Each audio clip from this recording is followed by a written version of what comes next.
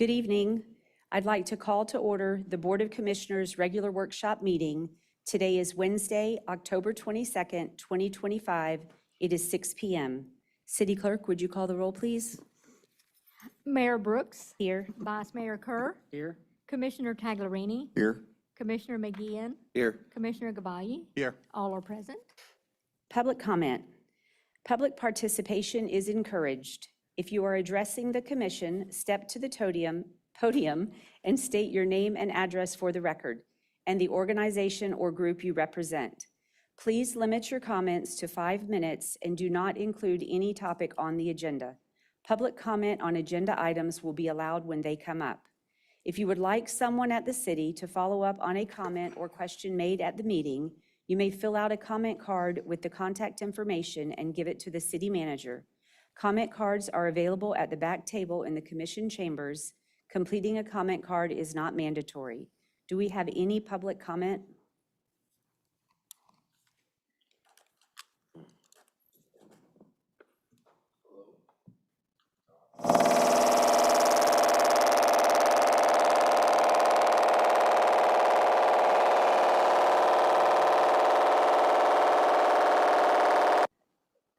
I didn't touch it, I promise.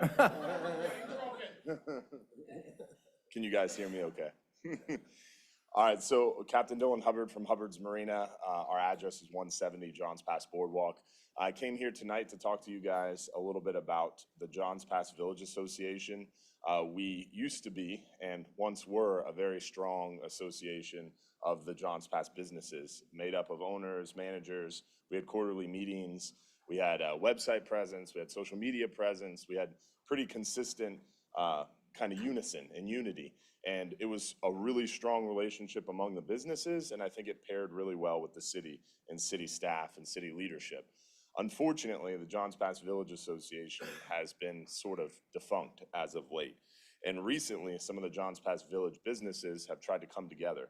Most recently around Final Friday. We were having Final Friday meetings, kind of these informal gatherings, and unfortunately lost a little bit of esteem there with the Hurricanes.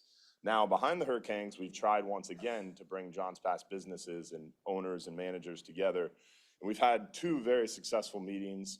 We're trying to hold them monthly. We've had the pleasure of some of the city leadership and city staff attend these meetings, and we're trying to form another Johns Pass Village Association. The conversation was, what does that look like? How does that function? And a lot of the business owners are running businesses and are busy, and it's very tricky to run a nonprofit. So we've already had experience with that with Final Friday when we tried to start a nonprofit to try to raise funds for the bell tower, and it ended up being very expensive and very time consuming to have someone do the logistics of all of that sort of thing. So the conversation came up and the idea was raised that instead of starting a nonprofit and a business association and trying to do this all ourselves behind closed doors in Johns Pass, to work with the city and make it some sort of city committee. So that way city staff, city leadership could be involved and be a part of the conversation. And it would not only cement Johns Pass Village business unity and communication, but also open that communication to the city staff, to the city leadership, and promote better cooperation, communication, and improvement moving forward.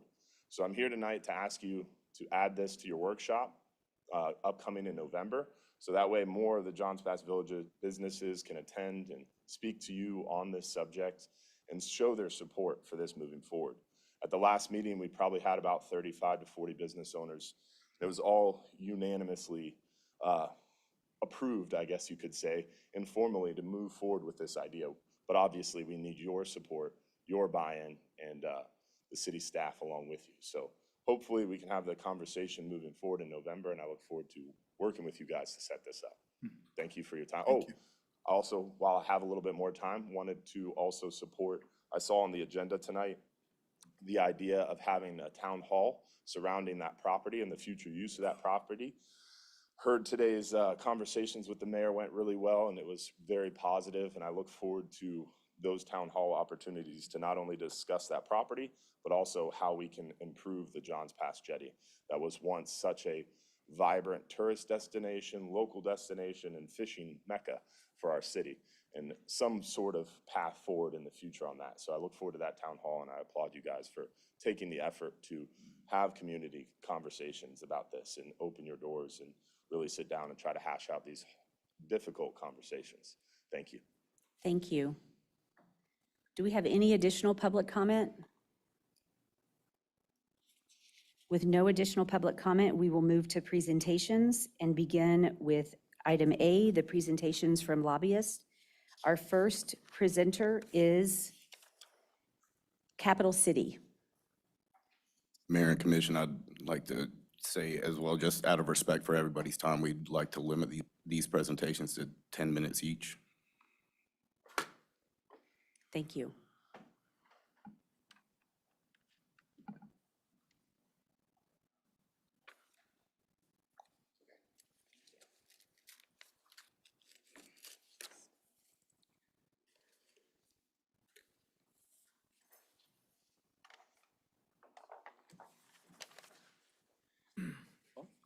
Good evening. My name is Elise Strumgo, and we're here to represent Capital City Consulting today. Thank you for having us.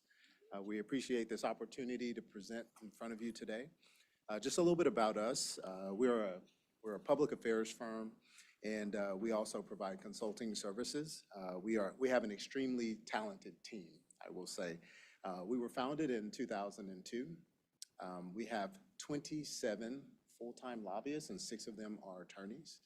So we're proud to say that over the years, we've been able to assist over 350 clients and provide over $2.5 billion in state appropriations for our clients. And we are very active, and we do a lot of work throughout the state. Our ownership team is here on the screen for you. Nick Irossi is one of the owners, and then Ron LaFace is the other owner. Ron is Tallahassee-based, and Nick also works throughout the state. He extends his reach out to the federal level as well. I'll step aside here and let Caroline introduce the state team. Good evening, Mayor, Commissioners, and staff. My name is Caroline Frazier. Some of you may recognize me. I am coming from Senator Ed Hooper's office. I just joined Capital City right after the end of the most recent legislative session, and I'm very fortunate to carry that appropriations experience over into this role. And hopefully we'll have the opportunity to work with you and represent you on that front. Along with myself, our state team would include Andrew Ketchel. Andrew has a lot of experience in environmental protection. He was the Legislative Affairs Director for the Department of Environmental Protection, as well as served in many roles with the Rick Scott administration. And so in addition to that state team, we understand that you all do need that state work, but you also get some local services as well.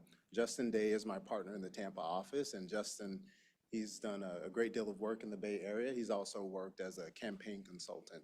As for me, I am an Air Force veteran. I've been working in government, I would say, for about 20 years or so. I've been in the Bay for a decade. And most recently, I served as a deputy administrator on the mayor's team for the city of Tampa. In terms of the firm, we are statewide. We have office, again, in Tampa. We're in Tallahassee, Miami, Fort Lauderdale, and we just recently opened a Palm Beach office. For us, you know, we're dogged in what we do. We work tirelessly for our clients to make sure that we move the needle and move the agenda forward for you. And so we want to help make sure that we protect your interests and advance the needs for the organization. And again, I think that we do an excellent job securing those state appropriations for our clients. And so I'll let Caroline speak a little bit to that process and dig into the details for you. Yes, because it's not just about telling you how good we are at doing our job, it's about showing you how good we are at doing our job. So with state appropriations, Capital City Consulting, I'm proud to say, remains a top advocate for clients when it comes to accessing and securing those state funding opportunities. During the most recent legislative session, Capital City acquired over $157 million in state appropriations, and that was post-veto. A lot of that is the work that we're not just doing with the state legislature, with the appropriation chairs of the subcommittees, the full appropriations committee, but also what we're doing in the governor's office to ensure that any funding that we're advocating for on behalf of our clients is protected from vetoes. So our services and expertise really range from kind of all over the place. And one of the things that I think is so unique about our firm and is wonderful is our network is wide and we all come from varying backgrounds. We have individuals like myself who have worked in the appropriations office. We have individuals who have worked in the governor's office among many administrations. So if there is something that Andrew and I on a state level, you come to us and you say, hey, I really need help with this particular issue. And it's something that we're going to be transparent with you and tell you it's maybe something that's not our wheelhouse. We have a huge network that we can tap into of lobbyists all across the state who probably have hands-on experience with it that can help you firsthand. So these are some of our city clients just to show you the experience that we have. City of Lake Worth Beach, Town of St. Lucie Village, Hillsborough Beach, City of Panama City, and City of Venice. So the process to secure state appropriations, as I have learned firsthand, is quite complex and can be intimidating to anyone who is trying to attempt to understand it. But this is the way that we do things hands-on at Capital City. First and foremost, it's about building that delegation and that legislative support, meeting with members who are representing you on a state level, and making sure that they understand the issues that are important to the city.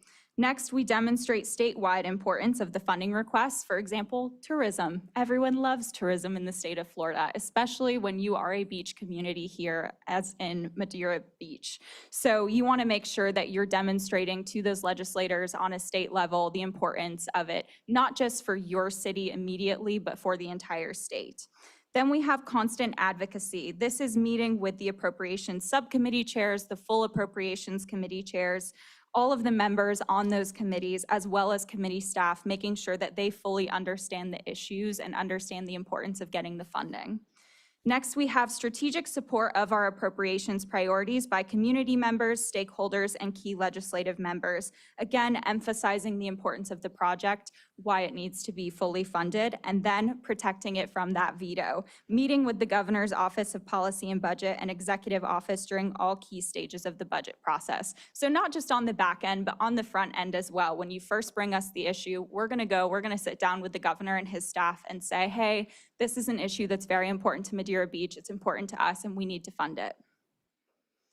So then here comes our plan of action. And this is in general, it's not just state appropriations. First and foremost, if we were to represent you and be so lucky to do so, we would want to meet with you immediately. I think it's important to hit the ground running. I started in July and I have hit the ground running since I started with Capital City.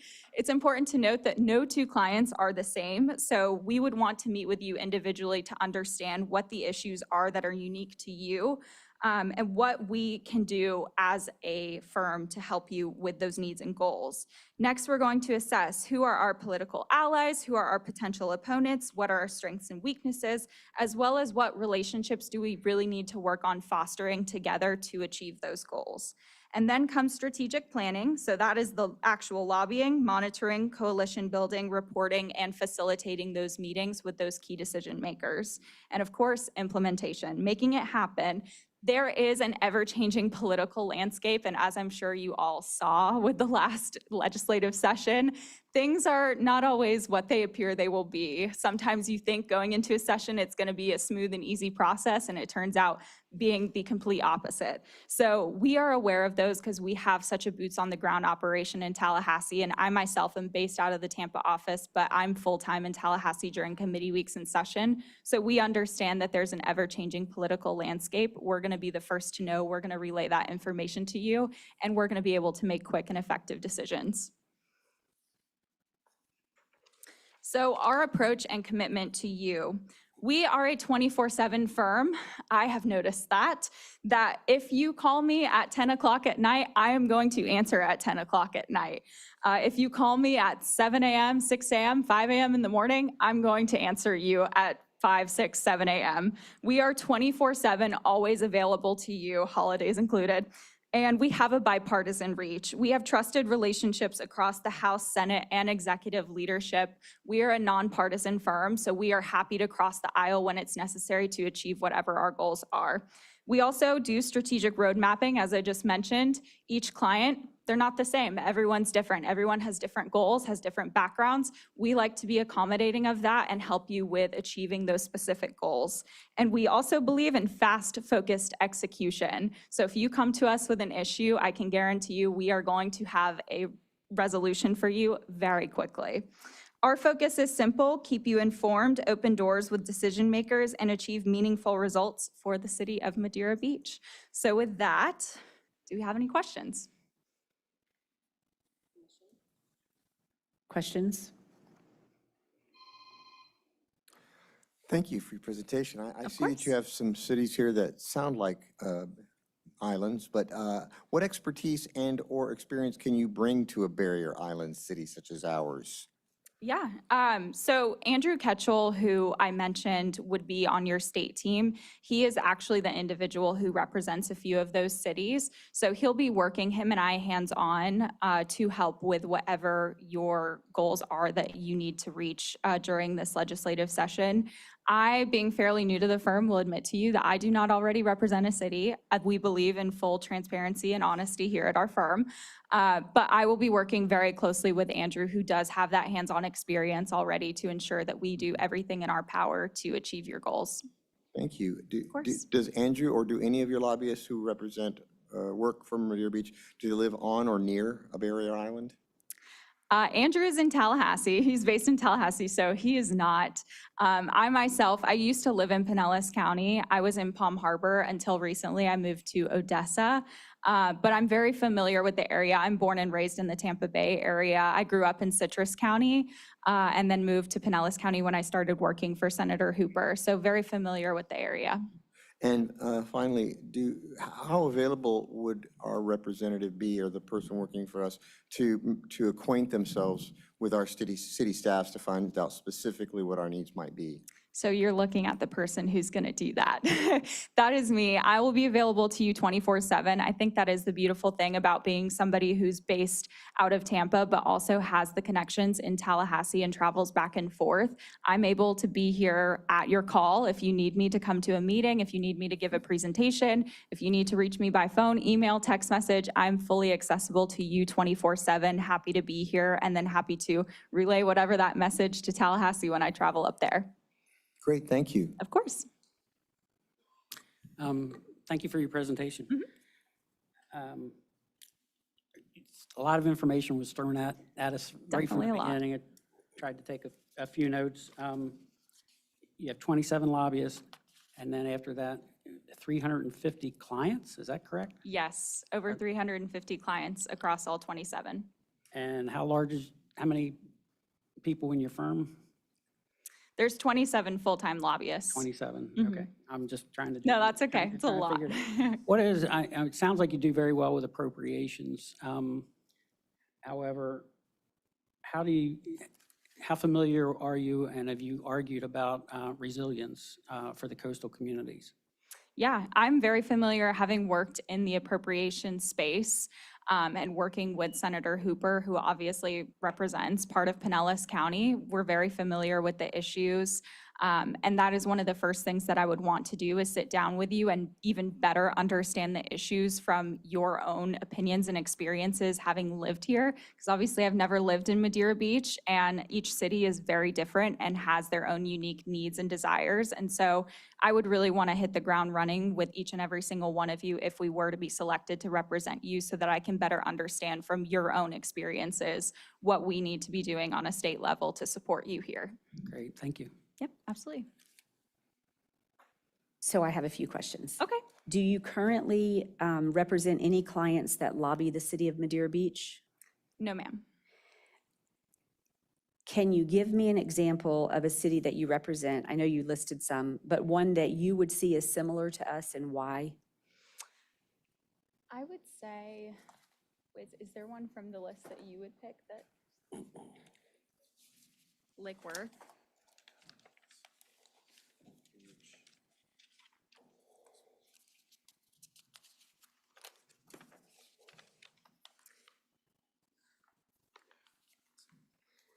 I would say city of Lake Worth Beach, and if I'm correct, and I can double check on this and get back to you, but I'm pretty positive that's one of Andrew's clients.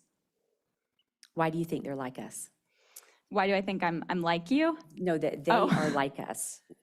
I'm sorry, would you repeat that one more time? Why do you think they are like us? They are like you? Why would they be similar to Madeira Beach? I think they're a comparable size. Okay. Two more questions.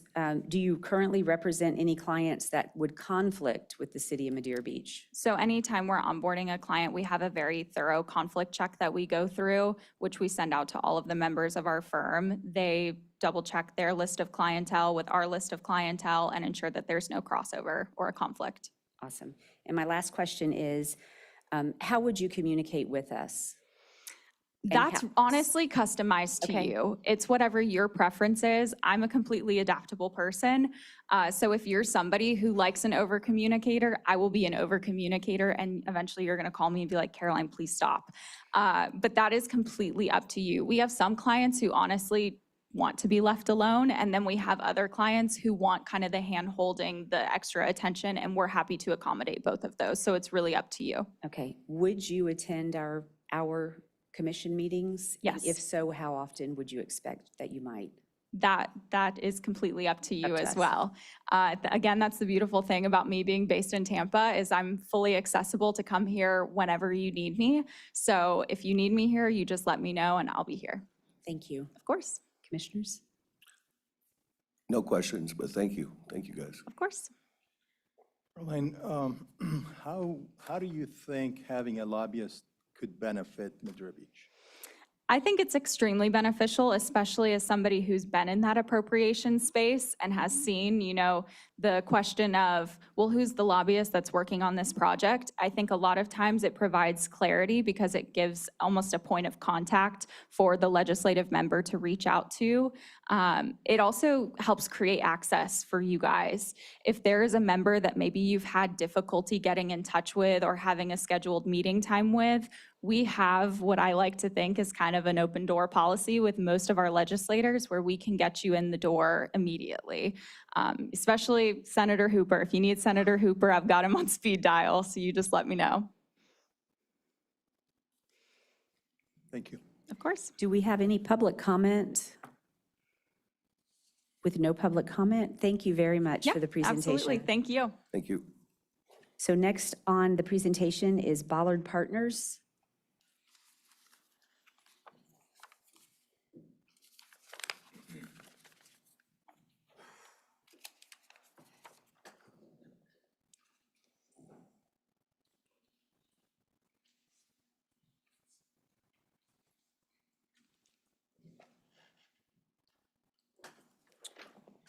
Give me 1 second to pull up our PowerPoint.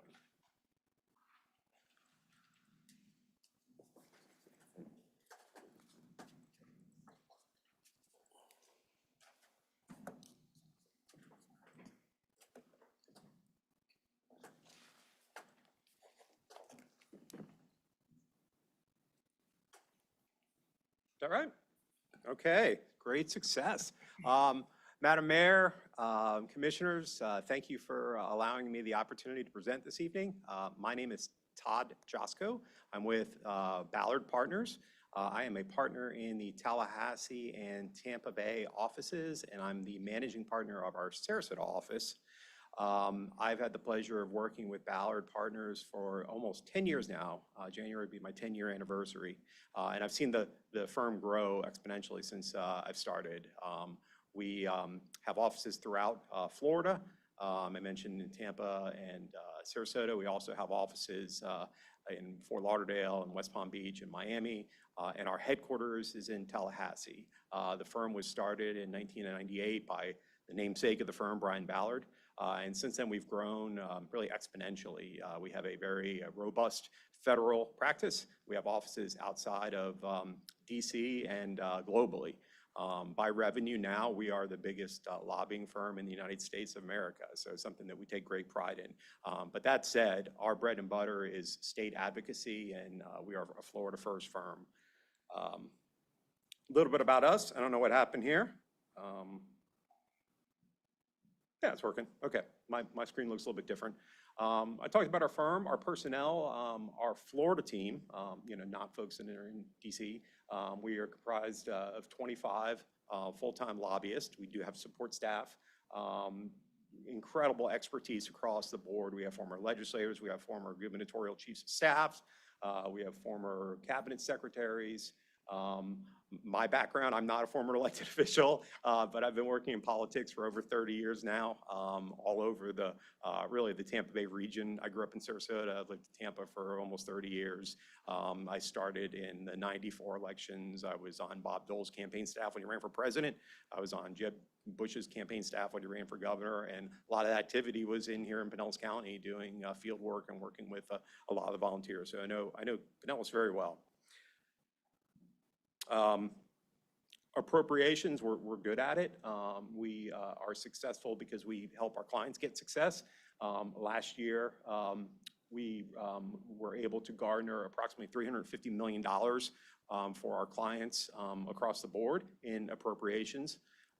For local governments, a little over $36 million. And you see, it's about 20 local governments that we represent. We certainly don't have the most local government clients of Tallahassee firms, but that's by design. We only really go after things when it makes sense. First and foremost, it has to geographically make sense. We have to have an office that's close by, because I think that it's really crucial that you have someone that is there that can contextualize the asks, that understands the lay of the land. I'm that person. I will be an integral part of your team, and I serve in that capacity for other city clients that we have, such as the City of Sarasota, City of Bradenton. The next slide is about understanding local government. Certainly we have expertise on a host of issues that affect local government, but I'd actually, instead of talking about other local governments, I'd kind of like to talk about your local government, the City of Madeira Beach. Some exciting stuff going on. When I came over the causeway, I made a point to look at the 4.5 acres you just purchased.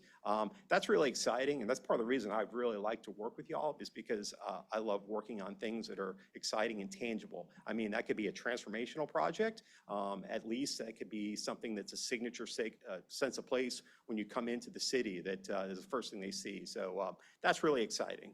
I know that other issues you have going on with the refurbishing of the groins, something that's been going on for a long time, and I just heard a presentation the other night from Pinellas County. I know that the county is looking at the financial feasibility of continuing with the beach renourishment program and how that affects working with the Army Corps. I know that that's something that is of importance to the city. And then certainly I understand some of the hiccups maybe of the dredging projects with Johns Pass. And if we were to come in, hopefully we can hope to work on a clean slate and regain some trust that may have been damaged with some of the permitting issues there. So looking forward to that challenge and that opportunity. How we work, much like you heard before, is very bespoke. During session, almost all of our local government clients, we have weekly calls with them. One thing that we do is we do written reports before session, mid-session, and after session.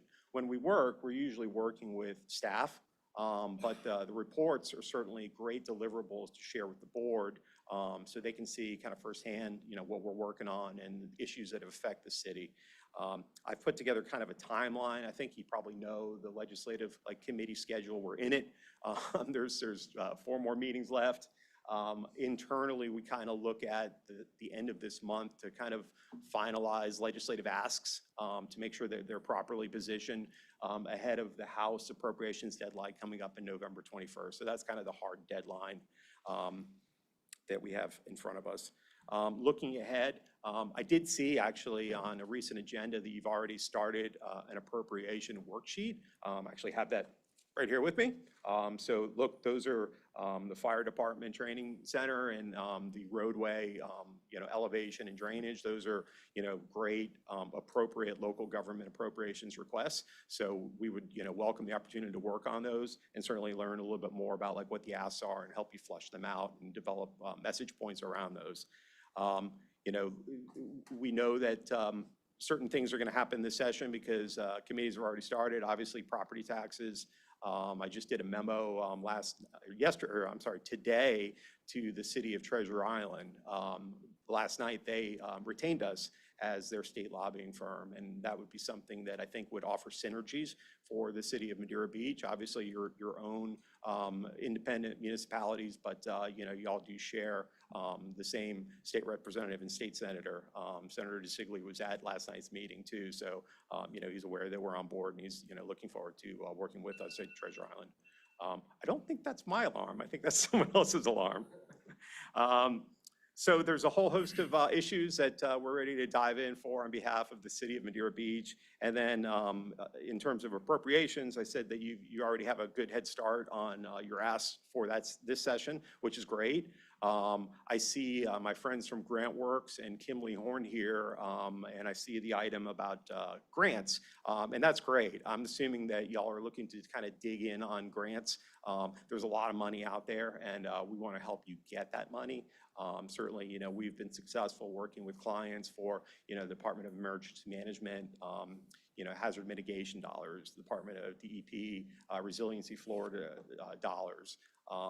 The 4.5 acres that I just passed, I mean, depending upon what you do with it, if it becomes public space, that might be something that's eligible for FERDAP dollars from the Department of Environmental Protection. So we don't do grant writing, but we certainly make you aware of those opportunities, and then we lobby for those dollars to bring them back home. You've got some good firms that you're talking to today and some good people.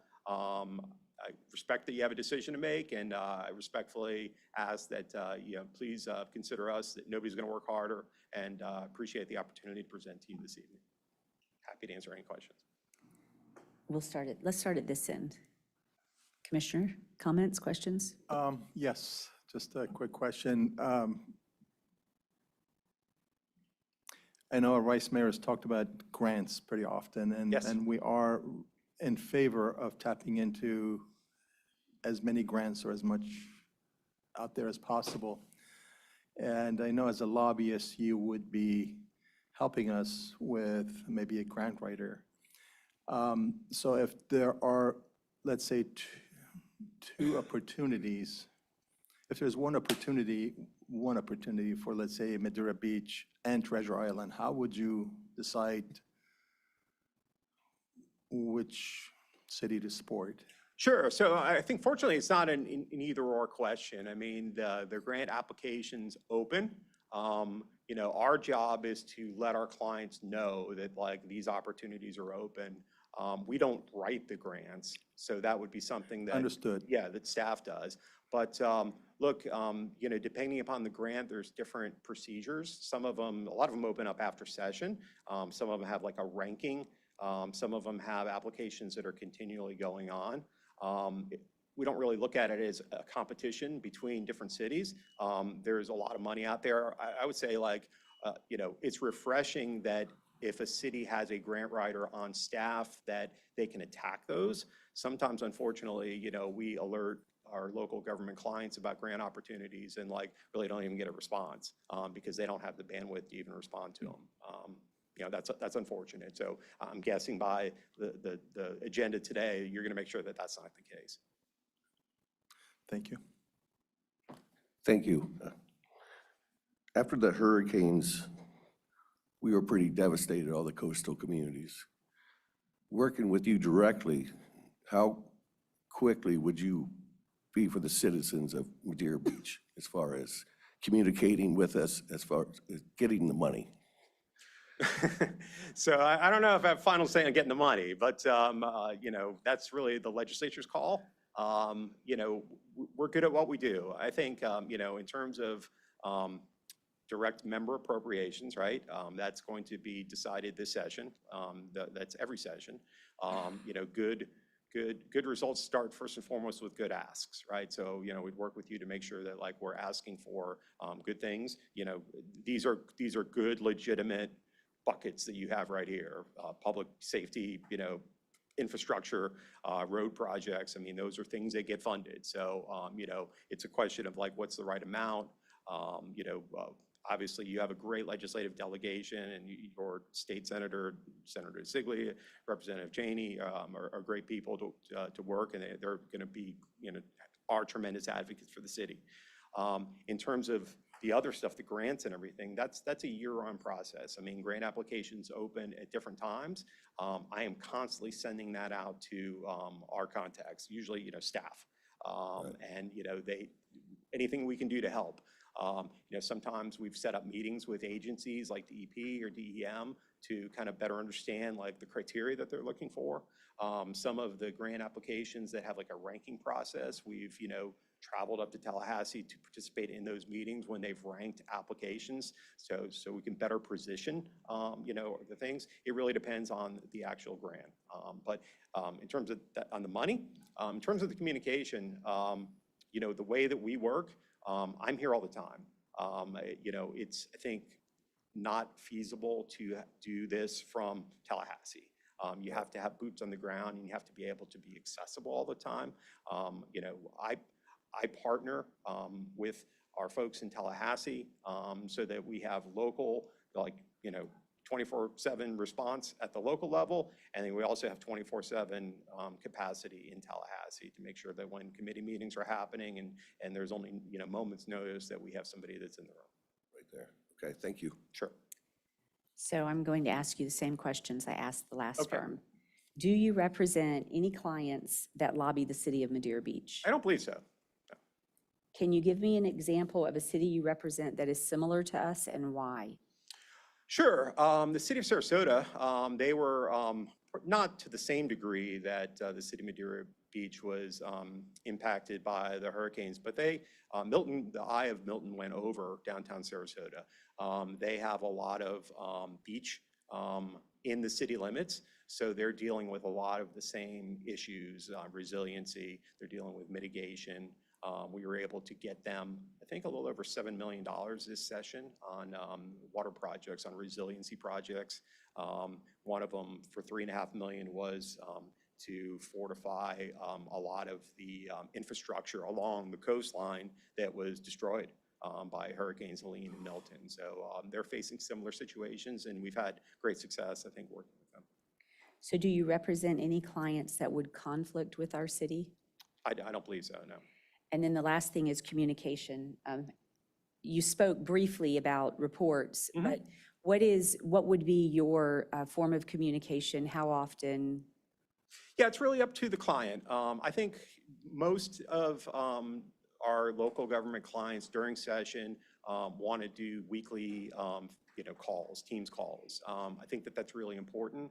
It's really difficult to do written reports during session because by the time you hit send, it's really outdated, right? Things happen so quickly. Outside of session, it's really, sometimes it's every other week, sometimes it's once a month, sometimes it's whenever. I talk to our clients a lot. So I've never had anyone in my 30 years say Todd, we never hear from you. It's usually the opposite. We over communicate and make sure our clients know exactly what's going on. I just did a kind of a session recap, session preview for the city of Sarasota, spoke, and it was a good opportunity to educate the board members. Again, we communicate mostly with staff on a day-to-day basis, but that's always a great opportunity to just interact with the commission and just better understand their concerns. Yeah. Thank you. Okay, sure. Commissioners? May I call you Todd? Sure. Okay. Sounds like you have a huge company. I would imagine that's across the whole entire country. Is that correct? What's that, sir? I'm sorry. You Ballard Partners, you had $350 million. I would imagine that's Yeah, national. that's just numbers? Florida. That's just Florida. That's just Florida from last session, from That all was of our just- clients together in Florida that were seeking appropriations from the Florida legislature. Okay, so that's great. And when you said 36 million for local government, how do you distinguish the two?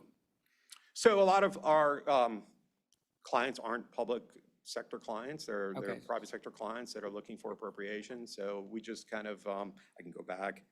So the if I difference can would figure be this out. business versus government? City government? Yeah, what I did was the 350 is for all of our clients. I mean, we have in excess of 350 clients at the state level. We only have, I think, about 20 local government clients. So Okay, thanks Yeah. for clearing that up. And, you know, appropriations, of course, appropriations is very important, but do you get involved in more legislative issues as well? Sure. Again, it's really depends. Different local governments dive into the policy to different degrees. You know, a lot of them, most of them, at least will have like a one pager of their legislative priorities policy-wise. There's a lot of similarities. You know, protect home rule. You know, there's a lot of concern right now about the impacts of property taxes. You know, a lot of the policy usually mirrors like what the Florida League of Cities prioritizes, and we work, you know, closely with the Florida League of Cities. You know, we do sometimes weigh in on policy matters.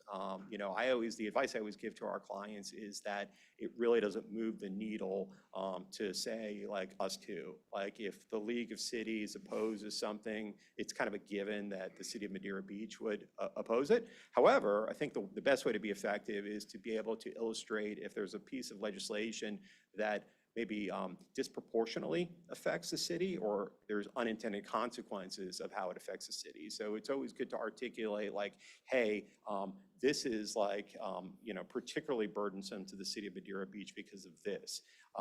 That usually opens the door to, if not, you know, passing or killing the legislation, maybe adding language that addresses the specific concerns of the city. So that's kind of the way we approach the policy angles. Okay, and you would be our representative? I would be one of them. The gentleman that is going to be working with me at the city of Treasure Island, his name is Brady Benford. I think should we be fortunate to win this business, it would probably make sense for him to also be part of the team here too, because you know we're already going to be talking to the, kind of the same legislators over there. Okay, thank you so much. Yes, thank you, sir. I guess the benefit of being last is all my questions have been answered. Thank you. Again, thank you very much. Do we have any public comment? With no public comment, we will move to the next. Thank you very much. Presentation is Shoemaker.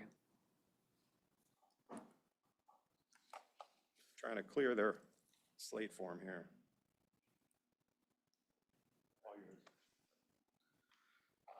All right. I have not run a PowerPoint in a while, so let's see if I can do this. Look at that, it's like riding a bike. All right, good evening, everybody. Mayor, commissioners, thank you for the opportunity to be here. I am Alan Susky, and I am the Executive Vice President at Shoemaker Advisors. I manage our Tallahassee practice, and I've been doing that for about 5 years. Prior to that, I had my own practice. I have been privileged. There's a little bit of a typo on the slide that I did not catch. I've actually been representing Madeira Beach since 2015, not 2017. And so I think that's important to note. I got started, I've been working in Pinellas politics for close to 20 years. I had the privilege of working for Congressman Bill Young when he was the representative for this area in Congress from 2006 to 2008 while I was on active duty in the U.S. Army. When I finished my service in the Army, I moved on and went to work for a local company here in Pinellas County doing government affairs, and then from there started my kind of this contract consulting business that we're all in. And so I've been doing this here in Pinellas County for a long time. Had the privilege of knowing a lot about the beach communities, the inland communities, and all the interesting things north of Ulmerton, south of Ulmerton, all the differences that we all know make up Pinellas County. From the Shoemaker perspective, I would tell you it's a large law practice. I am not an attorney. I manage the lobbying practice for the law firm. We have about 20 lobbyists that are not attorneys at the firm. It's a wholly owned subsidiary of the law firm, so we're a little separate, but we have kind of all the back office support of the law firm and have that legal support and administrative support if we ever need it. We have a number of former elected officials from the Tampa Bay area on our team, a couple of former county commissioners, former governor, member of Congress, folks like that who serve with us. Like I said, I lead the Tallahassee practice, and going forward, I know you all have a decision to make on where you're going to go from here, but I would tell you that going forward, I would be the main point of contact for the city and would look forward to working with you all and the city staff on all the projects that Madeira Beach needs. So this would be the team. I think many of you have met Jim Taylor, who is on our team. Jim is the former in-house lobbyist for Hillsborough County and was a legislative aide prior to that. He has a lot of experience with local government, understands the inner workings of municipal government, and is a great lobbyist and is a great human being overall. Has a house here in Treasure Island, just down the road, family home, and so he's very familiar with the area and is over here quite often. I live in Tallahassee, but I am down here at least once a month, if not twice a month, depending on the time of year. Committee week session, all the sort of things that we have to do, travel around the state for the other business that lobbyists, you all know we do. And so you can see there, I have worked on over $200 million in appropriations, state appropriations, since I've been doing this job, $50 million alone last session. We have about 60 clients at the firm, so about 20 lobbyists and about 60 clients. So let's talk about appropriations requests, member requests. So as you can see, like I said, about $50 million last year for our firm. That's not just me, that's the firm. We do everything as a team. We're big on teamwork. And so I would not be the one to take credit for any individual issue on this screen or on any other screen you're gonna see. I lead the team and I lead a few clients, but we have a broad team with a lot of expertise. And so, I think you've got a lot of great firms who are here today talking to you and telling you what they can do. Frankly, any of them can get a member project done. We all know the process. We all know how it works. It is a very common practice in Tallahassee, as you could hear from the previous speakers. People do a lot of them. Frankly, it's not rocket science. But it is an area that you would be well served by any of the firms that are here today. I just happen to think we would be the best fit for the city for a number of reasons. Some other successes outside of the area. I know we've talked a lot about grants. I know Commissioner Kerr and Clint and I had a long conversation about grants a couple weeks ago. As you can see, Jackson County, over $4.5 million for a workforce housing program. That was a job growth grant through the governor, the city of Pensacola. $7 million for workforce housing. Some additional money for Jackson County, which is a small rural county in the Panhandle. Sarasota Airport, over $21.5 million for a new terminal there. So we've worked on small projects in the hundreds of thousands of dollar range, all the way up to those large $21.5 million projects. And everything in between.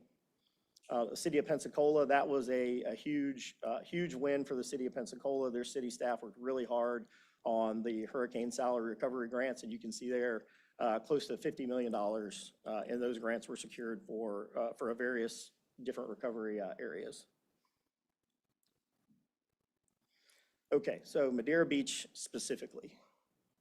We have a little bit of an advantage to most of the people in the room that we already represent you. So we know a little bit about what's going on here and what's currently going on with the property that you just purchased. So, being your current representative, we had conversations with Senator DeSigley, Chair Cheney. I spoke directly with Governor DeSantis' chief of staff, his deputy chief of staff, who is over a number of these grant programs, and talked about exactly what it is the city is now or is getting ready to purchase, and some different things that you might want to do with that property after you go through the process of some citizen engagement and some other things. And here are some areas that we talked about. Obviously, legislative directed funding we've already talked about. There are FDOT grants for city entrance and green space beautification, DEP grants, the grants that Todd mentioned earlier. Working waterfront grants, I think the gentleman from Hubbard Marina mentioned that earlier, or mentioned the marina earlier.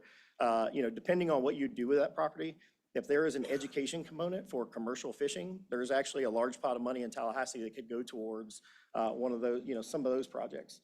Resiliency grants, I think you've talked a lot about or know a lot about. There are leftover funds for CDBG mitigation. The governor's office has they're actually the ones who told me about that and said that might be something that we could consider here. Florida Forever, we talked about for the purchase of the property, but obviously you all are moving forward with buying it, so that might present some challenges. There could be a path for the state to purchase it from the city. It would be a very winding, complicated path. I don't know that you would want to pursue it, but it might be something that we could have a conversation with a delegation about. I noticed somebody mentioned Pinellas County Sheriff and the Board of County Commissioners and different things that could be done on the property in cooperation with them. We have great relationships with both of those entities. I would be more than happy to talk with them about that.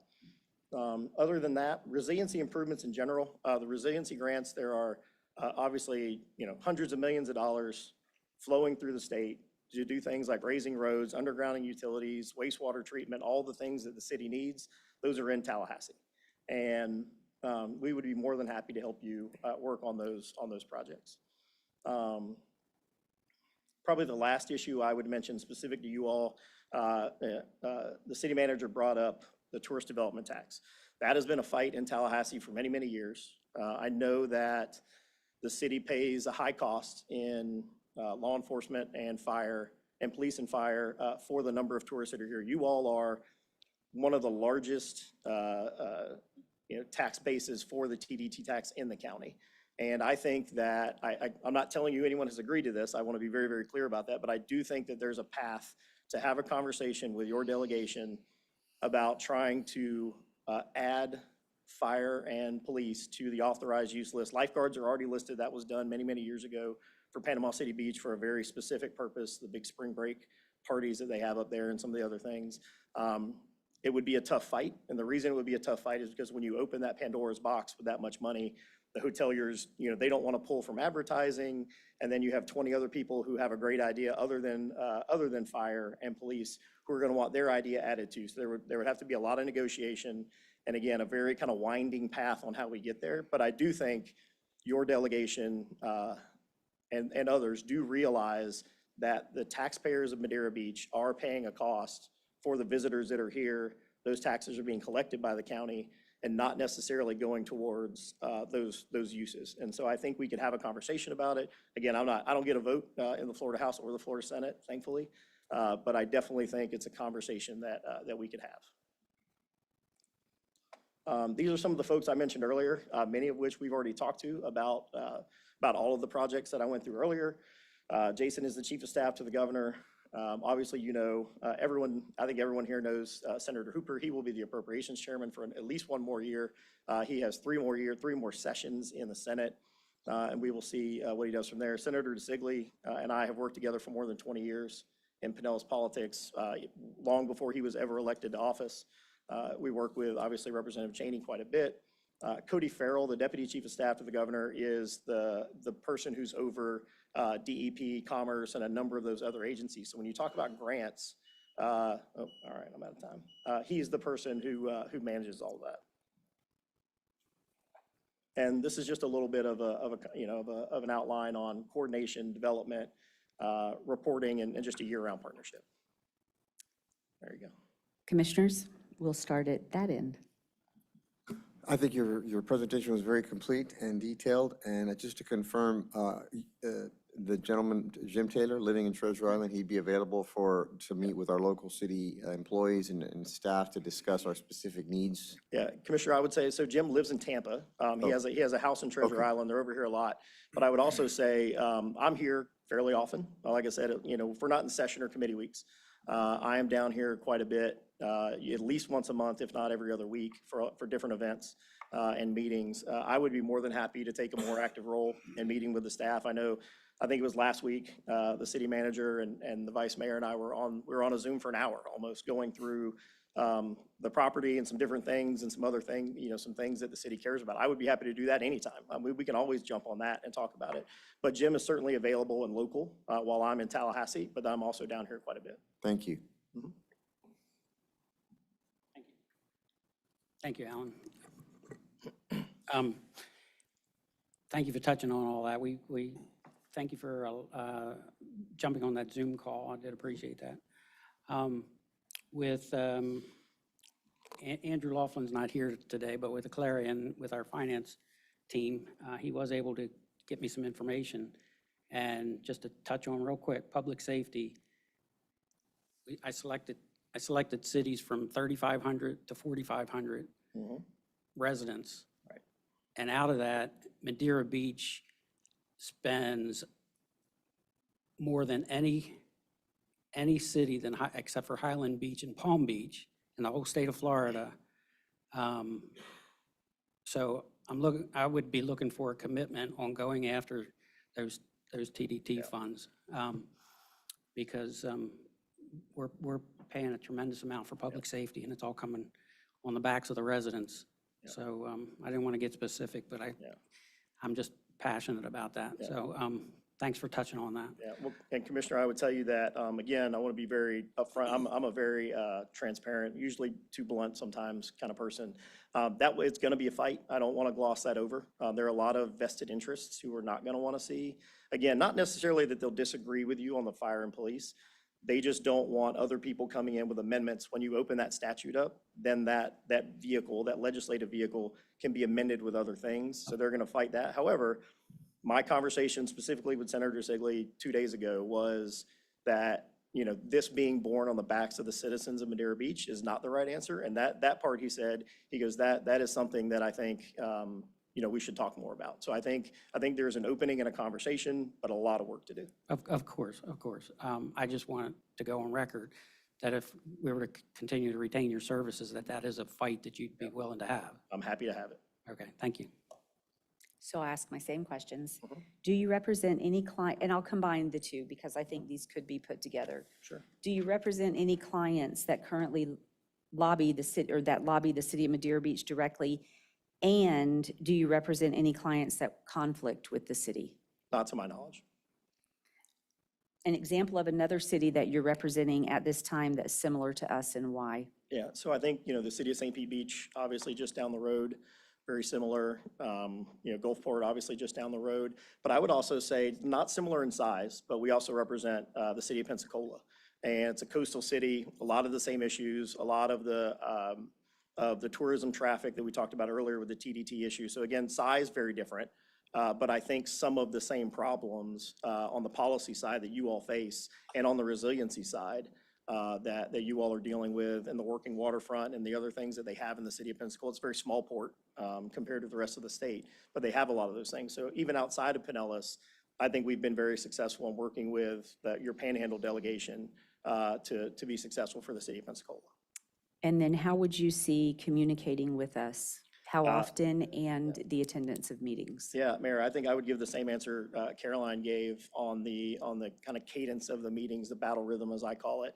Every client's different. If you say, I want a weekly conference call, then we'll do a weekly conference call. Some clients don't want that. So I think we would set that up. And then, like I said, as long as we're not in, you know, session or committee weeks, which all of us in this room will be up in Tallahassee for those, for the most part. You know, I would say we can be here for as many of them as you would like.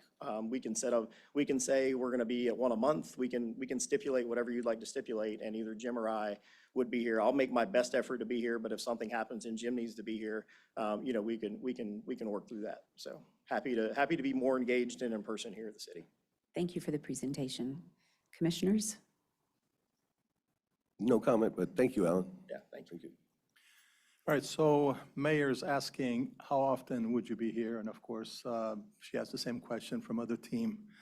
Would that be, I mean, as far as the check that we would have to write to you, would that be extra?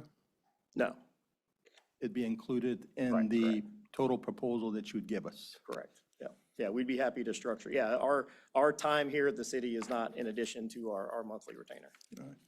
So, you know, from my perspective, I really like to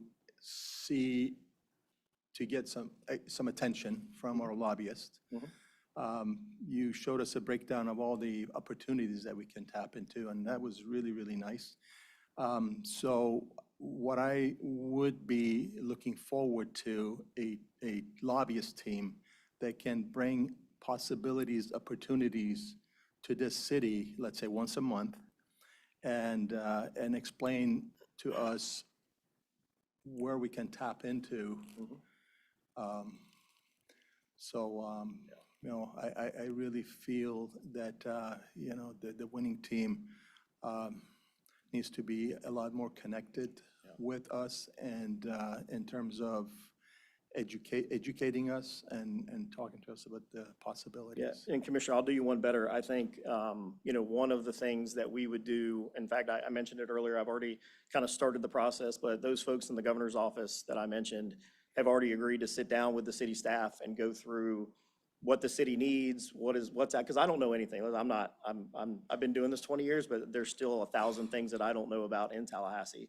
Like anybody else that does this, I'm not perfect. But I think knowing the people who do know all the answers, I think what we could also do is periodically, you obviously don't want to overburden them, but I think we could grab, a Cody Farrell or someone at DEP and have a very focused conversation about, okay, this is the city's needs. How can we find an innovative approach?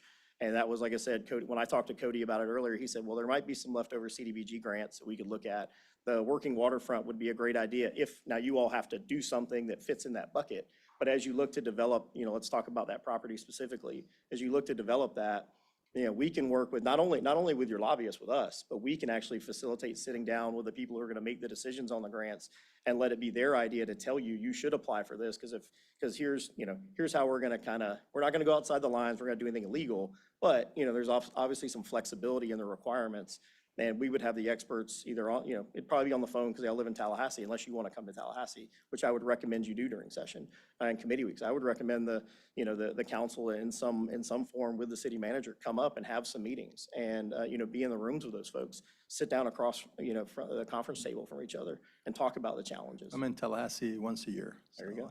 Yeah, see? I've been going there for like 35 years. Yep. So that's certainly something that we have somewhat discussed, and I think probably we'll be excited to do that. So just want to state that we write that check every month, and we are responsible to our residents. Yep. Where that money goes and how we benefit from the check that we write. So we need to be able to answer to them, with a smile. Yeah, well, Commissioner, I could tell you that, I mentioned earlier, we've been representing the city since 2015. I would also say that the city of Madeira Beach was my very first municipal client.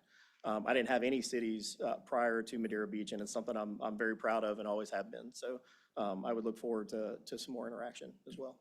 Thank you. Thank you. Do we have any public comment? Thank you very much for the presentation. Thank you. Next is Gray Robinson.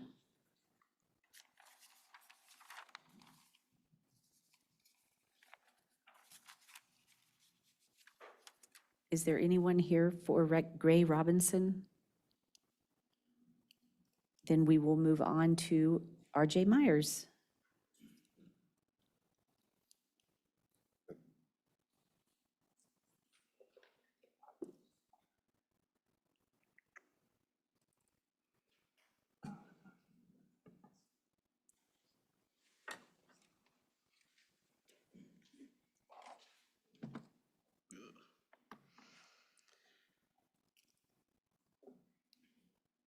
Good.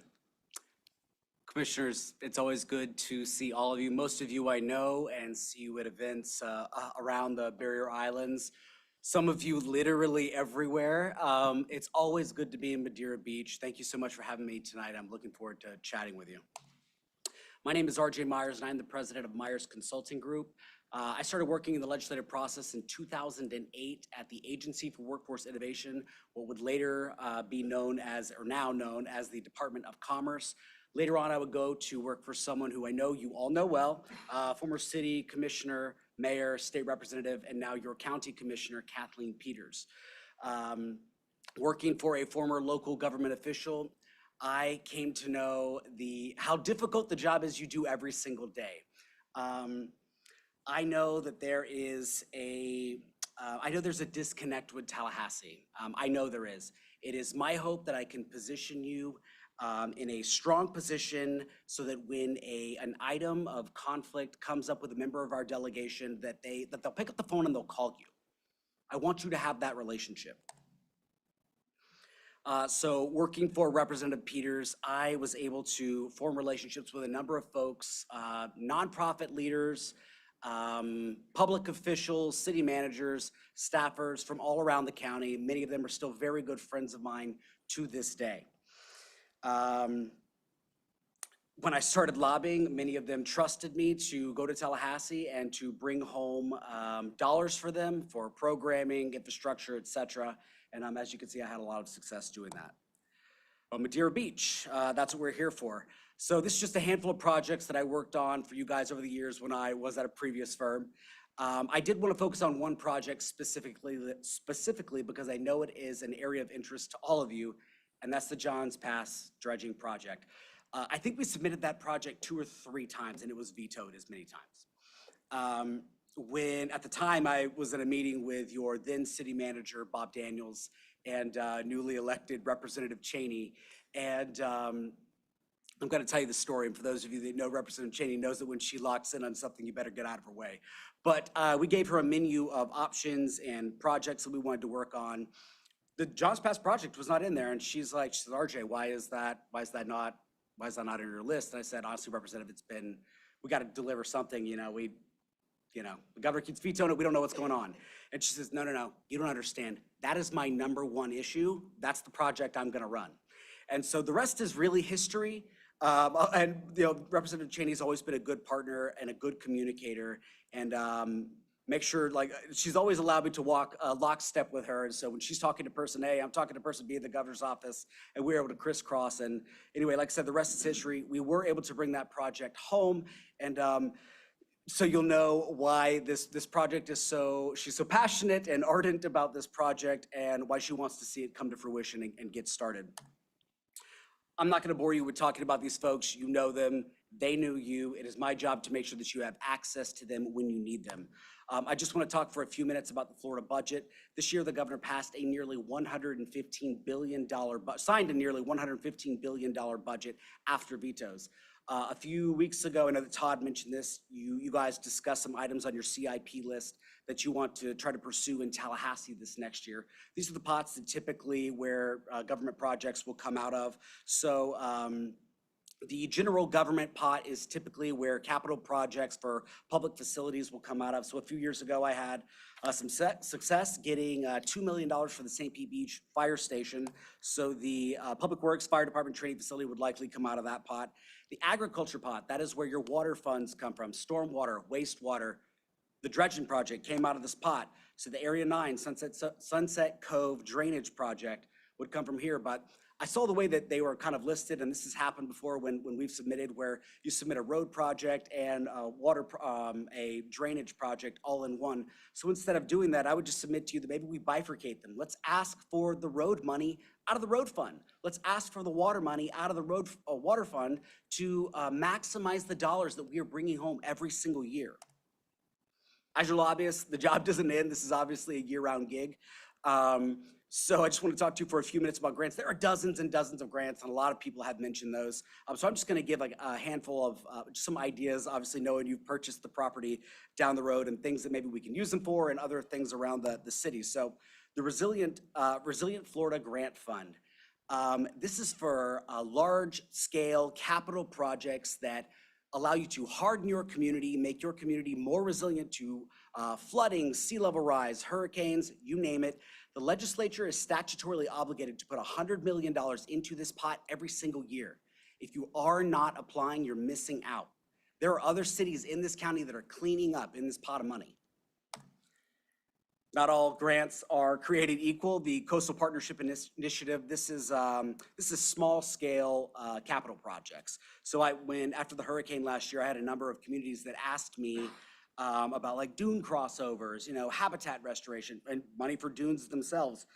I think they capped each project at like $50,000, $60,000, but still if it ends up being the quarter of a cost of a project, it's worth pursuing that money.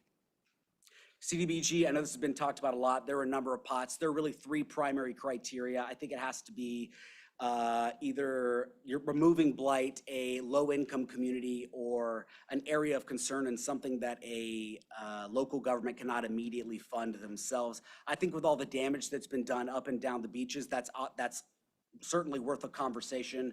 Obviously we can go to the agencies. We can talk with some of these folks to see how we can maybe frame it and word it, hopefully to set you up for success.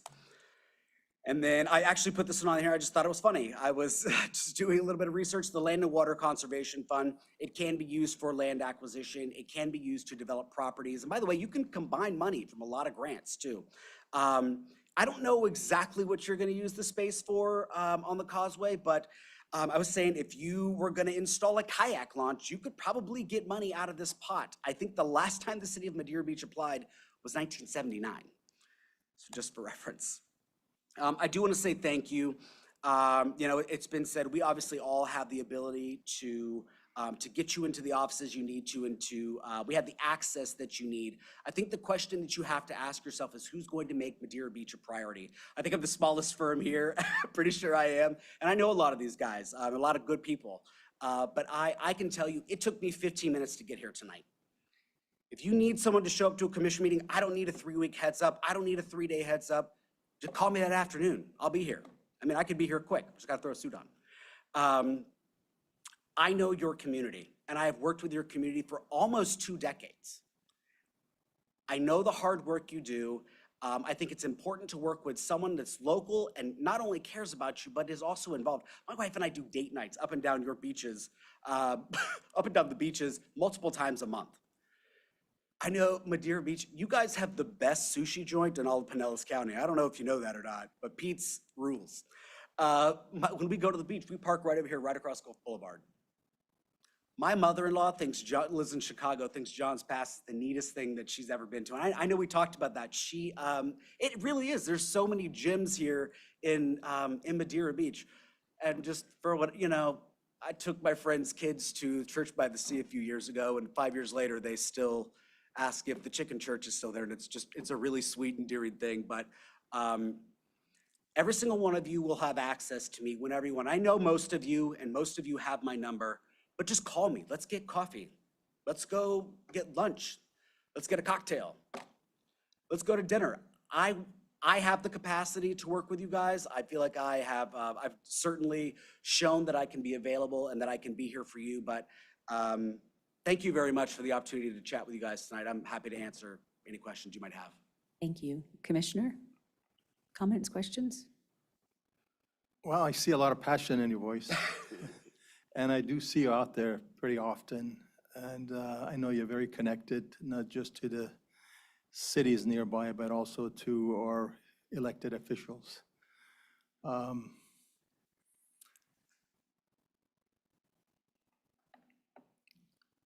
I think that's all I want to say. Thank you. Commissioner McGinn? Hello, RJ. How many people are working with you currently on your team? Just me. Just you? Yes, sir.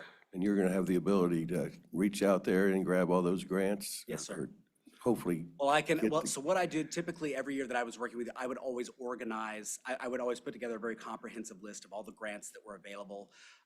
There have been some city managers that work with you guys that have been gung-ho about it, some maybe not so much, but I will always make sure that the information is available. I'll work with Megan in your Public Works Department, find out what it is you need, and look, I'll go out there and I'll make sure I organize all that. I know you have some grant folks that you're working with, so I don't know exactly what that relationship is like, but whoever I have to work with obviously to make you guys successful, I'm perfectly willing to do that. I want to do that. Okay, that actually answered my second question about communicating with our Madeira Beach team.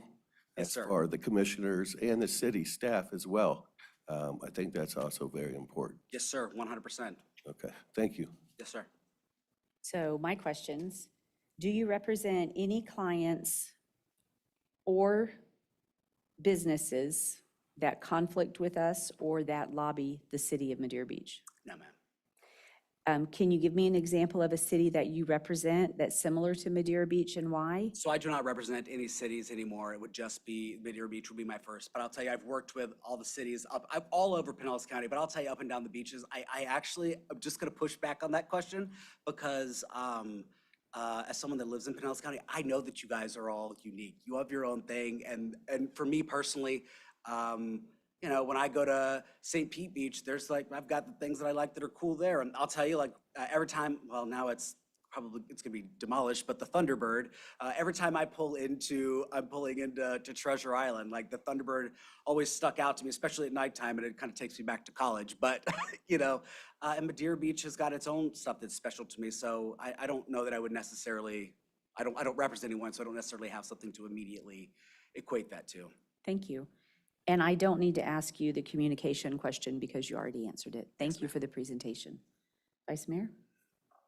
Thank you, RJ. Yes, sir. And thanks for having coffee with me the other Yeah, day. always. So, just one quick question.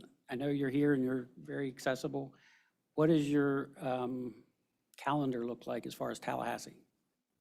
I mean, I'll be in Tallahassee for legislative session. I mean, so probably during the, if your question is like, might I be available like during maybe commission meetings? I mean, during session, probably not. No, during. Oh, okay, sorry. During session, I would expect you to be in Tallahassee. I am going to be in Tallahassee, yes, sir. Okay. I really don't have any other questions at this time. I'm sorry. We had a good conversation over coffee. Thank you. RJ, we chatted the other day. You answered almost all my questions, Yes, and sir. what you didn't was answered already. Thank you for your presentation. Great, thank you. Do we have any public comment? With no public comment, thank you very much for the presentation. And that is the end of our lobbyist presentations. Does the commission have anything they'd like to discuss about the presentations we received?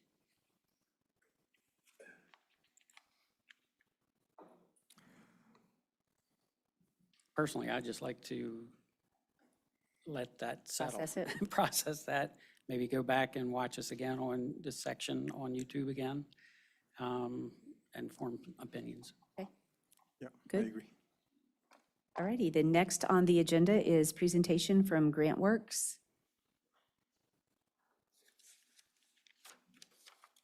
I, of course, forgot my glasses in the car, so bear with me. Do you want to borrow mine? I think that's it. I Can might. loan you mine. Look at all these glasses ready for you. There we go. What's your prescription? We all have a pair, it's just readers. I know. I know. We feel your pain. Let me make sure I got this. All right, well, Mayor, Commissioners, Chief Belk, and others, thank you for the opportunity to be here today. My name is Rick Faircloth. I'm the Senior Vice President of State and Local Government Services for GrantWorks. Fifth generation, one-time Pinellas County resident, graduate from Eckerd College up the road in St. Pete. This area is near and dear to me. I've got a lot of family memories. So it's an honor to be here today. Thank you. Wanted to just briefly touch on our relationship with Madeira Beach. We had visited with you all about a year ago, and those conversations were productive, but it wasn't until recently that we actually executed a contract. So as you can see, on August 13th, we executed a contract. It was through a piggyback vehicle. We have a contract with Pinellas County that flows down to the 24 incorporated municipalities. So for disaster recovery and emergency management and grant management. So we executed that contract, and shortly thereafter, about 6 days, we got our first task order. We held a kickoff meeting, and as you can see, within about 3 weeks, actually 2 weeks, we submitted the first grant application, and that was under the Resiliency Florida Fund. So world record time for a turnaround for a grant application, and we're looking forward to getting some good news from the state on that grant application. A little bit about GrantWorks historically. We've been doing helping client communities navigate grant-funded programs for 46 years. We've helped over 725 city, county, and state governments across a wide spectrum of things that make a difference in your community. So from water, wastewater management, environmental protection, coastal restoration, community development, disaster recovery, resilience, infrastructure projects, mainstream development. The universe of grant possibilities are under one roof with GrantWorks. Our core competencies, I'm not going to read them all, but as you can see, we really start with the whole life cycle. So from grant research and writing through grant administration, compliance and monitoring, financial management, reporting, all the way through closeout. This is sort of a visual representation of our capabilities. We actually have entire departments at GrantWorks dedicated to all the functional elements through the grant lifecycle. And why that's important is because we can either do turnkey services for the city, or we can help augment your staff with technical expertise if and when you need it, and only when you need it. So whether it's 2 CFR 200 compliance for a construction project procurement where you got to get an engineer on board, it could be draw request reviews, environmental, Davis-Bacon labor compliance monitoring, financial management, you name it, all under one roof and available at your disposal. From a sort of a big picture performance metrics, this just gives you an illustration of the type of experience we have. We have over 90 grant managers. That's not our entire group, but that's grant project managers. We've helped clients secure over $9 billion, and that number is probably up to 10 now. We've managed or supported up to 15 billion in state and federal grant programs. I mentioned, hundreds and hundreds of clients. We also have a customizable grant program management tool called GW 2020 that I'll show you in a little bit. Really helps simplify the complexity of grant administration. It's one thing to fill out, to help you with the application, but then when you get the grant, there's a tremendous responsibility on the city to administer that grant in accordance with federal regulations and reporting requirements. And we've got some tools and expertise to help you with that. Just a little highlight on our Florida presence. We're across the state. That map, unfortunately, is a little bit dated. We've probably got double that now. We're currently supporting about $4 billion in grant-funded programs just in the state of Florida. So in terms of depth and breadth of experience, we feel like we're a great partner for you all. We do have an office in Tallahassee, so if we needed to work with one of your lobbyists or Florida Commerce or DEP or FDEP, we've got that capabilities, but we also have about 8 folks in the greater Tampa Bay area on the ground. So this would be your dedicated team. Again, I'm Rick Faircloth. With me today is Holly Miller. Holly's our Vice President of Florida State and Local Government Services. She's also logged in many years in the Tampa Bay region, formerly with TECO People's Gas as a Gov Affairs and Legislative Affairs professional. But we have Katie Smith, also, who leads our Grant Solutions and Strategies group. She was formerly with Florida Commerce, incredible person, incredibly talented, and a lot of other talented folks that I won't drill down into in the interest of time. So I kind of want to walk you through sort of what our vision would be in a collaboration. I mean, the goal here is to explore and capture the greatest amount of grant universe possibilities as we can, right? So the first step that we would do is we would meet with your team and understand your priorities. And then we would look at your capital plans, your budget information, because a lot of the grants that we pursue will have a match requirement, funding match requirement. So we want to understand the budgets that we have to work with. And what are your focus areas? And then we go in, once we understand your timelines, your priorities, your financial capabilities for match, then we get our people to work and we research what is that universe of possibilities. And then we get up a list together of grants that fit your unique objectives and needs and timelines. And then we do a pre-scoring analysis to see what is the fit for eligibility, what is the probability for success. The last thing we want to do is have you go down a rabbit hole and spend time and money and precious resources for a grant that you really had no business pursuing or had very little chances of getting success, right? Time is money, time is precious, resources are precious. So we help you sort of get that pre-scoring look to help with the decision-making process. Once we collectively work together to shore up the grant strategy that's tailored for your community's needs, then we go to work and we help apply for those grants. We build compelling grant applications that would target your needs and then secure those grants. And then, should you wish, we can help you track and administer those grants. And one of the great things about a lot of the grants that we pursue is we can build in the administrative costs of those grants into the grant itself. So it's a win-win. The community is net neutral on the grant administration costs. You can use that money for your consulting partners to get help, or you could use it to fund your in-house staff.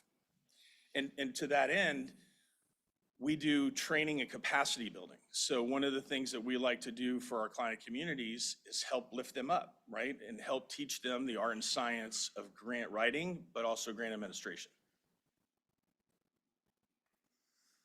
So this is a little snapshot of sort of the process that we go through once we've identified a particular grant of interest. So we have a kickoff meeting.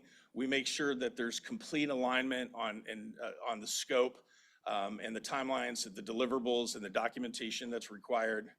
Then we move into the phase of gathering all the data and documentation. Then we develop the application, the narrative, the budgets, and then we go through the final review and QA/QC process before it gets finalized and submitted. And then we're around, sometimes funding agencies are peculiar or picky, and they may come back with technical questions, and we're always there to support that process so we get you to the finish line. So this slide really addresses grant management. So we've gone to finding the grants that suit your community's needs, helping you through the application process. We secure the funding. Now what? A lot of these grants are complex with their federal funding requirements, so we help try to simplify that complexity. We provide you technical assistance. We always say we start with the end in mind, right? Begin with the end in mind. So from day one, there's always a focus on audit readiness. The last thing that we want our client communities to go through is a clawback of federal funds. So we do not, we are very serious about setting it up right from the beginning, right? Data management, file management, and making sure that we've got clear line of sight on all of our financial and reporting obligations, our milestone deliverables, and that there's a central system of record that houses all this information. So 5 years down the road, if you're on a new PM at the city, you don't have to sweat it figuring out where that information is stored. I'll just be brief on this. One of the things that we have is for our client communities is a grant management portal. It's built on the QuickBase platform. It's super customizable, rapidly deployable, and it simplifies the complexity. We can build in automation to help you drive compliance. So we can send ticklers to your public works group if they need to have a financial report that needs to go in. Somebody for fire chief, if he's got a safer grant and he's got another report that he needs to see, we can build all that compliance in the tool, and it just sends these reminders to the designated people. It also can create an executive dashboard for you all and for your community. So you can manage a single grant using this tool, but you can do it at the portfolio level. So any of your constituents calls up and say, well, hey, what's the status with my drainage project? We can bring it right up there in real time and know exactly where it is. So in closing, 250 plus grant professionals. This is our core business. This is what we do. Been doing it for 46 years. We've helped client communities secure and manage over 2,500 projects, largely in the infrastructure and public facilities space. We've got our own unique GW 2020 grant management platform that we think would be a great fit for the city of Madeira Beach. And we'd love the opportunity to continue working with you. So thank you for your time. Thank you. Do we have any public comment?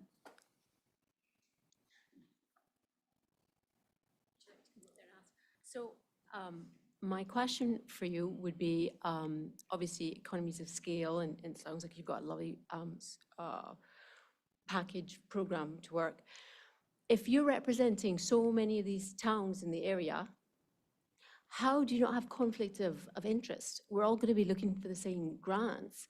How do you ensure that we're prioritized and the resources are allocated to our little town versus a bigger, more preferable town to your organization? Great question. Thank you for that, actually. So our sweet spot, frankly, is small local communities. We're not, out there in, Miami doing this type of work. So we are selective with our client base. We don't take on more than we can handle. It's one-on-one. The people that I showed on the slide are the people that you would be working with on a regular basis. There's no bait and switch.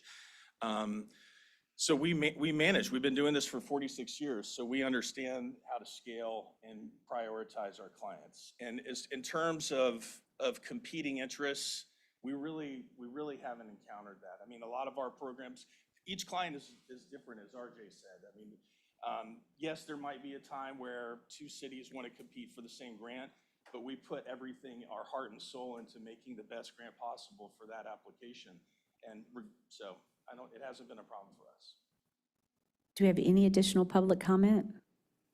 Commissioners, questions, comments? You mentioned something about an app for that we could check the status of a grant that we're going. Is there some training for us to understand how to use that? Yes, absolutely. And that would be part of our process. If you wanted to use it, like we use it to manage our grants. We're managing thousands of grants on our own with that tool. And if you wanted to have access to that, yes, we would make that. Or maybe we could have a city employee that would be at least someone on staff. 100%. And it's web-based, cloud-based, credentialed, super secure. And we would provide access and training to the level that you all wanted. Mhm. And you showed a list of people working. Are they nearby? If we wanted to say, hey, can we set up a meeting with our, I don't know, Public Works to discuss things? How much in advance do we need to let you know that we want to talk to somebody? I mean, they're all, excuse me, they're all Florida-based. So it would not, I mean, it could be a day's notice. I mean, same day is a possibility depending on the criticality of the need. Thank you. Thank you. Vice Mayor? I'll make it brief. Is there a grant to get GrantWorks? That's a great question also. And that's kind of what I was suggesting with the grants that you pursue. Not for the application process, but frankly, the grant application is the smallest cost, right? It's the administration costs of these grants that are taxing on city revenues. But if we get you, if you get a $10 million or $20 million grant for a lift station or a water main or whatever you need, depending on the federal program, it most likely would come from federal programs. There is a multi-year administrative obligation for those funds: labor compliance monitoring, financial management reporting, and those depending on the program, those can be very intensive efforts. And we can fold all of those costs typically into those grants. That's really what I'm asking. Yeah. You sat here very nicely tonight and sat through a lot of presentations from our potential lobbyists. You're going after grants and they're going after grants. How do you coordinate that? Typically, we're the grant practitioners. So in our universe, we're the ones that roll up our sleeves, we're in your offices, we're in your communities, helping you put together the most compelling grant applications as you possibly can. Is there any duplication of efforts? You're not going out and seeing our state representatives? No, we do not. We're not lobbyists. So we would work in partnership and in collaboration with your lobbyists. Great. We're an additional piece to that process. Great, that's my understanding. As far as understanding the city priorities, I would imagine you've done some of that, or not. Can you correct me on that, or? No, we have. And what does that look like? Does that come in, you have a half a day with each director, you ride around town, you sit with the city manager? I mean, as far as the BOC, we have not had any contact as far as I know.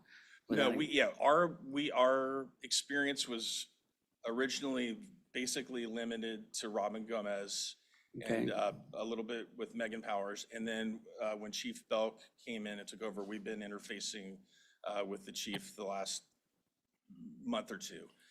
So we haven't had a lot of exposure or integration, but when I wanted to show you, because of that, I wanted to show you, we got a grant application done in 2 weeks for you. Yeah, no, that's great. Now, I think it would be very important for you to meet, and not just over a table, but actually go out with a half a day and spend some time with the directors of each of the departments. I'd personally like to do a one-on-one because my priorities might not be the same as the mayor's priorities. We may have a lot of the same ones. I may touch on something that Commissioner Taglerini wouldn't have, or vice versa, but just to get a feel of where my vision might be, or where Commissioner Taglerini or anyone else here on the board, their vision might be, along with the director. Directors live it. I mean, Public Works, I'd really say spend as much time with Public Works because they're really getting things done. And you should be be able to contact each other quickly as needed and understand what the priorities of the city are. So You would all have our bat phone, as we like to say. Like, that's wonderful. That's what I want to hear. Thank you so much for your presentation. Commissioners? First of all, Rick and Holly, thank you very much. Commissioner Taglerini actually had the same questions that I was about ready to say. But just so, I'm just going to comment real quick. I think that grant portal tool is a pretty interesting tool to become more familiar with. You know, I think that's an excellent tool to communicate with everyone out there that what is going on right now. And so you also supply, like, you could actually educate the commissioners on using that. Absolutely. We have a presentation deck dedicated exclusively to walk our client communities through that and its capabilities. Yeah. I think it's fantastic, and thank you very much. Thank you.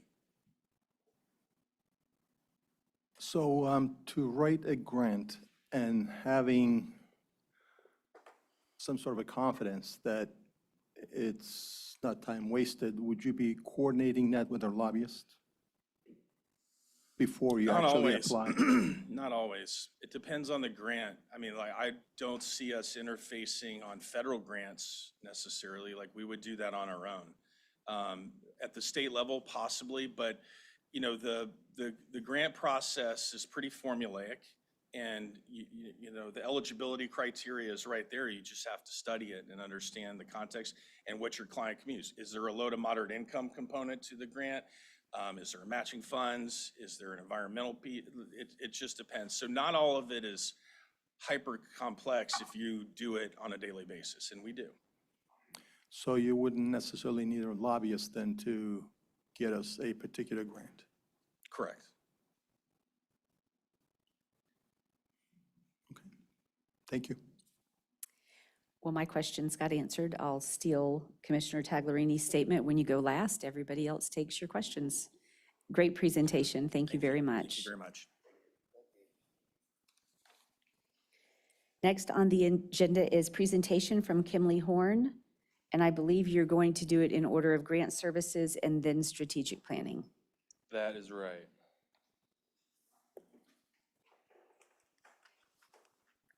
Addison, is this? I told her I could see it. I lied. Couldn't see it.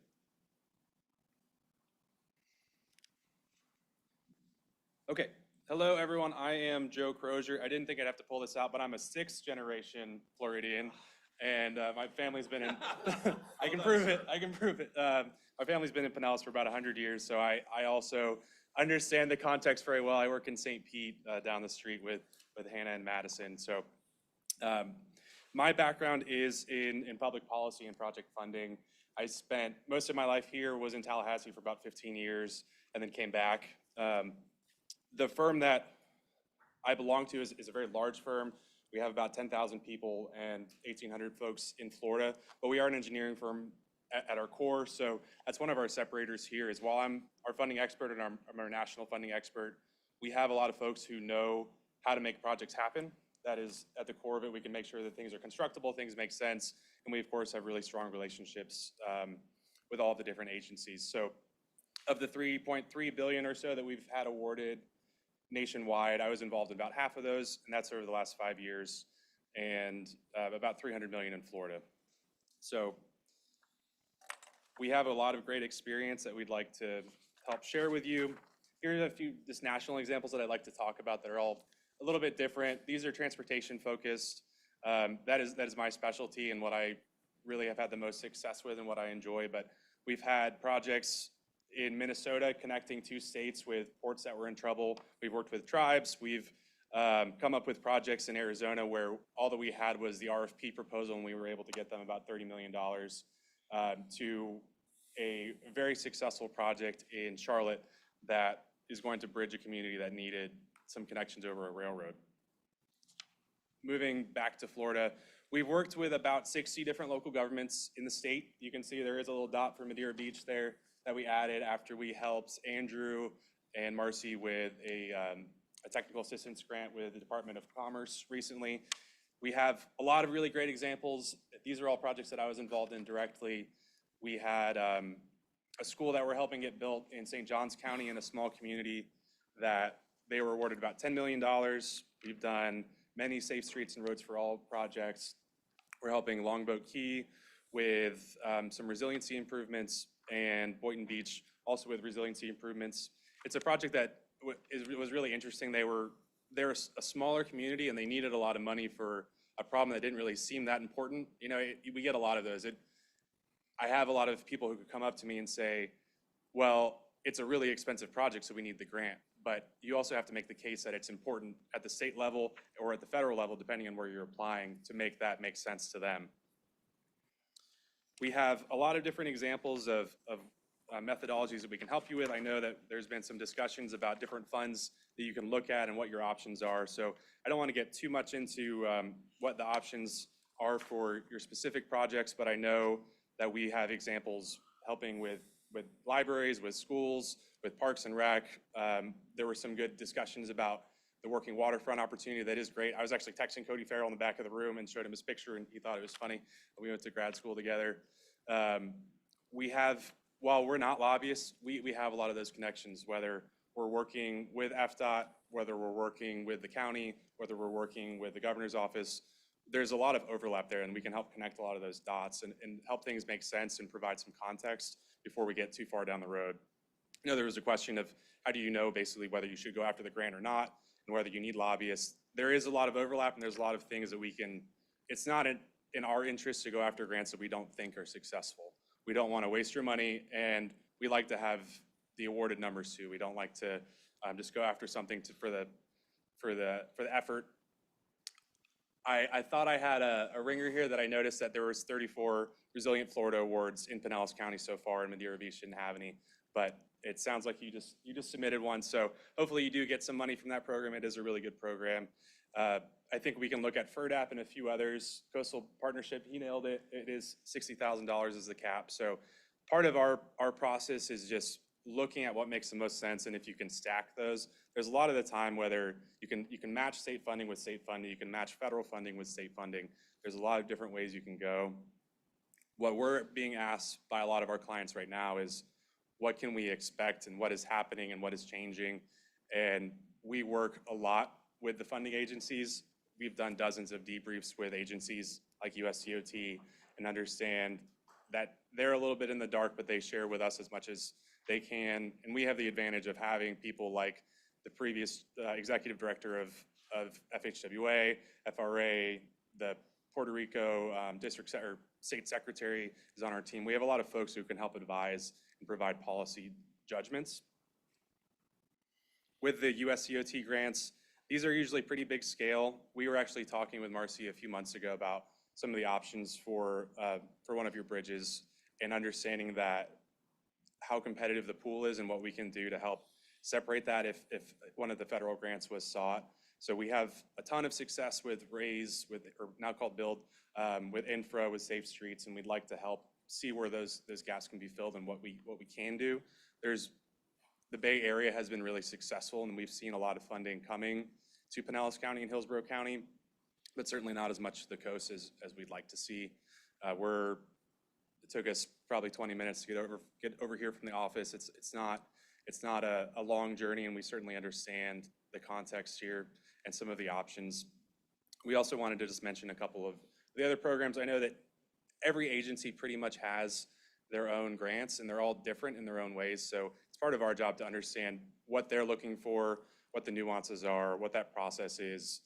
Like with that EDA grant, Economic Development Administration grant in St. John's, it was very much of just, we would get a text from the administrator in Atlanta of like, oh, just change this. And they all work a little bit differently, and some are more formal than others. So we've been there and can help navigate that. Some of our approach, we want to make sure that we are, as you discussed, and this is the benefit of me going last, very much engaged in understanding what you're looking for. So we know that everyone's priorities are going to be different, and we want to make sure that we're balancing those and helping you find those priorities with the options that you have. Be very compelling with the applications we put together.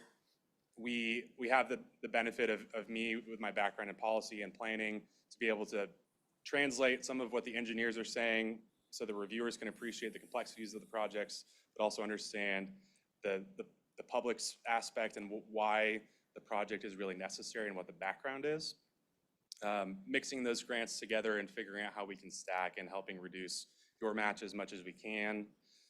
Working as an extension of staff, we know that there are a lot of needs and there's ways that we can help fill those roles as much as possible and knowing what the funders are looking for. I think you've seen something pretty similar to this, but this is the process that we like to use from when you're thinking about applying for a grant to all the way at closeout. We can help with any of those steps. We have a lot of experience. We have folks who worked for Sarasota County as their grant manager. We have Collier County grant managers. We have folks who have been working in Pinellas County doing major grant administration. I know I've mostly been talking about grant writing, but we have a lot of that in-house as well. Joe's Creek, if you've heard of that project in Pinellas County, we've been able to help them win about 20 million in grants and are administering those and just applied to some large other federal pots called HMGP and hope that we can bring that project to fruition with a little bit more funding and work that all the way through. And then my second to last slide, we do have a few different software solutions to help whether you're looking at grants or helping to manage the grants or helping get some input from the public on their priorities or where projects are. I think we might have used one of these on one of Hannah's projects with you, but Smarts would be the main grant managing tool that we have, and we could share how that works with you. But it's really about showing what's happening right now and who is all involved and what the roles are and what is needed. Grant Source, I have a slide for that. So that is a tool that we had about 400 interns set up a few years ago, and we have a few folks that are maintaining it now, but really swept every funding source and went state by state and funder by funder to build a tool that we can search through opportunities and help be as efficient as possible when looking for projects if they're a little bit out of the box or it's something that we don't normally see. And that is all I've got. Thank you. Do we have any public comment? Commissioners, questions, comments? Please. Thanks for your presentation. I'm a retired Pinellas County school teacher, and grants come in all the time for teachers. And I learned over the years that the teachers who got the grants were the teachers who knew how to write grants, or the teachers who knew what a grant was. I've observed in our city, and you said once, Madeira Beach was the only one that didn't get this. And I've come to realize that there's a gap between I don't know what I don't know and I know everything about grants. What specific strategy would you implement to bridge that gap between I have things I need, but I don't know anything about grants, and I know all about grants? What would you do to bridge that gap? So my mother was a Pinellas County school teacher, and she taught me how to write grants. Do I know her? Did she write me a grant? Just kidding. It was a while ago. She retired as well, but Wendy Crozier, same last name. My first role was at a state agency, and it was when Governor Scott cut all the funding to that agency. And we immediately needed to learn everything there was to know about grants as quickly as possible if we wanted to continue being state employees. And that was a really good starting point for me. I think that you can exhaust yourself looking at all of the options that there are, from foundations to, which we've helped with foundation grants, and we've won those. We've gotten grants from the senators and representatives through appropriations. We've done the federal, we've done the state, and I think our role is to help guide where your focus should be, because you can really exhaust yourself trying to find all of the different options. And we have a pretty good feel, because a lot of them will say any municipality in the Southeast can apply for this, but you know if you've talked to them that they're really looking for someone in this area or with this market or with a bank within 36 miles or things like that. So we can help navigate that and make it a little bit easier. Thank you. I'll make it quick again, try to. Do you see a relationship with Kimley Horn with their grants and GrantWorks as being mutually exclusive or duplicative? I think that we can work together in whatever role that you all would like us to. I think that we both have similar functions depending on what you're seeking. I know that we have our resumes, at least like the types of grants and the types of grant admin that we do, I think are pretty similar, and that we could either complement each other or work one or the other. Okay, because in my mind's eye, I look at Kimley Horn as an engineering firm with an ability to get the projects that they're familiar with and get them funded. Where I look at GrantWorks as being more, I guess, less on the utilities, the construction side of the house. I don't know what those grants would look like, because most of what we need is for roads and stormwater and resiliency, undergrounding, that sort of thing. So you would be saying that that's where your expertise is, because you'd be involved in that type of construction. Is that, am I understanding that correctly? We do have about 80 people in our St. Pete office that have varying backgrounds in stormwater, underground utilities, mechanical, electrical, plumbing, all of those things we have experts in. My team specializes in particularly finding the funding for whatever you need, though. So we have a team of across the state of about 12 who focus only on project funding at the state and federal levels, that work independently of the engineers and planners for the most part. Okay, thank you.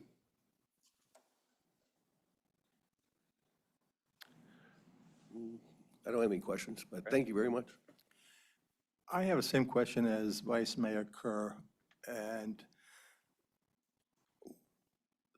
so we'll have two separate contracts with Kimberly Horn for grant writing as well as, let's say, civil engineering. And let's say in the next year or so, we decide to go with another firm as far as civil engineering and not Kimberly Horn. What sort of a relationship would we have from that point on? I think we're all still very connected, and there's times where having multiple firms is really helpful. If you have one program that opens and it has a short deadline and you need 10 grants written, and we can separate those and work together as a team to get them all done. There's times that has certainly happened. I think that we can still certainly be your bridge to the engineers, or bring the engineers in to whatever you need. We all sit together and are very interconnected with what we do, and go through all the same types of trainings and weekly meetings and those kinds of things. All right, thank you. So when I look at what was provided to us in our packet, unless I'm missing it, there's no reference to cost. I think that we just included rates for an hourly. Anna, do you know? Yeah, we just included hourly rates, which are probably the same as the strategic plan. Oh, okay, so there's nothing in here that specifies grant services in our package. It just has the strategic planning. And we can provide that if needed. So if you could clarify it, I mean, for us to be able to for me to make a decision on anything, I need to understand what we're looking at, cost associated for what we're going to have would be beneficial. Sure. Yeah. Anything further? Thank you very much. Thank you. Thank you. And now we're going to have Kimberly Horn present strategic planning.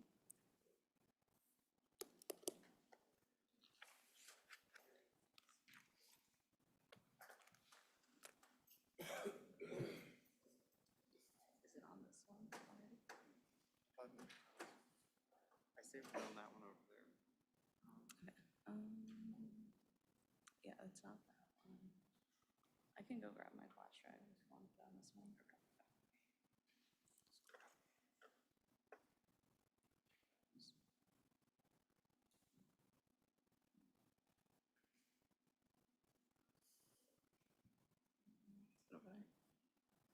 Sorry, we had the presentation pulled up on the staff laptop over there.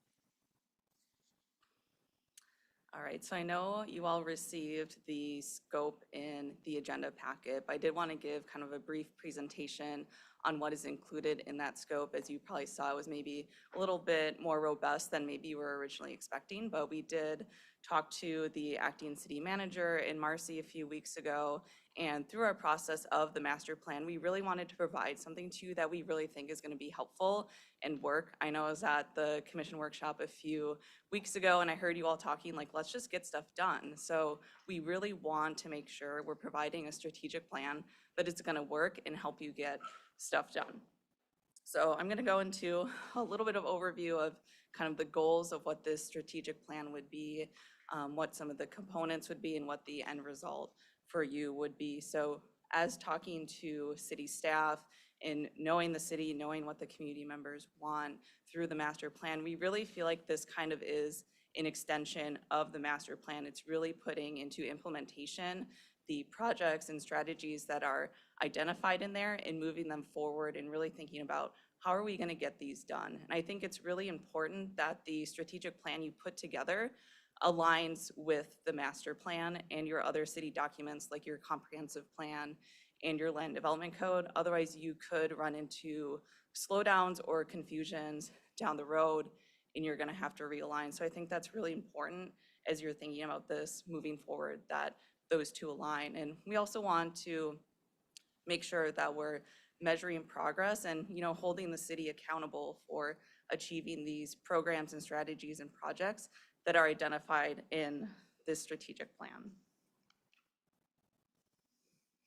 So our overall approach is kind of broken into these 4 main components. We'll have an engagement phase looking at external and internal engagement. I think we have a pretty good handle on the external engagement from our experience with the master plan. We already understand what the community members and business owners' needs and concerns and opportunities are. So it's really just reaffirming those priorities and what they want to see, and also maintaining transparency and making sure we have them involved in the strategic plan.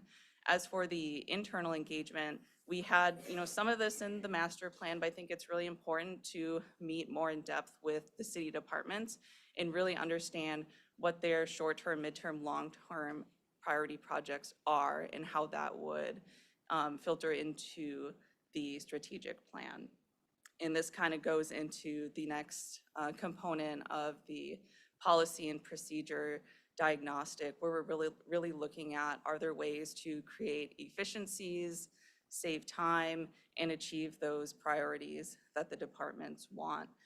And I think the next phase is where our experience is really beneficial to you all, as we have created strategic plans for multiple cities across Florida and across the country, where we can bring our experience and lessons learned, is in these next 2 components, where we can look at trade-offs of different projects or strategies that we're implementing. And I'll use this example. As we heard through the master plan, safety on streets was a big concern. So one way you can create safer streets is by lowering speed limits. I'm not saying we would do this is just an example, but if we lower speed limits for all city streets, it could create unintended consequences like increased travel times. And that might not be a trade-off we want to do. So we really want to look at, is that trade-off really worth it? Or is there a compromise where we can look at, maybe not all city streets need to reduce speed limits, but maybe it's just certain ones where there's safety issues or are the most dangerous streets. So really looking a little bit more in depth of what these strategies and actions are and how it can affect the community, because there could be unintended consequences. And from there, we'll put together an integrated list of strategies that aligns with city department goals, your goals, and as well as the community goals. Because at the end of the day, we want this to be successful. We want to, save your time, your dollars, and make sure we're putting together a list of actions that work. So the final outcome would essentially be a strategic action plan table and summary document, where we're identifying these projects and strategies, any applicable funding sources, I think this is really important where, we do have grants on our team. So this is an added benefit. You wouldn't have to have a separate contract for Joe or Madison to come to these meetings as we're putting together this list. And we can identify where there are grant opportunities. If city funding isn't able to cover it, we can find that delta and figure out where can grants come into play, or are there other partnerships with other agencies like FDOT, Forward Pinellas, or Pinellas County, where you can find those matching funds as well. And we'll also identify timing for the implementation of these priority projects and make sure that it aligns with budget, grant cycles, and staff priorities as well. So that's the summary of what is included in the scope of work that we presented to you in the packet. So I'll leave it open to any questions. Do we have any public comment? Commissioners, questions, comments?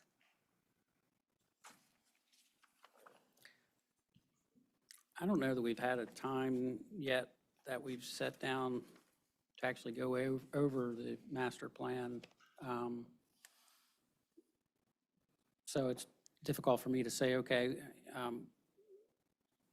we've adopted, I don't know, we haven't taken that measure yet to adopt the master plan that was presented. And if so, then we need to determine the, like you said, and I guess that's all part of this, is determine a timeline for each of the measures to get where we're going to go. Is that the way I'm understanding this? Yeah, I think the master plan will produce some of the projects or strategies. I think there might even be some priorities that might not be included in the master plan that the city departments would want to include. So it's not just taking the master plan recommendations or projects. It will be outside as well. Because I would think that creating that list of goals and setting timelines for each of those goals is step one. And that's what the master plan is supposed to kind of outline for us. This is after a year or more of that process to determine what the community wants the city of Madeira Beach to look like decades from now. How do we get there? And then we have the short-term projects, the road infrastructure and elevation and undergrounding. So I don't know, I haven't read the master plan in depth yet, so I can't say that all those were touched on. So I'm just trying to absorb how, I know we need a strategic plan to align the strategic priorities as you have listed there. I guess that's all part of this. Yeah, so the master plan has, I believe we have over, 100 different strategies and programs, and you're just not going to be able to do them all at once. So the strategic plan will really look at what do you want to do and what can you do in the next 1, 2, 3, 5 years. It's a smaller time period that we're looking at because as we know, funding programs change, new funding becomes available. So we really want to narrow it to a more short-term vision that you can, accomplish, quickly, but also if there are grant opportunities that could lead to the future, identifying those as well. I know you all have the piece of property that you would like to develop on. So part of that could go into the strategic plan where it's like, we are looking for grant funding for, this project. That is more of a short term. So it is a smaller list of more focused action items. So we can have a little bit more attention to those and understand how are we actually going to fund it. Because if we can't fund it, it's not going to get done. Okay, but that's kind of where I'm a little lost. I'm looking through the tasks that are laid out here and just trying to get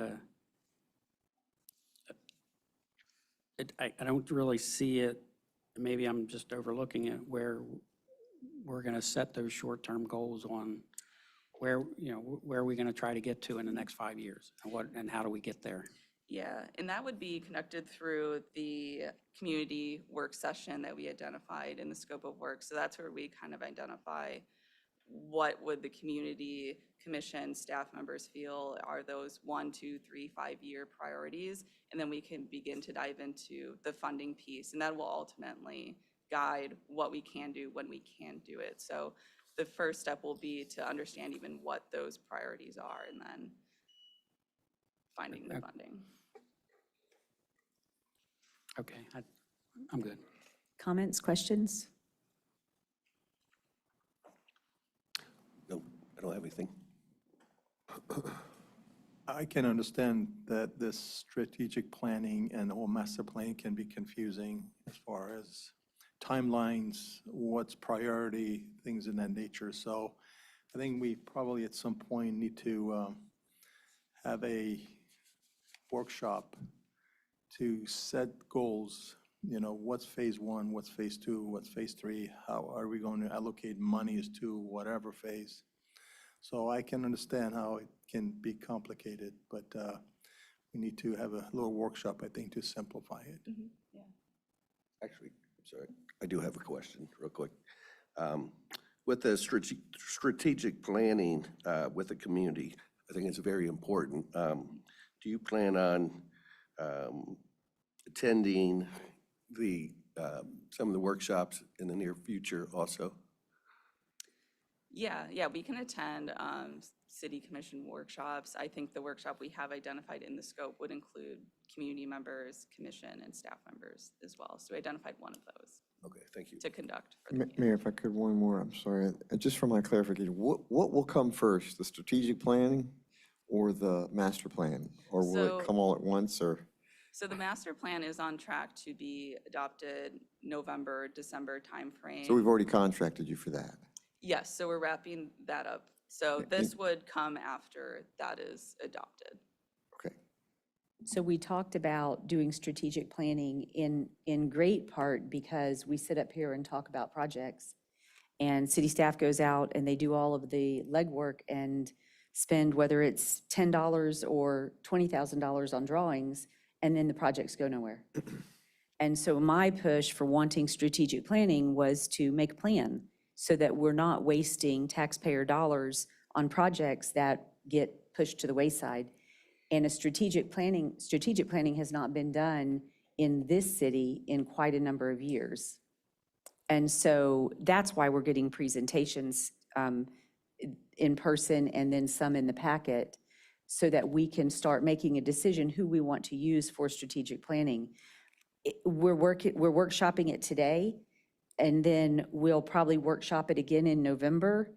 We'll adopt our master plan before we ever actually have a strategic plan session, but we need to choose that company so that we can have it scheduled and get it done and not spend another 6 months or even 4 months deciding and having staff waste their time. Because the thing that's frustrating, and I said this, I believe, in our last meeting, the thing that's super frustrating to me is that over the years, I've sat in the audience and watched staff bring presentations to different boards, and the Board of Commissioners would allow the staff to do all this work.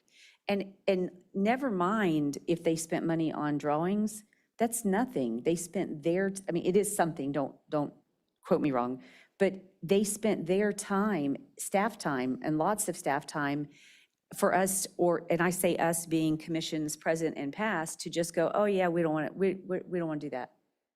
So a strategic plan will lay out a plan of how we're going to accomplish what the city's setting forward. And my hope and envision would be that when the plan is set, that the next set of commissioners or the next board that sits up here would follow that plan that's been adopted with the community's input. They'll have a blueprint to Yes, move forward. yes. Can I ask, is it common or normal for Kimley Horn to do the master plan and the strategic plan for the same city? Is that common? I think this situation's usually, well, it's a little unique, because usually what happens is a city will issue a separate RFP, RFQ for a strategic plan. But what you all have done with the master plan by identifying goals and objectives, that is usually a part of a strategic plan. So you kind of already did part of it, which is why we kind of when we were looking at the scope and hearing you all, it's like, oh, we really just need to get to that implementation piece and really find out more the inner workings of the city departments. That's that piece that's missing, but we already know what the goals are of the community. We had extensive outreach, so that's where it's like we can provide that time and cost saving is by jumping directly into this, because those goals and objectives will be adopted soon. Sounds like you'd have an advantage for the strategic plan, having already done the master plan. Correct. We would be able to hit the ground running. I think Madison and I have been here in the community for almost a year and a half, talking to community members, talking to you all, talking to staff. So we already have a little of understanding of some opportunities that would be included in the strategic plan.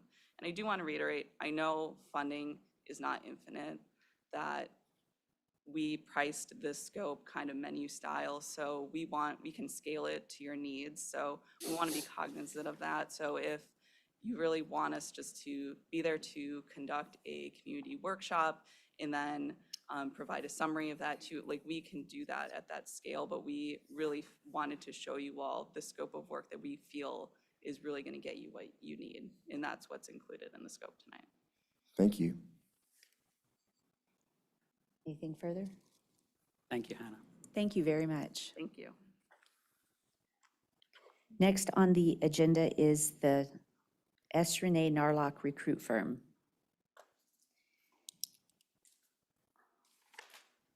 And I hope I said that correctly.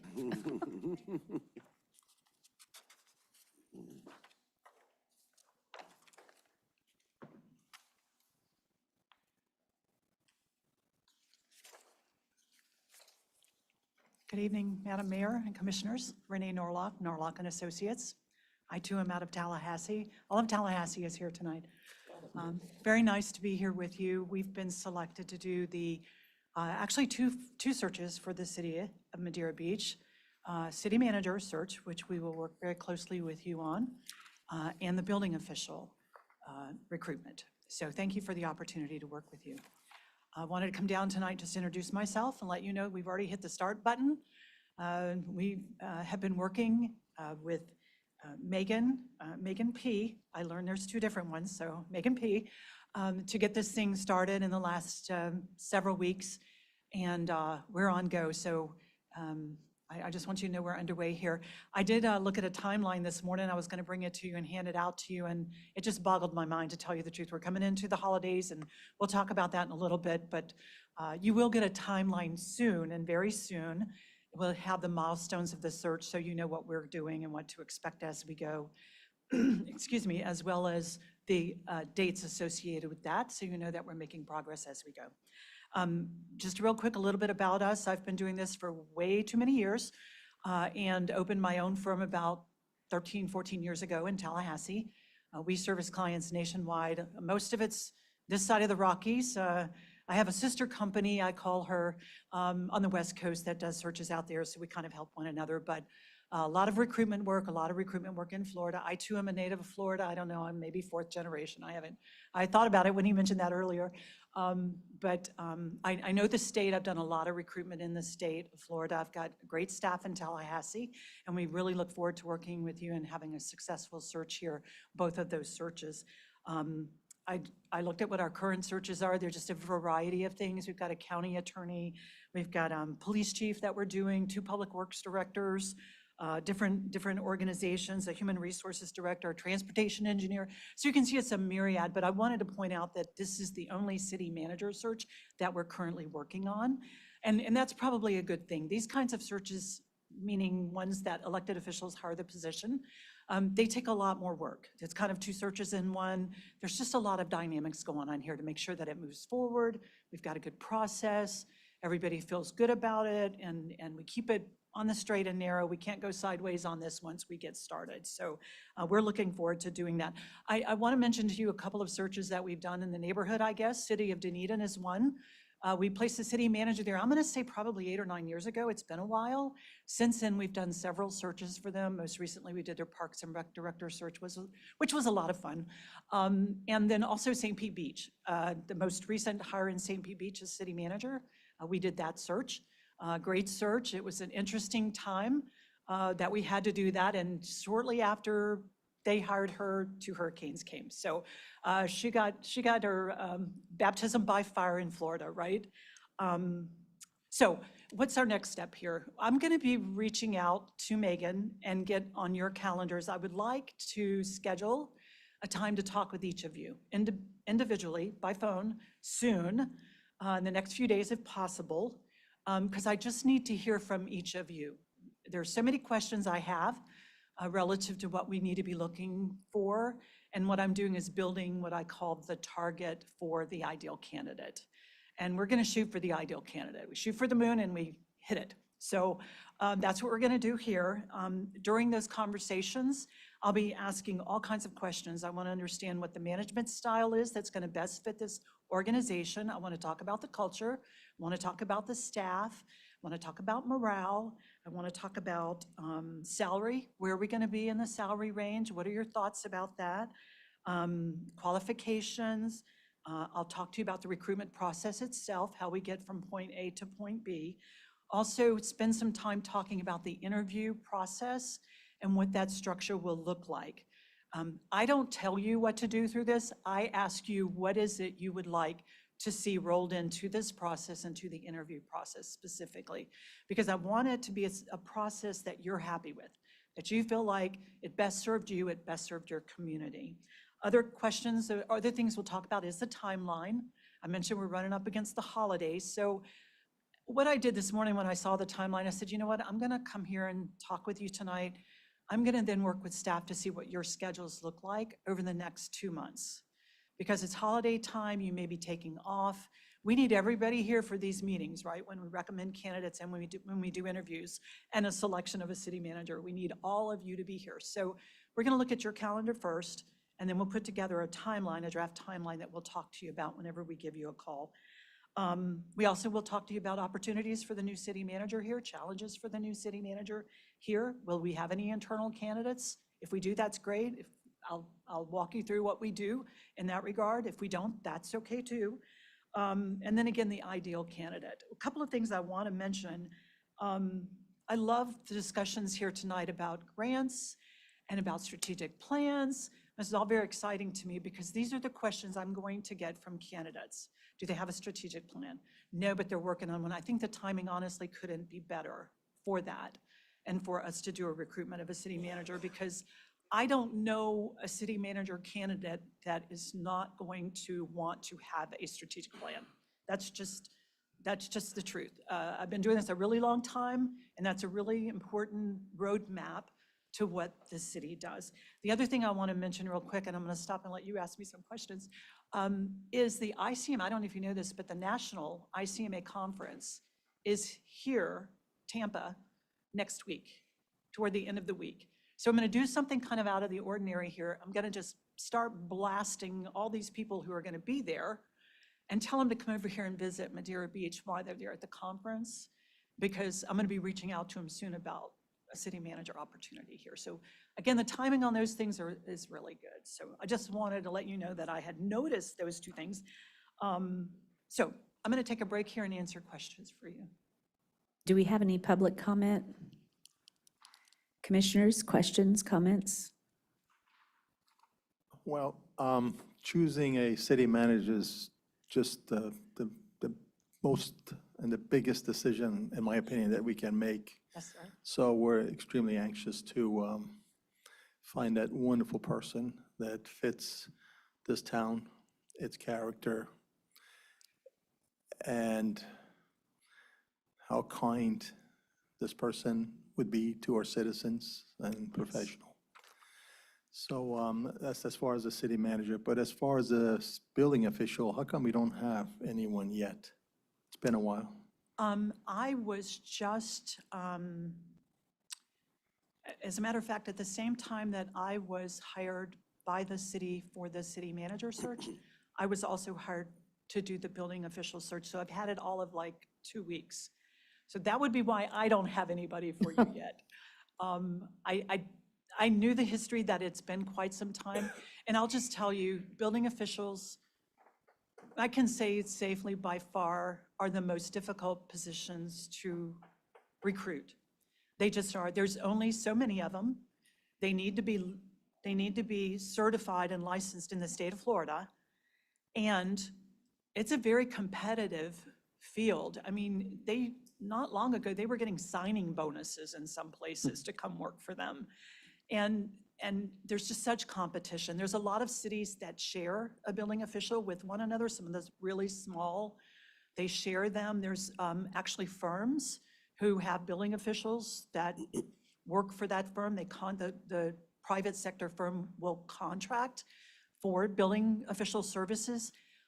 It's a tall order, but to answer your question, the reason you don't have one from me yet is we are just kicking that off also. And during our call about the city manager, our one-on-ones that I'm scheduling, I will ask you about that position too. Thank you. You're welcome. Hello. Hi. I'm looking forward to talking with you on the phone here in the next couple of days. I have plenty of questions for you, and I'll Good. just save those for our phone call. But real quick, how extensive is your background check? Once we have candidates that we want to hire, how far back does that go and how extensive is it? So anything that's a serious criminal offense, such as a felony, goes back as far as records are concerned. Misdemeanors go back about 7 years. But I think the better answer to that question is we do what's called a level 1 background. We don't do fingerprinting. We don't do drug testing. We do criminal, civil, DMV records. We're looking for DUIs and such. We do education verifications. We check sexual predator databases to make sure no one's in there. We verify social security numbers are real. There's several items. There's probably about 12 or so items in there that we check. But then what we do is we hand that off to HR. And we say, okay, here's our level 1 background. These things have cleared already. You don't need to check these. But anything that you do as a city for onboarding a new hire, whether that be drug testing or fingerprinting or whatever, your HR function within the city will take over that and do that internally. Okay, thank you. Commissioners? Thank you for coming out and Sure. presenting. I look forward, I'm encouraged that you're going to reach out to each one of us individually, and I look forward to that. The city manager position here at Madeira Beach has had short-term success, I'll say. We've had a lot of turnover. I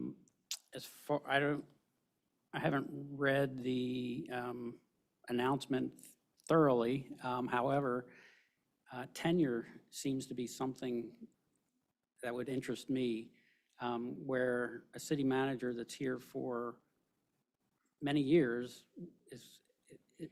is appreciated and tenured. However, for whatever reason, if it's short term, I'd like, I'm not that familiar with tenure. I've never worked in the public sphere, but it's just something that I'd like to have that discussion on. Sure. So I don't know if that's going to be a challenge in finding the right candidate for Madeira Beach, that we have had quite the turnover. Yes, sir. I think Madeira Beach has all the right stuff to do some great things. And I think finding the right people that it fits them not only from a personal perspective of someplace they want to live and be, but also from a professional perspective. It fits their career goals. It makes sense. There's got to be a real connection to the community when they come in, right? And some of them may be from here for all we know. We're going to throw a net far and wide. We're going to go nationwide on this because you never know. St. Pete Beach is an example of that. I reached out nationwide, found out that the person who actually got the job in St. Pete Beach is from Lakeland, went to St. Pete Beach when she was young and went to USF, and her husband was from California. They went out there and she had a great career out there, and they were coming back here in 5 years anyway to St. Pete Beach. I just got to her 5 years early and it all worked out. So I'm throwing a net nationwide, and it needs to make sense, right? It needs to make sense. There's some connection here. Maybe people are coming back because they're from here, or they have kids that are going to college here and they want to trail them, or they have elderly parents here. There just needs to be some connection of what makes it a good fit for them too. not only for you. And that's where you start working behind the scenes to create that tenure on the front end, right? If it's a good fit, if it's what they really want to do from a professional standpoint, if it fits their personal goals, their family goals, if this is the right part of the country for them for all the right reasons, that helps to keep everybody together, right, longer term. I wouldn't expect a city manager candidate I bring you to be here, I'm gonna say any less than 7 years. 5 to 7 years is a good run for anybody. And it really comes down to what we want them to do as your city manager. You know, do we want them, what, the strategic plan comes to mind again, what is the goal for the next 5 years for this city, right? And this manager candidate may be the right person for that goal, but you may then have to look at the right person for the next goal for the city, right? But not because of anything other than the timing of what the needs of the city are. What I look for is a city manager who can carry you through several phases as a city, right? But you gotta be moving forward as a city. So to your point, we're gonna stop that. Great. Thank you. Sure. Renee, you gave us during our interview, our meeting, a rough timeline Yes. from start to finish. Do you anticipate that the holidays are going to extend that? Is that what is that the seed you're planting? I'm trying to split those holidays as best I can Yeah. without affecting the quality of the process, Sure. right? Let me just say, recruitments in Florida are hard. Okay, I'm a native Florida. If I wasn't, I don't know that I would do recruitments in Florida. But I care about my state. And the reason they're hard is because of sunshine. If anybody applies for your job as city manager, that's public record, okay? And their bosses, their commission, wherever they are, can find out immediately. So anyone applying for this job who is currently employed, which most of our candidates are taking a risk even applying for the job, not knowing if they're going to be a finalist, not knowing if they're going to get it, okay? We're handcuffed a bit. But that said, I work on that timeline from that perspective more than anything. I want a short window from the time we recommend candidates to the time we interview, because I don't want candidates exposed at their current employer for 2 months, okay? If they're on the hook for 2 months waiting for us to interview, their current employer is going to be looking for their replacement, okay, whether they're leave or not.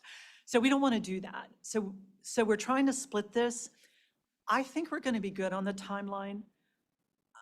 I think we'll get probably sometime in January, we'll know who our city manager is. That's what I think. I don't know if that helps you. I think the interim chief and I were talking about it earlier today, and I think he kind of exhaled a little bit on that. So, but I do think that's probably where we'll end up. Great. But if we can expedite it, we will. Thank you. We don't want to limit quality. Thank you. Sure. Well, thank you for coming Oh, you're very tonight welcome. and speaking, and I definitely am looking forward to our phone call. Thank you so much. Thank you very much. Next on the agenda is Human Resources Director. Mayor, Commission, this is the discussion for the HR Director position. Try to have a discussion, get a perspective on what everybody is thinking on this position, and just for full transparency, Renee's firm will actually they could do this search as well for an HR Director. I believe she's currently doing that for somebody local, but yeah, I'll hand it over to the board. Commission, comments, questions?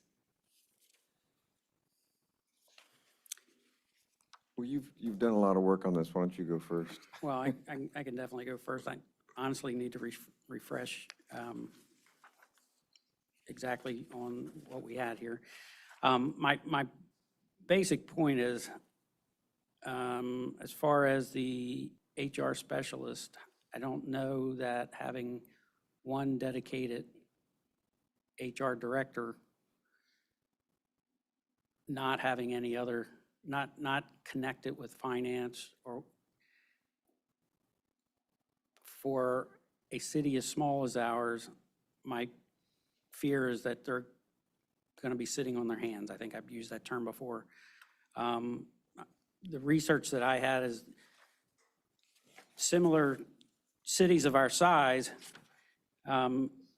many of them have combined that with a finance role.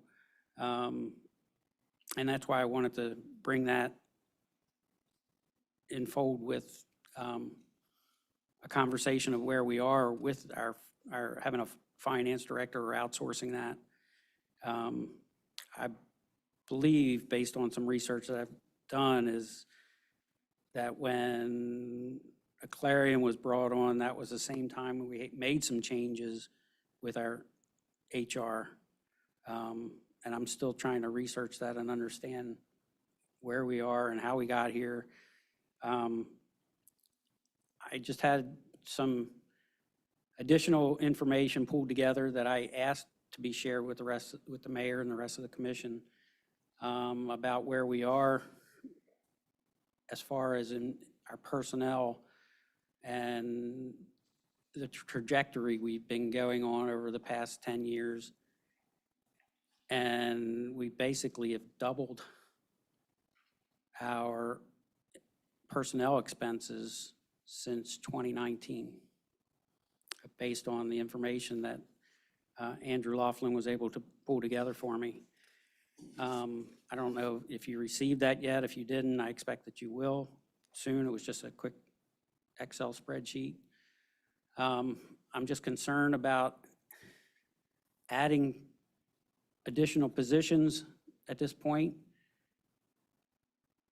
You know, adding an HR director, adding a public information officer, which is the next section. At some point, a city of 4,000, which their revenue stream may or may not be disrupted in the next year or so, it concerns me. And I'll start the discussion in that way, so please chime in. If you like, I can also provide some numbers from neighboring cities. These were provided to me by Andrew Laughlin, our finance director. So in the city of St. Pete Beach, they have 159 FTEs.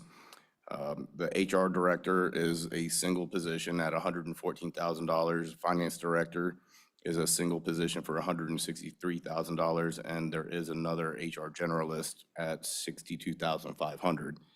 The town of Bel Air, they have a finance director with a budgeted salary of $104,000, which is a separate position, an HR director at $105,000, which is a separate position, and they have 75 FTEs. And as far as FTEs go in Madeira Beach, we have 82.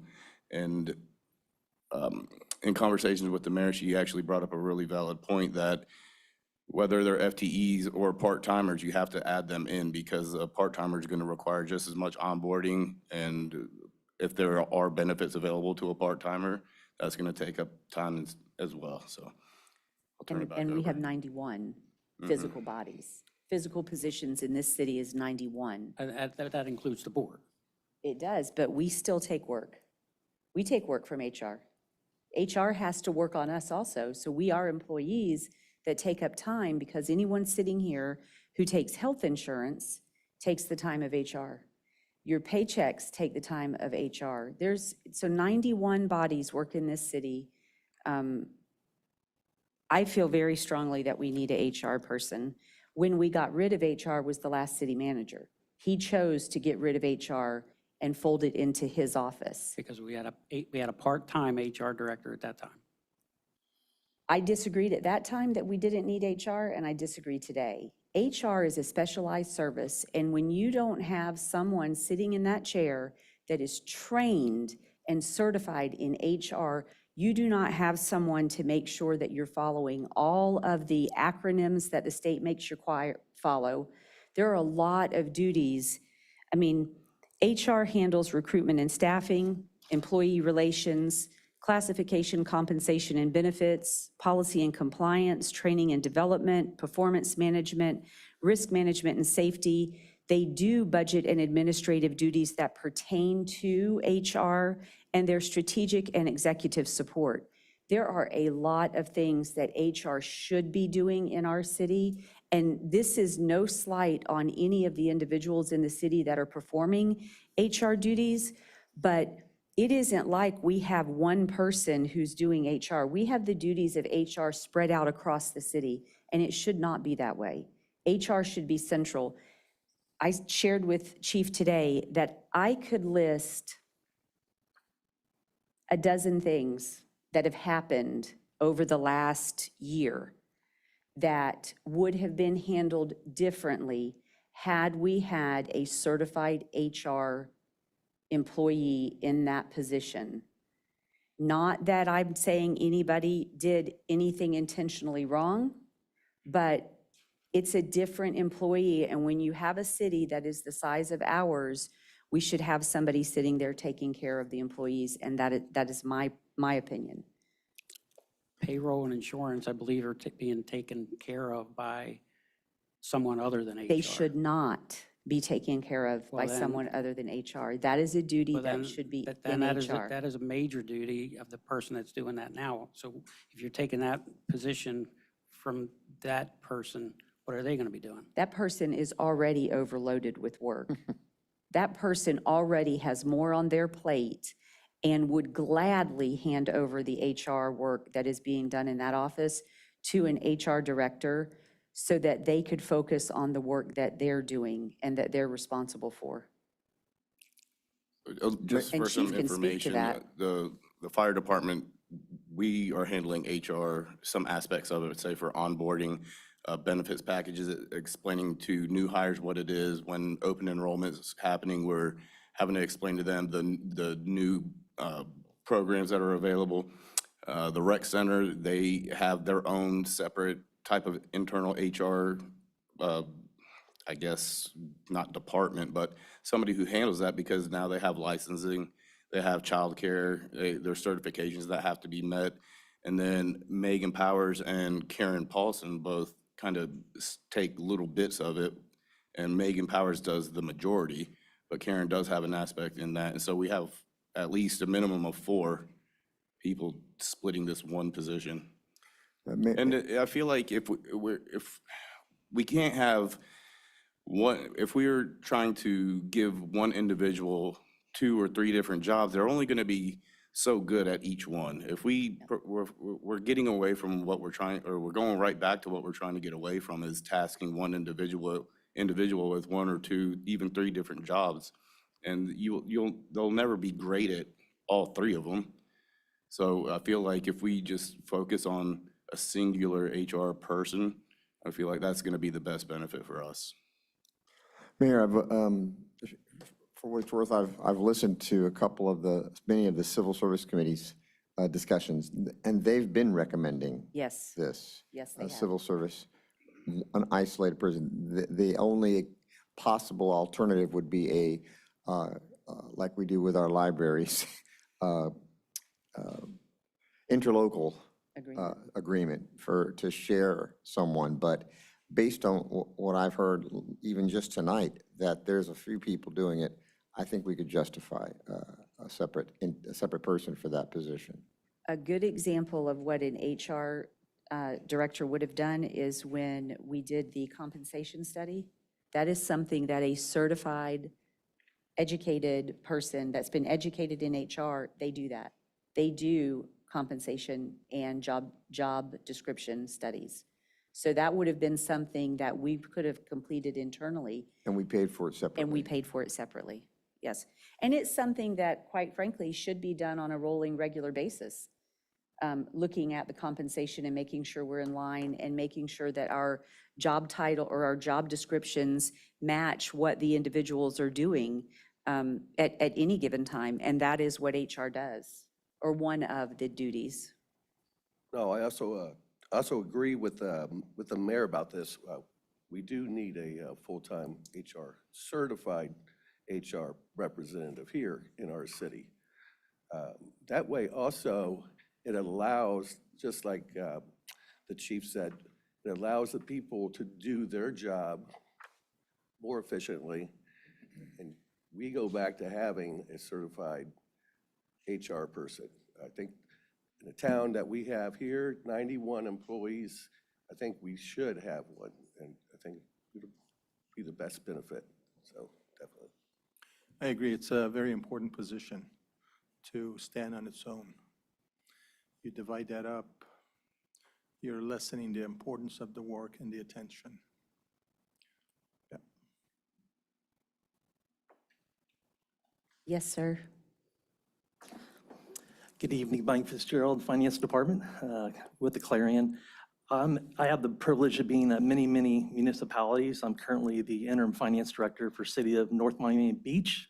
I drove up here this morning because Mr. Laughlin asked me to be here tonight. The best practice is a fully staffed HR department with at least one, the HR director. And for internal controls, payroll is over in the finance accounting department. So your HR person is doing HR to include the collection of timesheets, but does not do the payroll. That's typically an accounting function when you have a large enough staff.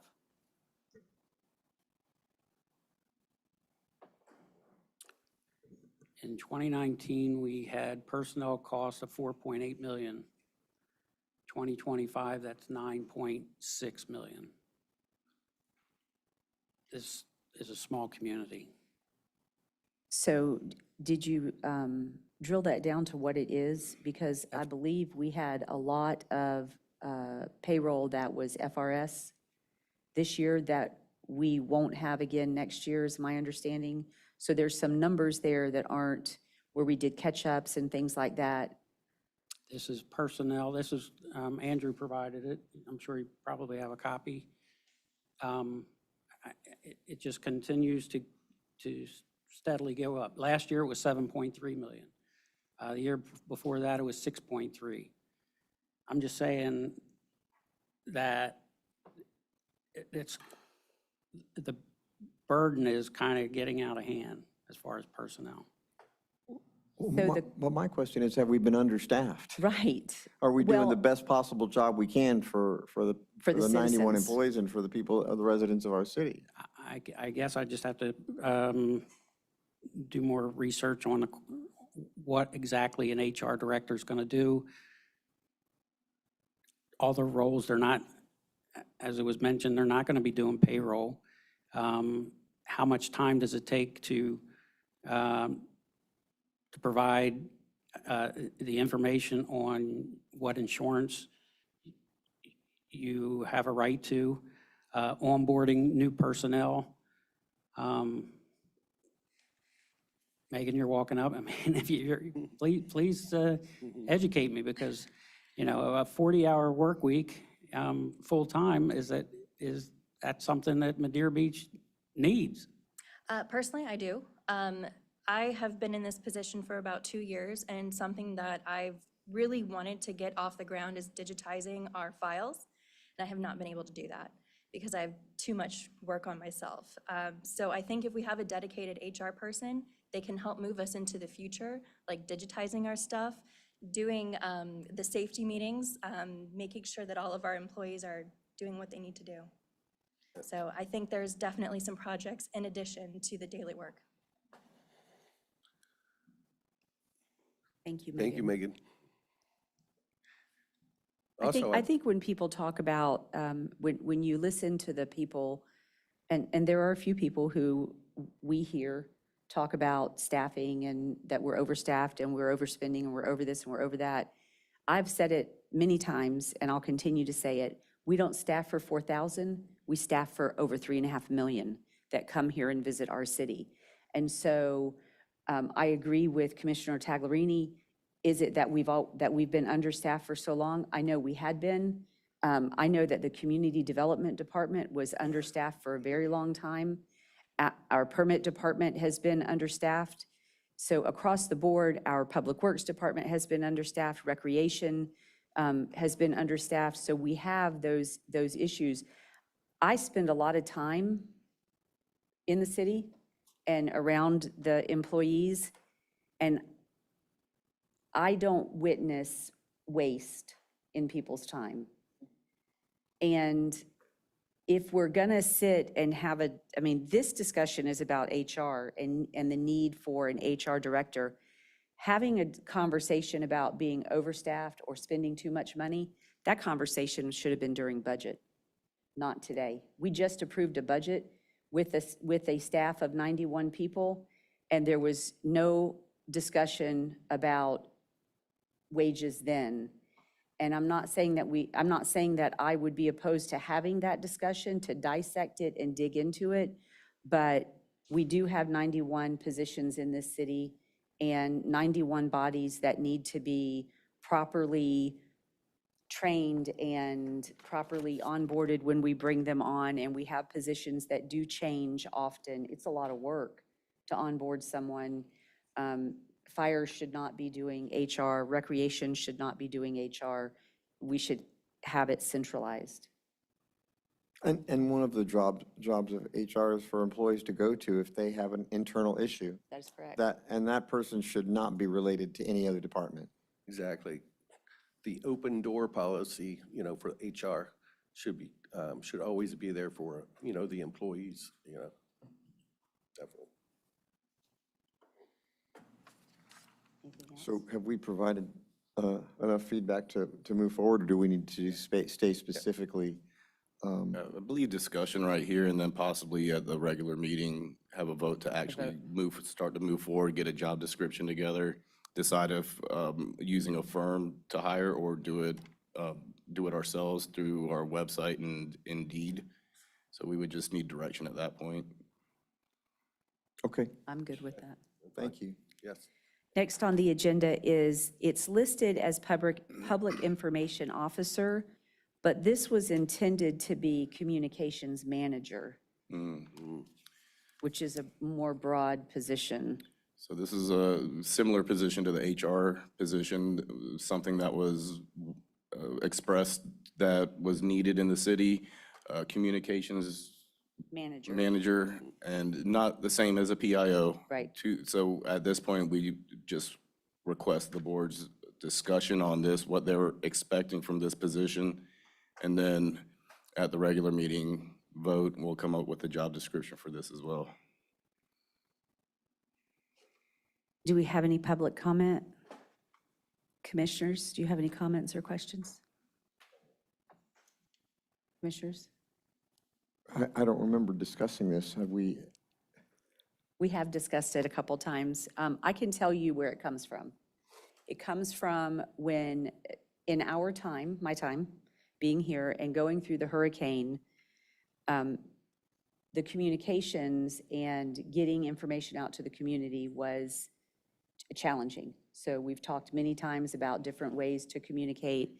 The communications manager would serve as the primary coordinator and facilitator for all municipal communication efforts. So where now we have communication is being handled by multiple people within the city, it would be one person, so that the information that gets sent out across all social media platforms, going out in the mail, everything that gets done would be in unison, harmonized together, the same message sending out, the same flow of message. I borrowed a description from another municipality, and I will send it to Chief so that he can send it out to everybody for our next meeting. But a communications manager would also serve as a public information officer, but communication manager encompasses a lot more duties than just being the PIO. Would they also be responsible for the website, for our website? Yes, they'd be responsible for all social media, website, anything that we deemed in the description. But in my mind, from all of the different descriptions that I've read for municipalities, yes, they would take over everything, which would alleviate some of the tasks that directors are doing now, where they're having to be the ones doing social media posts and all of that. You'd have somebody else. For instance, we had the fireworks show, right? And it rained. And we got a post onto social media about the delay and to check back there. But then things got happening and got busy, and people had other responsibilities. So when it was determined that we were going to have the fireworks, another post didn't get made. And that's not a slight on anybody at the city, it's an example of when one person has too many responsibilities, things slip. And it's not because that person doesn't do a great job or doesn't intend to do the best job. It's things start rolling. So this person's responsibility would be that. And is that a full-time job? I believe it Yeah. is. Now, we can debate that, but I believe it is when you look at all of the things that a communications director would do or communications manager would do. It makes sense on the surface to me. I'd like to see those job descriptions and potential salaries. I will share what I have with the chief so that he can share it with everybody for our next workshop. Thanks. Wouldn't that decision be the city manager's job? I know we. He would hire that person. The city manager would hire that person. We wouldn't. Yeah. And we have it on the budget. The budget has a hold place for this position. It was added. We voted in the budget to add it. So there is a line item for this position on the budget. I believe it's line itemed at $65,000 a year. But there is a line item there for it.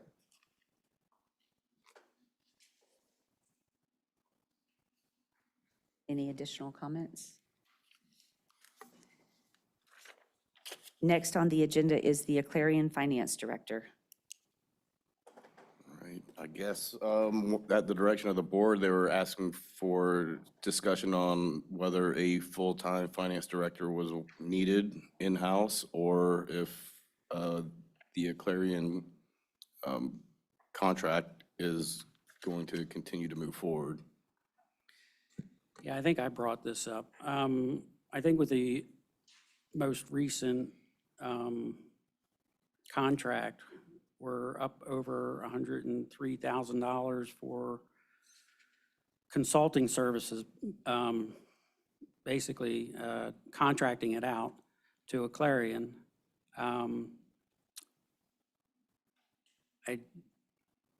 I don't know, we still have all the staff in the accounting department. We have, 5 in that department, I believe. I don't know how many hours, how much the consultant is providing for that $103,000 versus I know if we got a finance director, it would be more than that. But would we be getting a higher level of service, I guess is what my concern is. My belief is that when we went into a contract with a Clarion, we were maybe one, a Clarion was quite young at the time.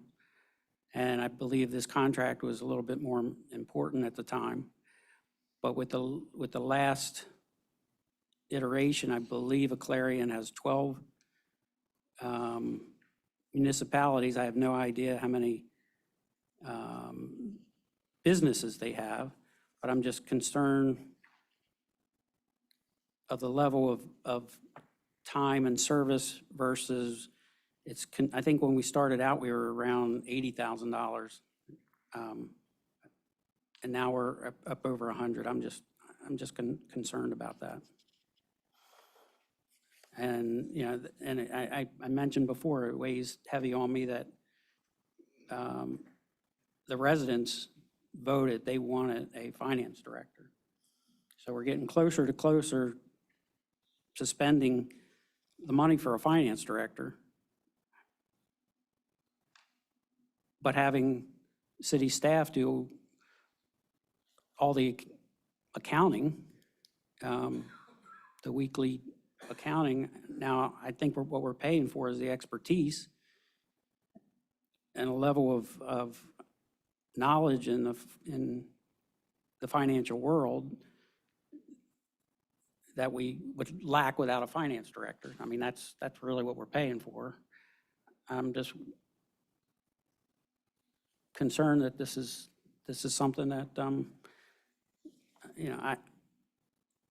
the level of value versus what we're paying for it. In addition, we pay a subscription fee for the software. Now, that's totally separate. We'd have to have software, whether we use the same software or not. But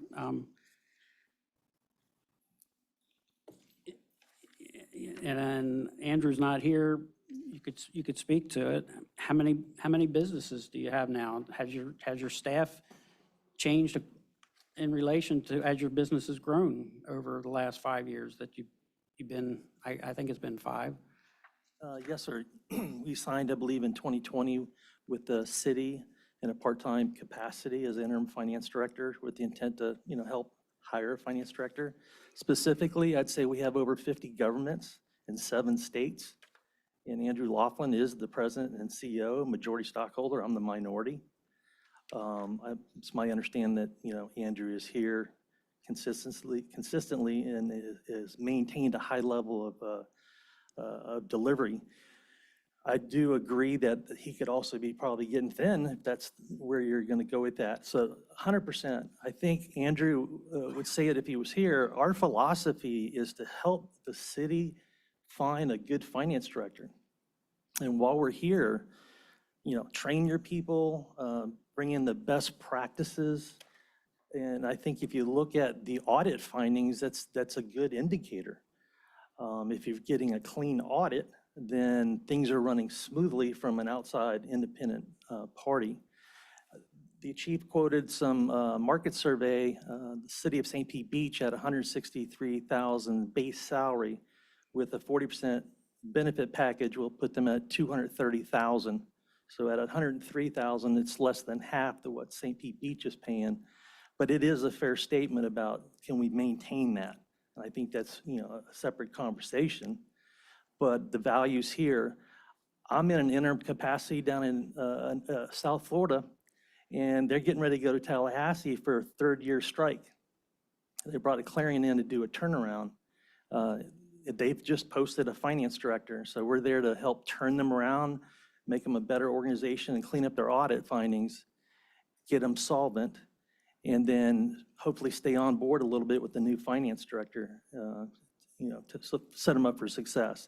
Lastly, I would just share with you, and again, it's a very valid point, my experience being in the industry for a very long time, when you hire a finance director, that individual typically doesn't possess 100% of the skills.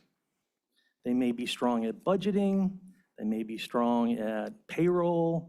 It depends their vertical they went through. So the advantage of having a Clarion in this example, or the next firm, is just-in-time delivery. So they bring you the skills that you need. And so what Andrew may not be showing you is that there are many other Clarion employees that are billing to this project, but you're not being billed more than the $8,600 more a month. Case in point, me. So I've done budgets here for the last 2 or 3 years. I've met with the chief personally, Megan personally, so that you are getting a lot more than just that fixed contract right there. And we can leverage and bring 40 employees in if needed. So I would say the challenge is, I think the value's there, and once the performance drops, then it'd be a valid question. But our mission is to help you find a full-time finance director. I'm a big advocate of a full-time finance director, like your building official. That's why Clarion's gainfully employed. There's no quality finance directors for $120,000. Again, what comes to mind is, and I guess it's a sensitive question. Have we noticed that the ball's been dropped in some way that might not happen if we had a full-time finance director? Well, I just bring up the point, we're now up over $100,000. It started not too many years ago, it was 80. I'm not here every day.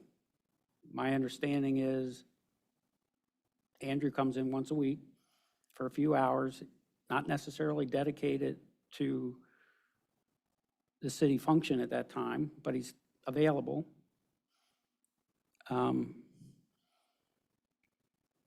you know, and it's nothing personal. I like Andrew. I mean, I'm trying to look out for the city. What would I do if this money's coming out of my pocket? Which it is. It's all the residents' money.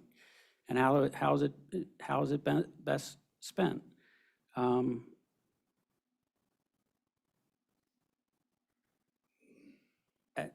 know, I guess it bothers me that the price is increasing as rapidly as it is, and I believe that the city staff is doing all the work. Prove me wrong. I don't know. You're talking about budgets. Well, budgets, it numbers in, numbers out. The software should be able to basically spit out a budget. There shouldn't be that much labor involved. To put in a wish list on where next year's going to be, we're going to go to the directors and we're going to have them provide data for us, I would think, and then you're going to have somebody doing data entry. Is that a Clarion doing data entry, or is that someone on city staff doing data entry? At some point, I'm just trying to figure out what that value is. Great question. One thing that you don't see is Andrew Laughlin, as your finance director, is in the workflow in your ERP software. So any purchase order, check requests, invoice approval, any dollar that goes out, even if Andrew's not here, he's working somewhere and he's in the system. You can pull an audit log, an audit trail. There's not correct me if I'm wrong, if there's any city directors in there, there's no checks that go out the door that Andrew hasn't signed off on, 100%. So we've got a web-based technology solution here that allows any of your directors to be virtual anymore. So the presence of being here 5 days, this is the new world. You can be virtual. It is a valid point. You know, we're here 100% to help you find that finance director. We'll help with the interviews. We know accounting very well. That's our goal, is to help you get there. So. That's the first I've heard that. Well, 100%. That's why we were hired, to help run your shop and help you find a finance director. Anyone else have any comments? Commissioner, are you suggesting that we hire a finance director in addition to the current finance staff we have and keep them? Well, no, a finance director would be in lieu of So we'd have to. a Clarion. Now, how would that look? I have no idea the hours spent by Patrick and Karen and whoever's in the. Yeah, I can answer that. Okay. So it's a finance director or a substitute, an independent contractor, which happens to be a Clarion, just like a city attorney is not a staff employee. You still need your employees, your W-2 staff that are here.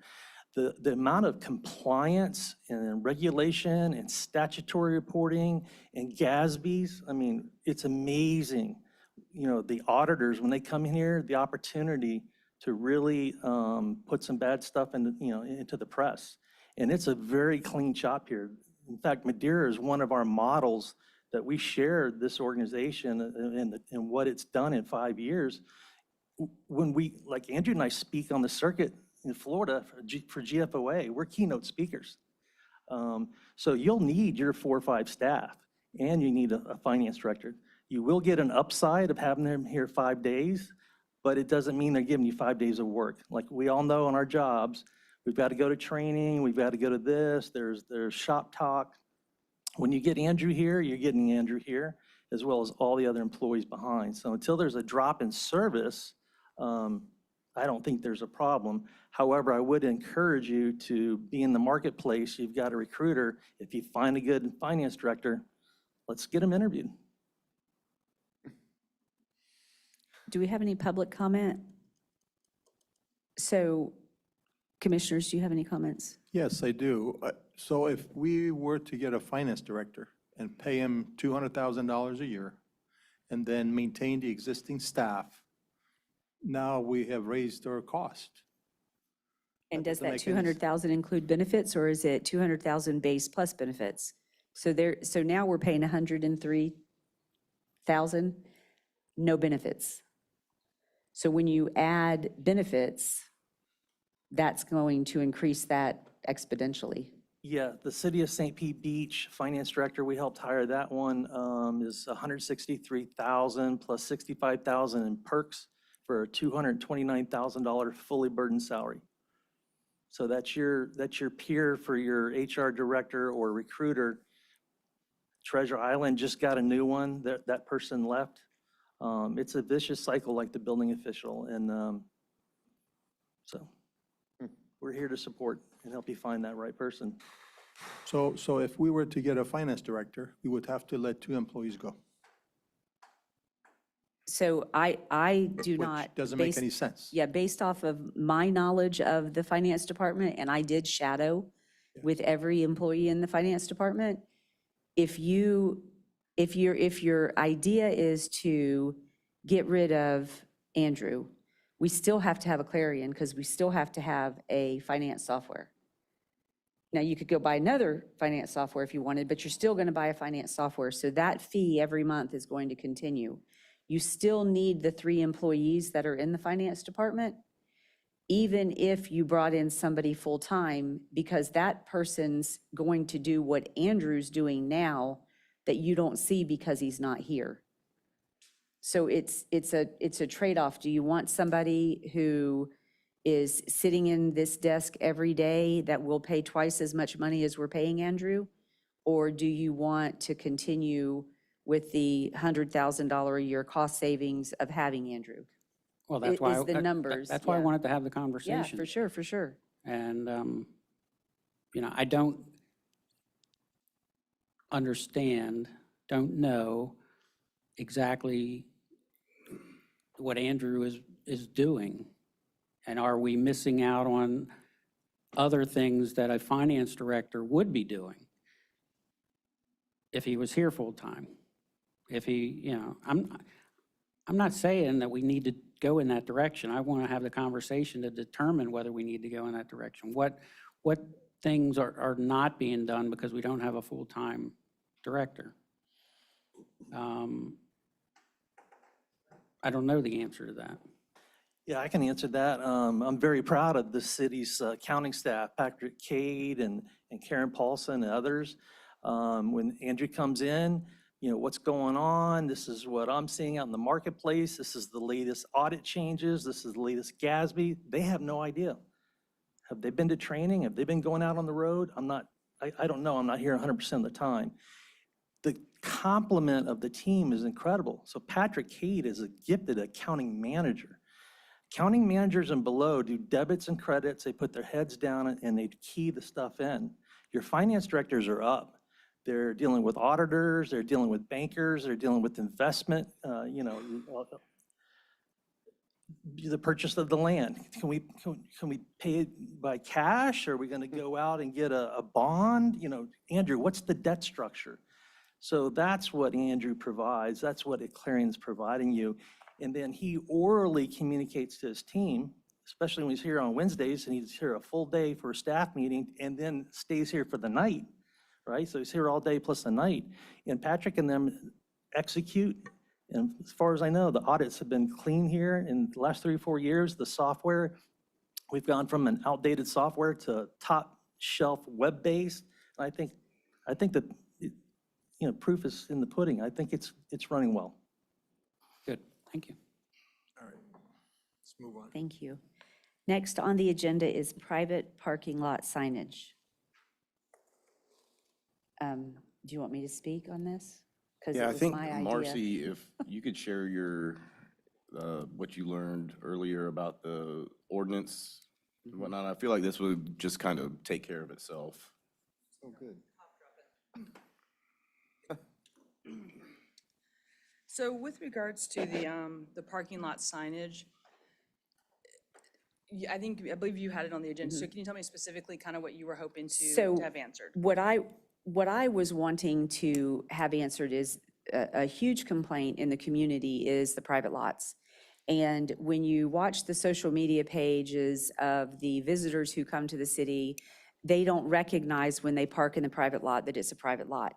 So I would like, and what I wanted to find out whether or not we even could, I understand that there is a statute that says that you have to do this type of signage, and our private lots aren't currently doing that. However, I'd like to know if the city could take it one step beyond and require private lots to put a 4-foot by 4-foot sign or 3-foot by 3-foot sign or whatever would be reasonable that the commission would agree on and that would be legal for us to require, that says this is not a city parking lot. Plain block letters that speak to every person and require them to put it at each entrance and exit to that lot, so that when a visitor comes to town and they're driving around, they drive right past the city parking and they end up in this parking lot and they think, oh, this is a great lot, I can park, I'll be away from everything. And they pull in and they park and they don't realize that they're going to pay $20 an hour. And then they're angry. And the thing that I've consistently heard and seen over and over is, I had no idea it wasn't a city lot. That was my request. Okay, so with that, the Florida statute does have specific guidelines for what the private lot owners have to put up for their sign. It has to be, the sign has to be recognizable as you come in the entrance, it has to be legible, and it has to include certain things such as, what is the penalty if I don't pay for parking? Who do I call? Who do I reach out to? So it defines stuff like that, but what it doesn't do is address what you're asking for. If we wanted to require that, that would obviously be something we'd have to add to the code. So we could definitely work towards defining that so that it's more clear if we want them to do it. If we wanted to be proactive and work within our existing code and find a way for us to sign, we possibly could do that. So that may be a quick way to kind of get them signed, and it may be something we do if we could do it on their property, if I can figure out adjacent to the right-of-way on the property line, how we could proactively go ahead and maybe sign them until we can get it such that they're required to do it. So that would be my goal. And with the requirement for them, we would set, we'd have to set size, letters. I think that would be critical, is to really define what they have to do to really draw it to people's attention. I think we're in such a situation where, people do come here. It's very frustrating. It's frustrating for residents to hear it. It's frustrating for the visitors for it to happen to them. And, I think about people are probably still going to park there. You're not going to make everyone happy. There's still going to be people who don't like that they had to pay that much. However, I think that if we would be proactive in enforcing some type of signage, whether it's that if we can do it and just do it, that would be great and easy, or if we can pass an ordinance or whatever so that we can require that they do it. We have to do something. The private lots aren't going to go away, and they charge dynamic pricing. Yes. And that dynamic pricing, it's what's really, really challenging. So Agreed. And so, I'd love the commission's thoughts on that. I'd love to know your thoughts, Attorney Trask's thoughts on what we can and can't do, staying legally within the law. So we did have Catherine Yonkin started today. She's coming in as senior planner part-time. She has experience in Treasure Island, so she's been working in the barrier islands. But she literally today was telling a story about one of their interactions with one of the private parking and kind of some iterations they went through legally. So I am looking forward to sitting down with her and learning a little bit more about exactly what that process was, what they learned from it, and it went through the courts. So I think she'll have a lot to say about this topic. So it's one of the things I'll also speak with her about, having had that experience. Right. Do we have any public comment?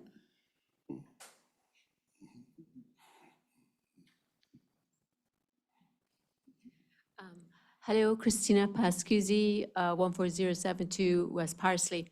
I would just like to thank the mayor for bringing this up. As a resident in Madeira Beach, this parking is an embarrassment to all of us. I have family and friends who come into town.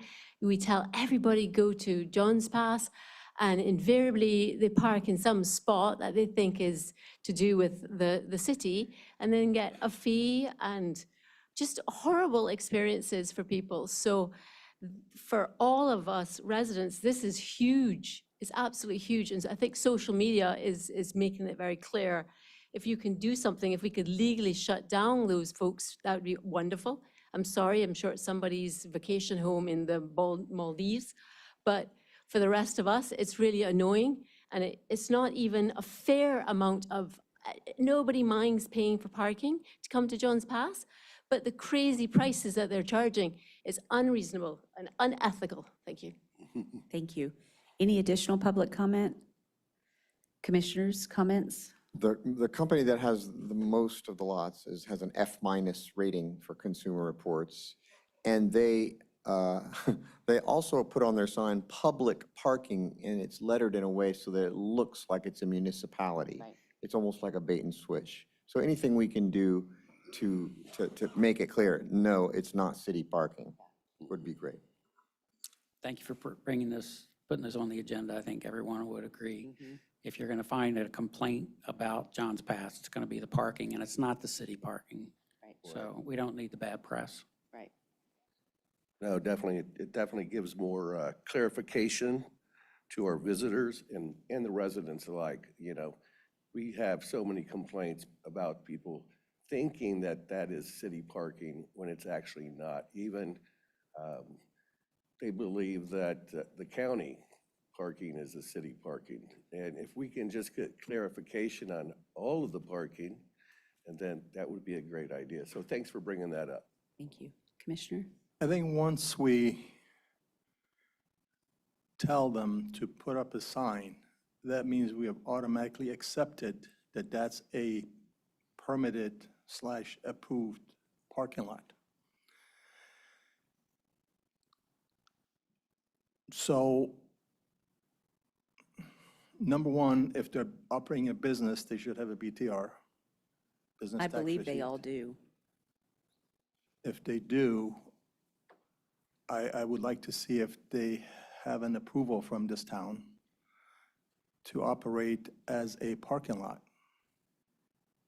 I believe they all do. I don't believe we have any currently, do we, Marcy? Are you aware? To my knowledge, that particular company does have BTRs for all their locations. Yeah. Now, I haven't gone back and revisited all the locations. Most of them were pre-me, so I wasn't really around for that, but we could definitely revisit all of them and make sure they're compliant. But I do know that Lisa drove around and took pictures of the signage to make sure they at least had the signage up that's required by Florida statute. So I do know we were reviewing it to that level of detail to make sure that they are properly licensed. Thank you. Marcy, do they need to list the rates in a way that can be seen on the way into the parking lot? So the Florida statute does state that they have to describe the pricing, but when you read their signs, it does say dynamic. So it does not specifically tell the exact value. It simply acknowledges it's dynamic. I would have to get with Tom and see if there's any way to make it more specific, but they describe it as dynamic. Thank you. Attorney Trask, would we be able to, I mean, is that legal for us to create a ordinance or to make them replace a certain size sign with certain size lettering that says certain words? We currently have a provision in our occupational license BTR provisions of the code that requires everyone that is issued a BTR has to comply with all state law. So that would include this sign regulation. The problem is that all it says, the code says, is that if you don't do that, you don't get a BTR. So now we've got parking lots that are operating without a BTR and the sign that they want in their parking lot. So what are we going to do from there? Well, you can bring them to code enforcement and cite them for failing to have a BTR, but I think that you have a code provision that says that the fine is like $25. So as a cost of doing business, I don't really think it's going to go anywhere. But that provision of the code says that the Board of Commissioners has the opportunity to revoke a BTR if they don't follow the law. And you also have the ability in that section of the code to require them to meet state law. So now it becomes a Board of Commissioners action and a formal hearing before you to push it that direction. I don't really want to see you be doing that. You need to focus on your legislative policy, the direction that you want to give city staff and the city manager and so forth. I think the better approach would be to amend our code to make a specific code provision that requires them to follow that state statute specifically by number, and have them obviously place that sign on their property, or many signs depending on how many entrances that they have. And then if they don't comply with it, then bring it to the special magistrate for something more than $25. The special magistrate can fine up to $250 a day for the first violation, and if it's a repeat violation, then it's up to $500 a day. So that will hit them in the pocketbook, so more than likely that will get their attention. But as for the size of the sign, you have sign code regulations, so we don't want to require them to violate the sign code by having it super big, for example. It's going to be whatever the sign code allows them to do, but they just have to get the proper information and lettering on that sign. So we could require them to, whatever our sign code says the sign can be size, to have a sign that says, whatever, this is not a city parking lot. It's whatever the state statute So says. we can't do anything different than the state statute. I would not, suggest that advise you to do that. Now, you can place on your website and other places throughout the city where you have, active public parking that is not by a private vendor. You can publish that. We do that. Yeah. But the visitors that come to town, they don't see that. And then they end up in one of these lots with a $100 bill for parking. And if the sign says that that's what they're going to be charged, then having it say that it's not a city parking lot is not going to get you any more, it's not going to put you in a better position in my mind. It's so long as the rates are known to them and what they're going to be exposed to, whether it's private or public, then they'll have all that information available. So, and as for placing a sign in the right-of-way, you have specific provisions that prohibit placing signs in the right-of-way. And we cannot place a sign on private property. Right. So we're kind of caught in a, Catch-22. Yeah. Yeah. So that's why. So Marcy, when she drove around, were the lots compliant with signage or not? So I know we sent the pictures to Mr. Trask. So when I viewed them, it seemed to touch on everything in the Florida Everything. statute. So I don't know if you had the same interpretation when you read the sign pictures, but it seems to me the sign was obvious and legible. So to me, that met the intent and it covered the topics. But like I did say, it does say dynamic. It doesn't specifically say it's gonna be $60, it's gonna go to 100, and then it doesn't really break it down like that. So I'd have to. so revisit. I didn't read all the wording on the little picture that I had. Yeah. But I'd be happy to do that. So the real question to me a couple of days ago was, are they required to have the sign, and how do we enforce that in our current code? Right. So, I would love to figure out if there's anything that we could do to make them miserable. Okay, How- well, how- I'll get with. How is a sign that says we have dynamic pricing any different than having a sign saying, we're not going to tell you what you're paying? Right. Right, so it gets down again to, I think, Tom and I sitting down and going through the verbiage in the statute, you know how that goes, and making sure that we feel like the sign is meeting the intent, because it says, the signage must state that the property is not operated by a governmental entity, list the rates for parking charges for violating the rules of the property owner. So it says list the charges for violating the property. So it's kind of worded interestingly. That's why I would say it's probably good that Tom and I kind of sit down and really vet that. And like with the signs, that's why I said we probably have to touch the ordinance to do something if we wanted to initiate that. So I would agree with that. I think that ultimately, unfortunately, it's not going to really, it's not going to fix the challenge that we have with the visitors who come and park and just don't, they just don't recognize it. If the signs are there and the size is there and people are missing it, and they're just missing it. And I can imagine when you're on vacation, you're driving and you're not, so if we could look into that signage and see that it is proper, and then whatever we can do to change the ordinances that would hopefully make them want to comply. yeah, we can discuss legally with Tom what our options are. Okay, That would be. Do we also have signs on our own parking lots? we that do. says We have tons of city- signs. City parking? We have way too many signs. Did I It's do sometimes you public can comment oversign. already? I did. Yes. I did public comment. Yes. But if you'll stand up, please. Jeff Young, just a thought. Hotel rooms post the maximum amount that they charge for a hotel room. Could you put the same thing on these parking lots where they must post the maximum amount that they charge? They can charge less, but they couldn't charge more than that posted amount?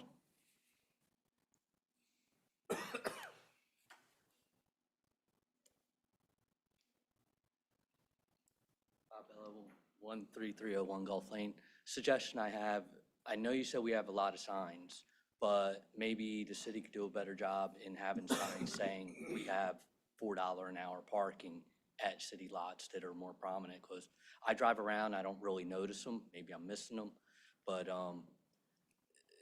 you know, maybe that's when they go into a different lot, now that's charging $50, $60, $75. They'll question it and go elsewhere, I don't know, just a thought. Thank you. All right, so Marcy, does everybody, you agree on that?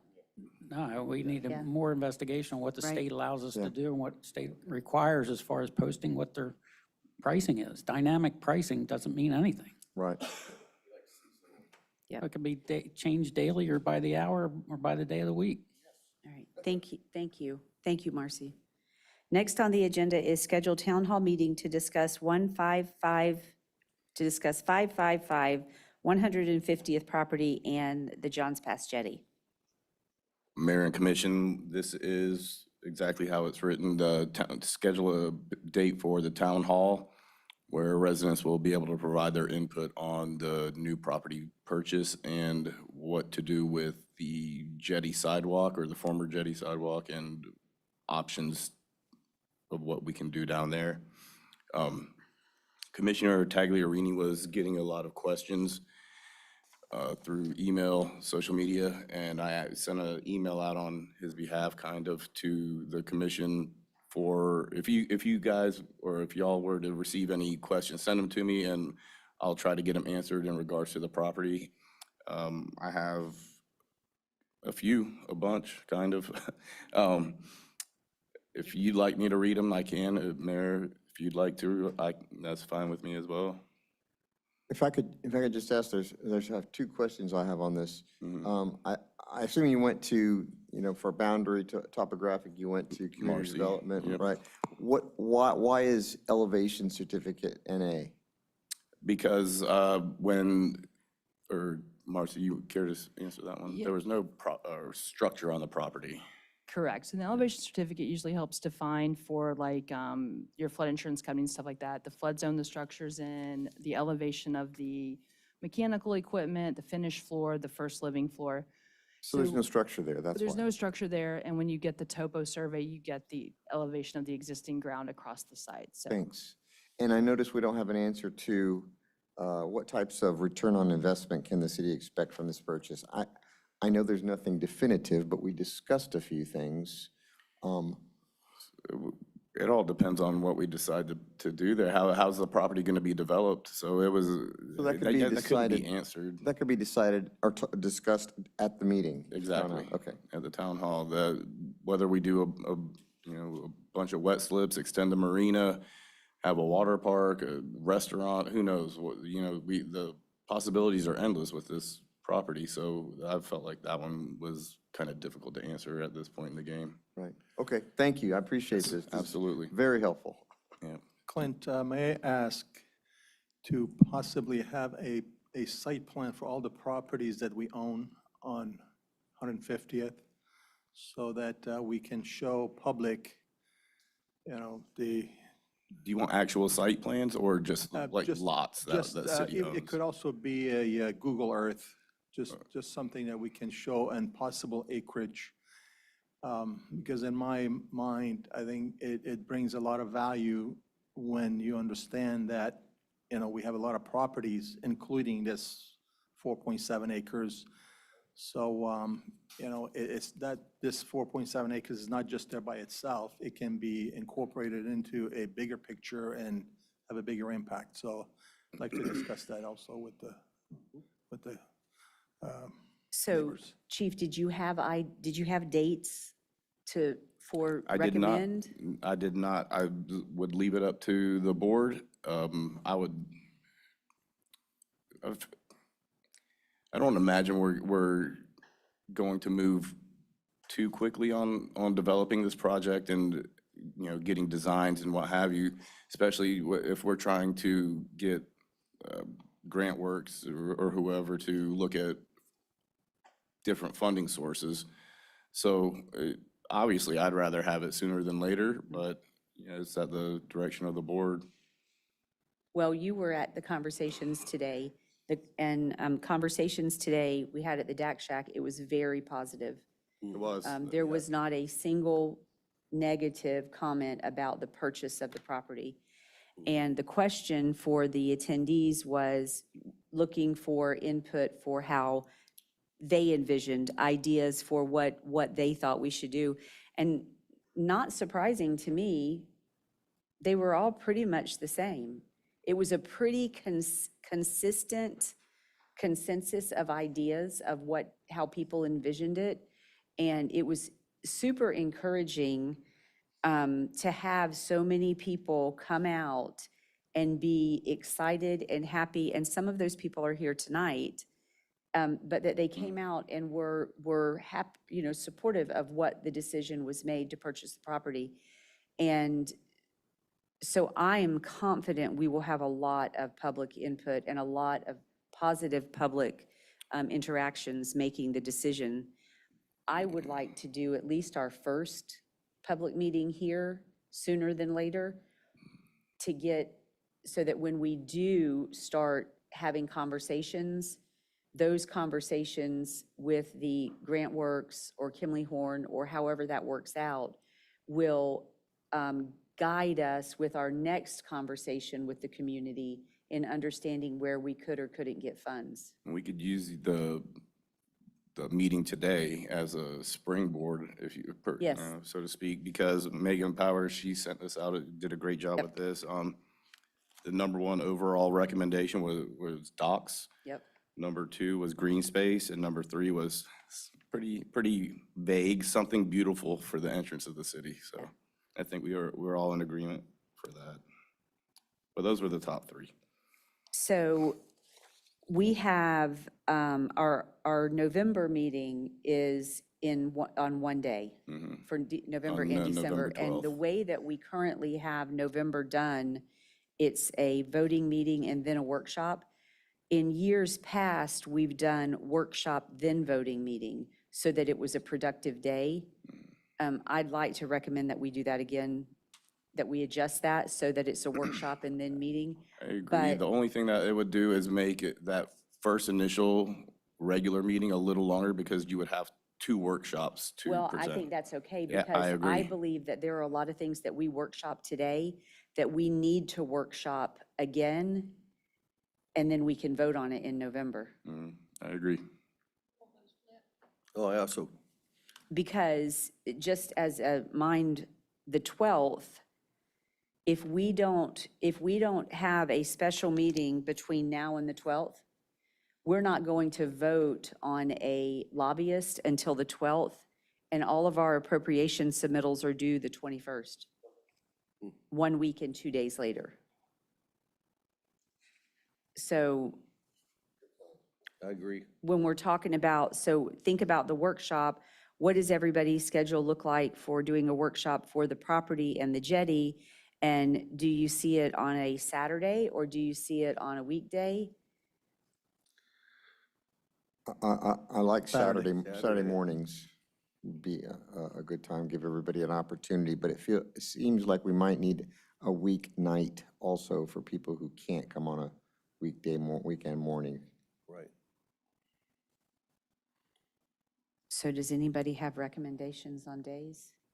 I'm flexible. Well, like maybe November 1st, is Saturday in the morning, and then November 5th, which is a Wednesday, people are come to expect us meeting on a Wednesday, maybe Wednesday evening, the 5th. Just tossing that out there, something like that, to give people options to come. So how does November 1st in the morning work for everyone else? I'll be out of town You'll be out of town. that week. Okay. Well, there's also the 8th, Well, I could say this, they're getting too late. we're not, that's King of the Beach. Oh, We're not running that meeting. We're just observers like we would be in any other town hall. So we don't necessarily have to be in attendance if staff is who would have to be there and run it, unless you don't want the meeting held unless you can be there. and Commissioner Kirk, could you be there on the 5th, the Wednesday night? No, I'm away that week. Oh, that whole week. Yeah. The only problem with that is that you're strictly a spectator and you have no input. That is correct, and as it should be, so that the community is voicing their opinion. Yeah, but we're part of the community. Yeah, because I have some ideas. You can have them, you can sit in the audience and have them, but it's a town hall like we do with the, so, I mean, that's what I'm saying. That's fine, but I'm just saying I won't be available. That's all. If you Okay. want to have it, I mean, I would imagine we'd have more than one. Yes.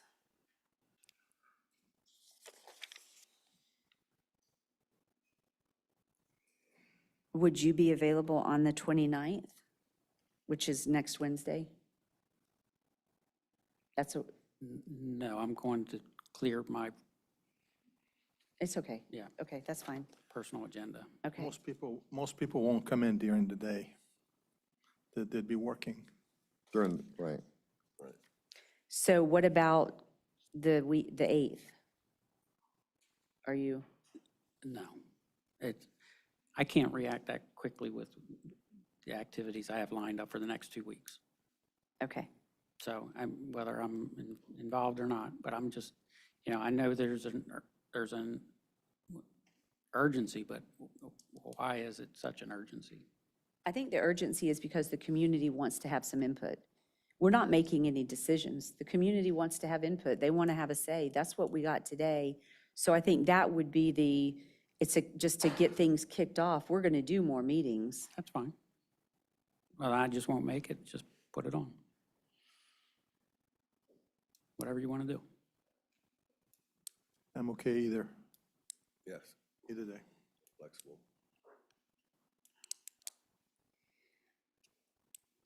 So maybe the 1st and the 5th with the understanding that there's going to be more. Let's do the 5th and the 9th, because the 1st is the day after Halloween. Correct. The 9th, the Sunday? No, I'm sorry, the 8th, the 5th and the 8th, because the Oh. 1st is the day after Halloween, and I'm sitting here thinking Did I that say first? that I could be meant- okay, problematic. okay. So 5th and the 8th. King of the Beach is the 8th. Yes, thank you, Jay. So that won't. It's at night. True. It's at night. Yes, please.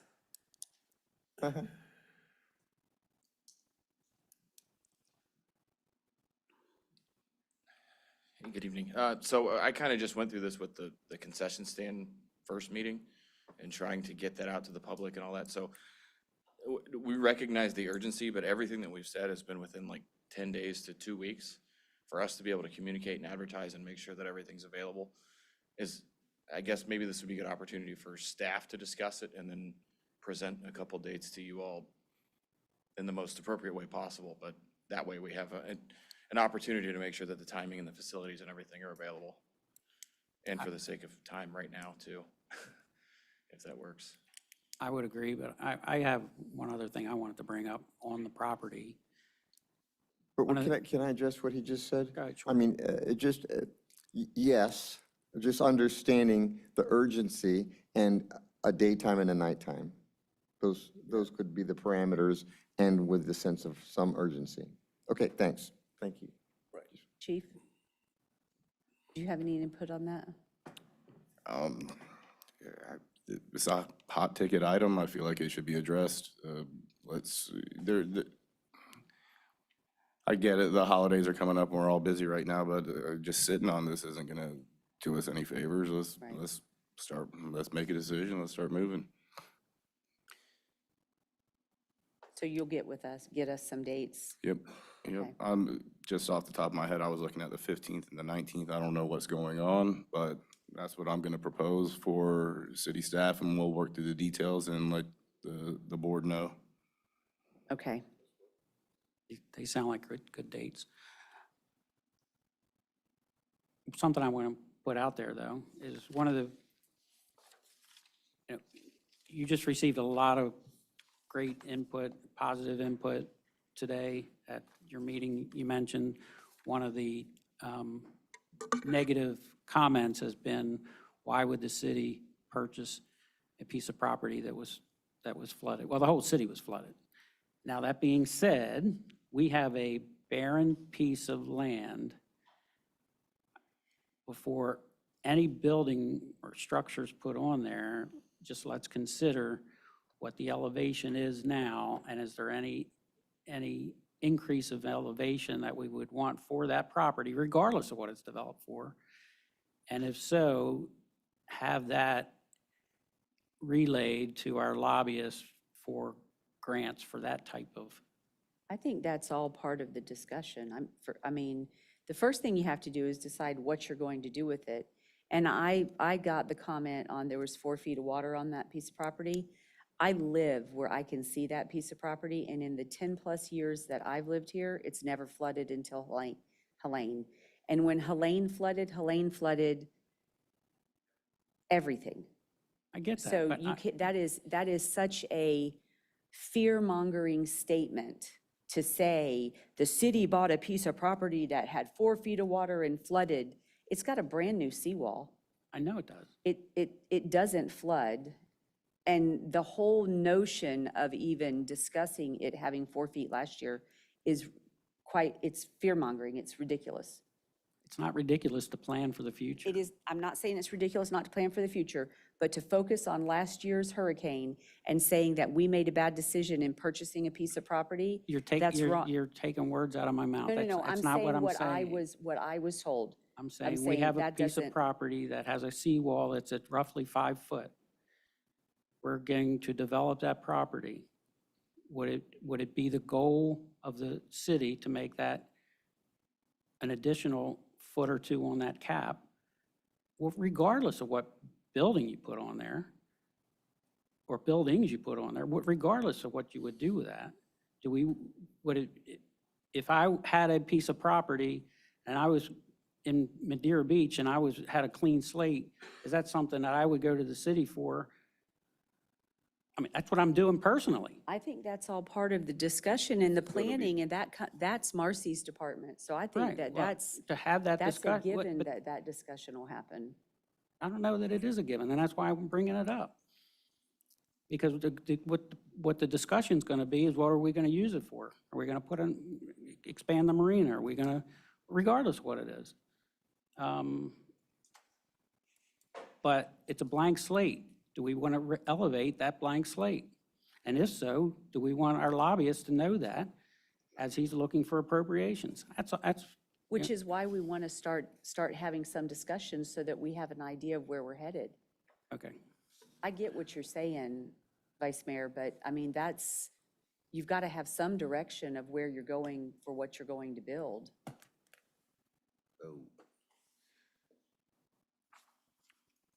Any additional comments? Oh, thank you. Thank you. Do we have any public comment? Next on the agenda is the city clerk's performance review. Chief? This isn't the actual review. This is more on how you want to review her. And so in the past, I don't believe it's ever been at the dais. It has not. So yeah, it has not been. I believe Clara stated a couple meetings ago it had to be out here, correct? No? Yeah, so feel free to speak on this, It was talked about Clara. in the meeting, but commissioners, just like with the city managers, always sat down with the city clerk. And, because, you got quality time to talk, and feedback on both sides and everything and come up with a plan and whatever they want to do. And then they tally the points, whatever, there's a point scale on it. And that HR or finance, I think it was Karen, she'd add them up and it tells you what your, of course, the last couple of years was no merit. It got added together. Yeah, and this year was tied to your merit increase. Yeah, I got the over the board, and then just the points added together and divided by 5 is what's going to determine whether it's 1%, 2%, or 3%. Sure.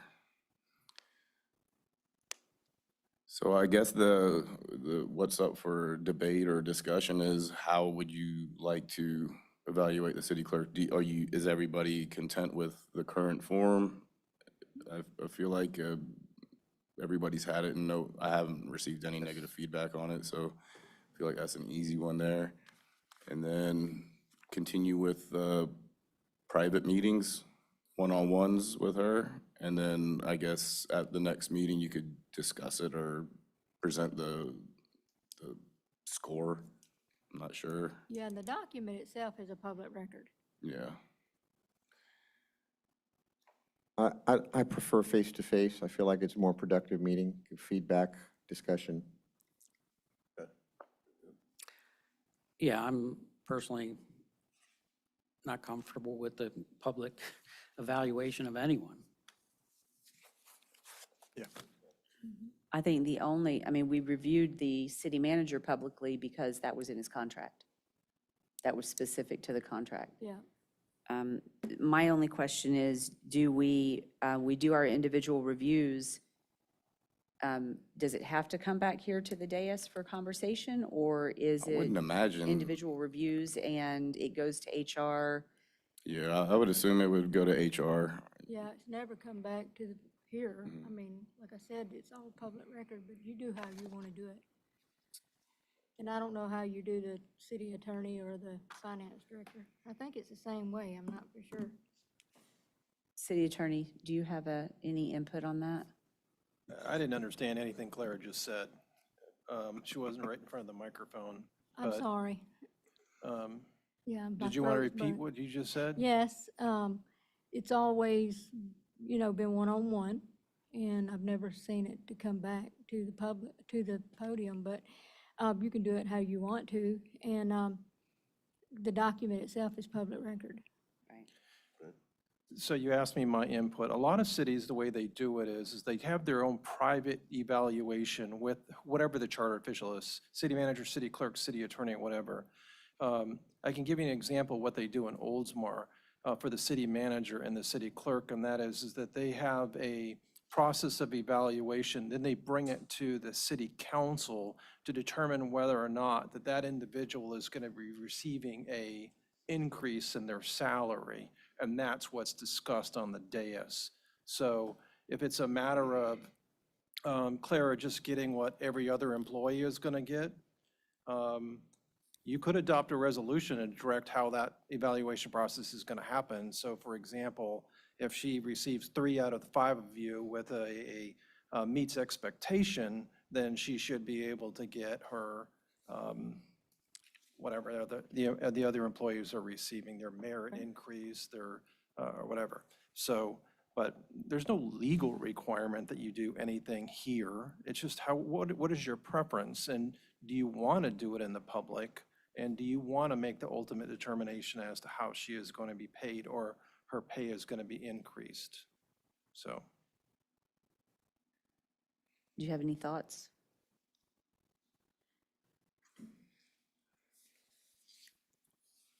Go ahead. I'm still with face-to-face, and I don't really feel the need to bring it back.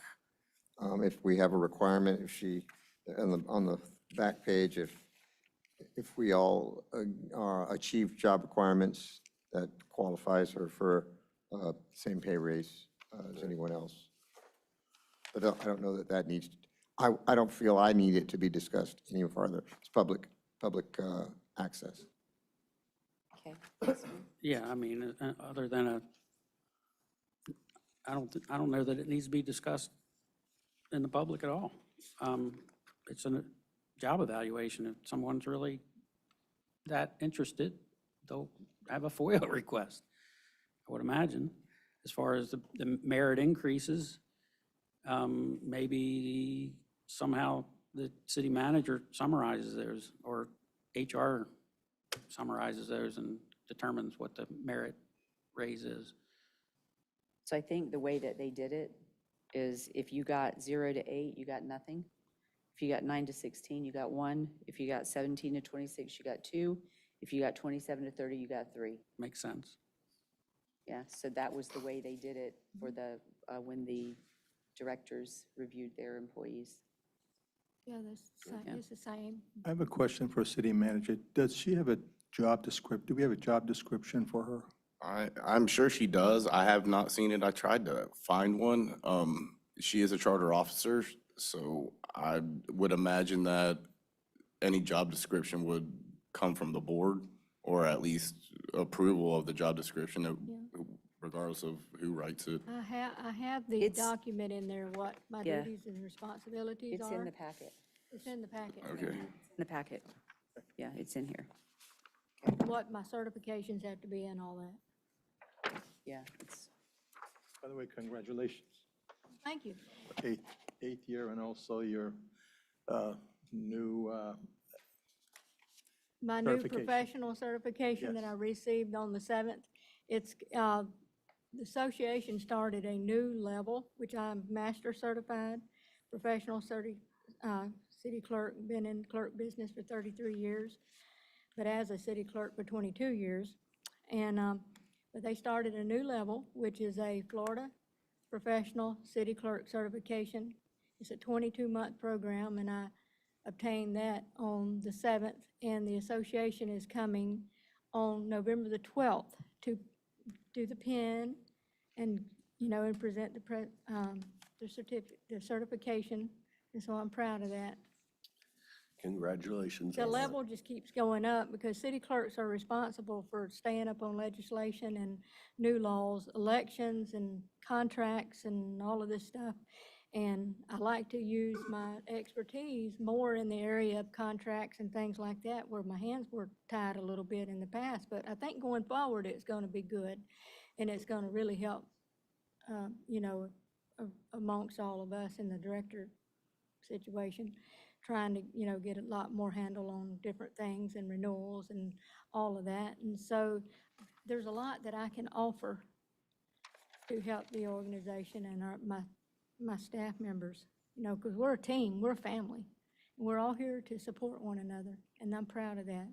Great. thank you, Clara. Thank you. So next on the agenda is community development, ordinance 2025-19, C3 zoning district setbacks. Marcy?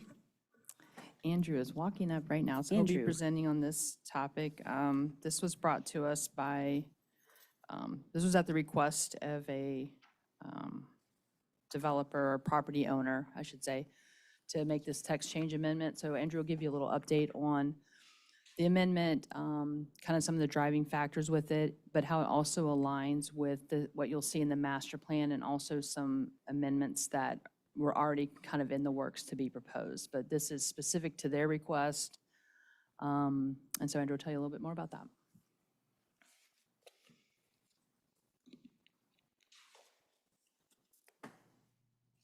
Where did the, trying to find where did the agenda packet just disappear? Okay, reopen it.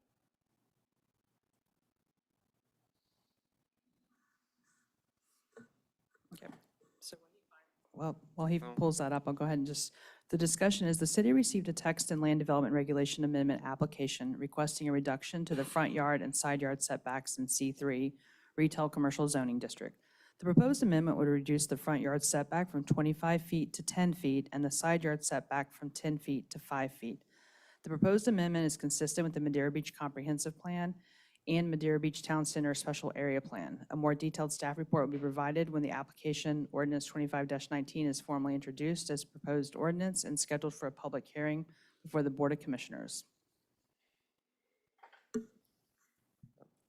So So as shown in the memo and attached to the agenda packet, this was a privately initiated text change amendment. But we do support it, and as shown as the other item you'll be discussing later with the resolution to adopt the master plan.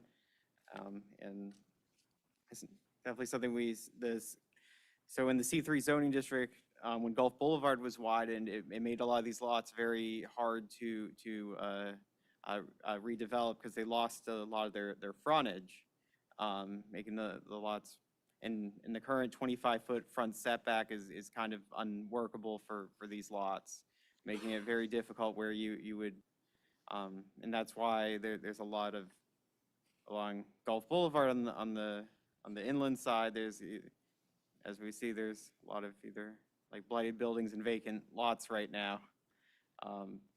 So this amendment is focused more on kind of smaller redevelopment projects and allow for like mixed use.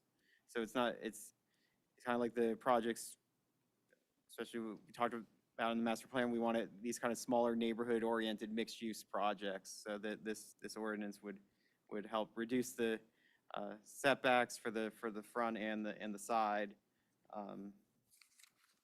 And the ordinance itself, it shows, so it reduces it for the smaller lots that are have a width of less than 120 feet. And then but the front yard setback one that reduces it all to 10 feet, and it's in line with with the front setbacks we've done for some of the areas down in the Johns Pass Village Activity Center. So I think it'll be a big improvement, and we definitely support this text change amendment. Are there any questions about it? Do we have any public comment? Commissioners, questions, comments? Do any of these reductions in setbacks impact are there sidewalks in front of some of these properties where we're looking to increase or decrease the setbacks? Are the sidewalks usually in the state DOT's right of way on Gulf Boulevard? I think Right, so it would be the sidewalks are Yeah. located in the right of way, so they wouldn't be on the private property themselves. They're typically located So it wouldn't within the impact public any of the right-of-way. sidewalks? Correct, it would not impact them. Okay, thank you. Comments? And again, this is kind of in line with what the master plan found as far as being one of the limitations along Gulf Boulevard and doing by right permits and development is the limitation with the setbacks was really making it very hard to properly use those properties. Commissioners, do you have any comments or questions? Just a couple questions. Is this also consistent with buffering requirements? It would meet all the other requirements, so we would still look for the landscape buffering would still be intact, and all the other parking requirements won't be touched, those would all stay But it in would be, place. I mean, if you're reducing a setback, then the buffer would need to be reduced to 5. Do we have that already? For the landscape buffering, did you? For that? so. Let me just pull up the C3 zoning. I mean, I think with the landscape buffer isn't only if it's adjacent to residential. Correct, yeah, so which is This would be front buffer. inside, so we're doing, yeah, front and side would be touched with this text change amendment, and all the others, so anything applicable with the buffering and stuff like that would be enforced accordingly, but to Yeah. your point, if we needed to look at the adjacent ones, I didn't, I'm not sure. And then the other question as far as height, I was trying to just find the maximum height for C3. So the height isn't being touched, that's not included with this text change amendment, it's just based on the front and side setbacks. Understood, but if the building is going to be 100 feet and you're 5 feet from the right-of-way line, that might be, you might want to do some sort of step back. Correct. Just a thought. Right, no, so those would be, So I mean, the height's still for just pull, we have the height. So the maximum building height, if it's a commercial use, just straight commercial use, it's 34 feet from design flood elevation. If it's multifamily or temporary lodging use, it's 44 feet from design flood elevation. So that would, the tallest by right would be 4 stories over ground, like ground floor parking or a dry flood proof retail. It would be from DFE, right? Correct.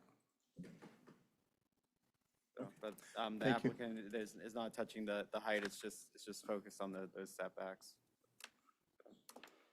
Any Just have additional? a comment. I agree with the city staff. I mean, we've looked at this before, correct?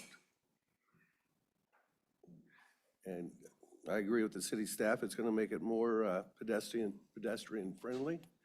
And yeah, so that's all I have. Thank you, Marcy.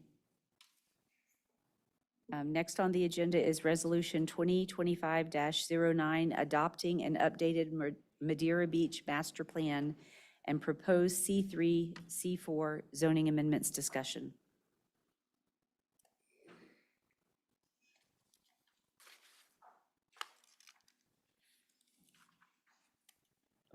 And we have Hannah from Kimley Horn. And tonight, as a discussion item, we brought Resolution 2025-09, which is adopting an updated Madeira Beach Master Plan.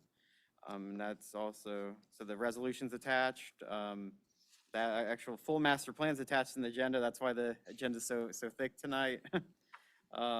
And then also attached at the end of the master plan is we wrote up a draft acknowledgement letter that the Board of Commissioners, you can discuss. It's on page 277 of your agenda packet. Which we'll need a acknowledgement letter from when this is adopted. And then also Kimley Horn, as part of their contract for the master plan, they did look at the C3 and C4 zoning districts, and one of their suggestions that was shown in it was to reduce the front and side setbacks to what the applicant requested. So if you guys have anything specific, Hannah can speak to that. The next step for us, Andrew, would be, so after tonight's meeting and discussion would be, We were going to bring it to the Plan Commission for them to vote on their recommendation, and then it would come to the November BOC regular meeting for adoption of the resolution.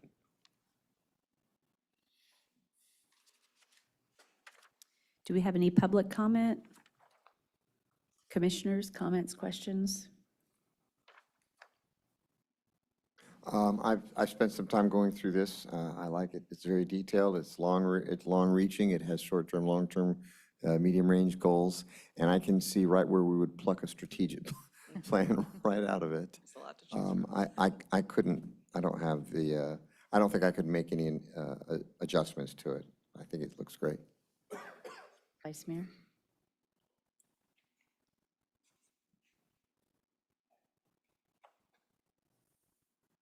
I really don't have any questions at this time. Commission?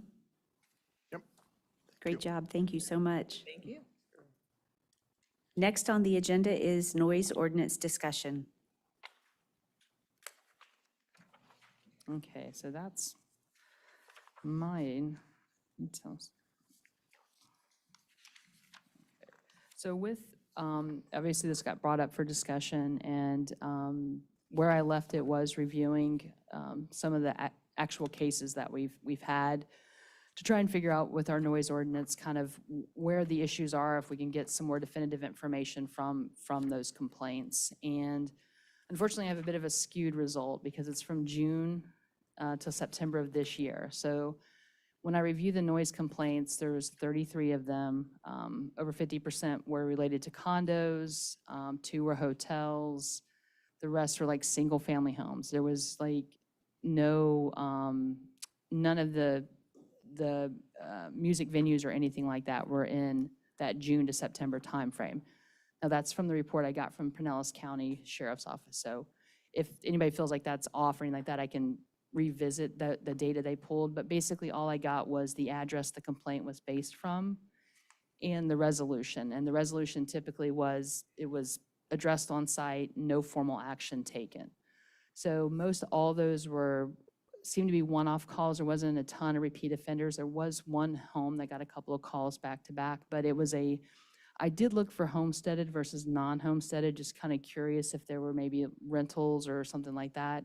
But there was more calls from homesteaded single-family home than the two we got from single-family homes that weren't homesteaded. One of them specifically was owned by an LLC, so I'm assuming they probably were doing they may do rentals or whatever there. So from that, I couldn't really glean a ton of, I think, helpful data. This time, 2024, or a time frame in 2024 may render something different. So I was going to get with Corey about that.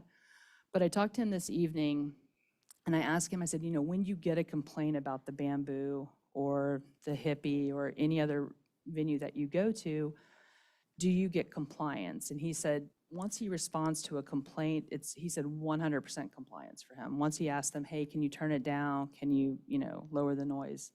So he says he gets really good responses when he does approach the venues. Now, along with the timing of us discussing the noise ordinance, Pinellas County has also updated theirs. So I have started kind of reviewing their ordinance. It looks like they've provided just more definition and clarification, which is kind of what Commissioner Taglerini had also thought maybe we do just better clarification. They defined quiet hours and they gave them specific timeframes, and then they went through and kind of further defined some of the where the noises were coming from and better define that. They also gave a distance. We have the 50 feet. They have a property line reference in there. So I think it's going to be, I can overlay some of the changes they made and see if those align with maybe some clarification we can provide in our code so that it's a little more clear, maybe things are a little more defined. But we have the Pinellas County ordinance as adopted with our ordinance. We refer back to theirs. So I have to kind of further vet the interplay between those. But with the report that I got, I didn't see anything. But like I said, it could be an outlier year because of not having a ton of people here. So that's kind of where my research has taken me thus far. Just my comment, my thoughts about that are people don't suspect that they can report a business for sound violations. Okay. I don't think. But it also, my other concern is, so you're saying would in the food chain, is the Pinellas ordinance over the Madeira Beach ordinance, or which does, so it sounds like Pinellas says they mention a property line, right? That's a little farther than 50 feet, but it's still very definite. It's definite too, and that's one of the conversations I'll need to have with Trask, is when you get into the code and references, sometimes you have a more restrictive that it's always binding versus a more specific that can be more binding than a restrictive one. If there's a code reference that is more specific and defined that can be enforced versus one that's maybe kind of just there. So that's part of the conversation with Pinellas County having redone their noise ordinance. I need to sit down with Tom and kind of go through what our options are. Right. And what is covered, just to your point about the question of when does our code override theirs versus when do we have conflicts? How do we work with that? So that is a conversation I'll be having with Tom with their new code. Okay, I mean, I see your recommendations here, and that's, I'd love to have more conversation about it, so thank you. That sounds great. Do we have any public comment?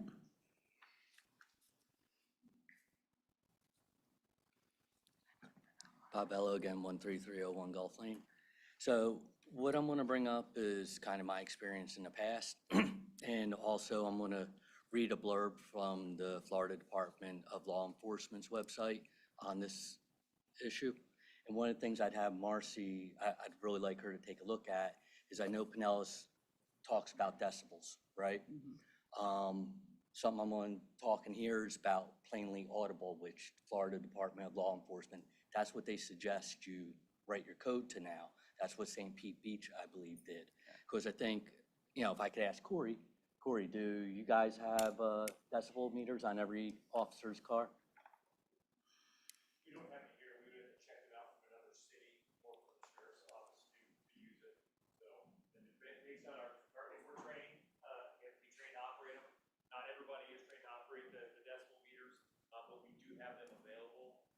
code pretty much just has a line of sight. The county does reference decibels. Ours has more of a distance, and that's where we use the 50 feet.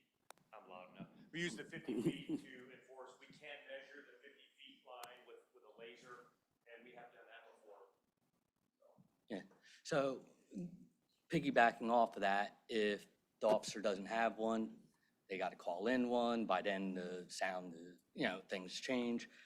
So just here's a little blurb from their research paper. The equipment's not readily available for the officer, does not have proper training to operate the equipment. Lack of training may also cause the officer to be uncomfortable defending the case in court. There's wording that can be used in nuisance-based code that's upheld by the court standard of plainly audible, has been held to be neither broad nor vague, State versus Ewing. This wording is clear and easily understood by anybody. Subjectivity of it has been removed. The following standard can be used in the ordinance to address the sound system as plainly audible. Means any sound that can be detected by a person using his or her unaided hearing facilities. I'm just going to scroll down a little bit here.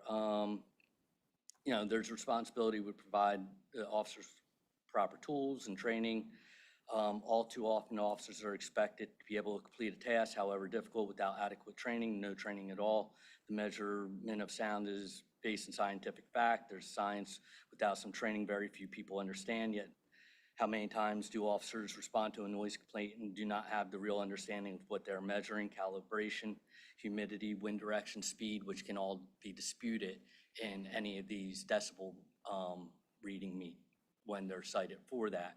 So that's why, I would really suggest that, we strongly look at using plainly audible, maybe speak with St. Pete Beach, to have something that's really enforceable that's not just going to get thrown out. So that's my 2 cents.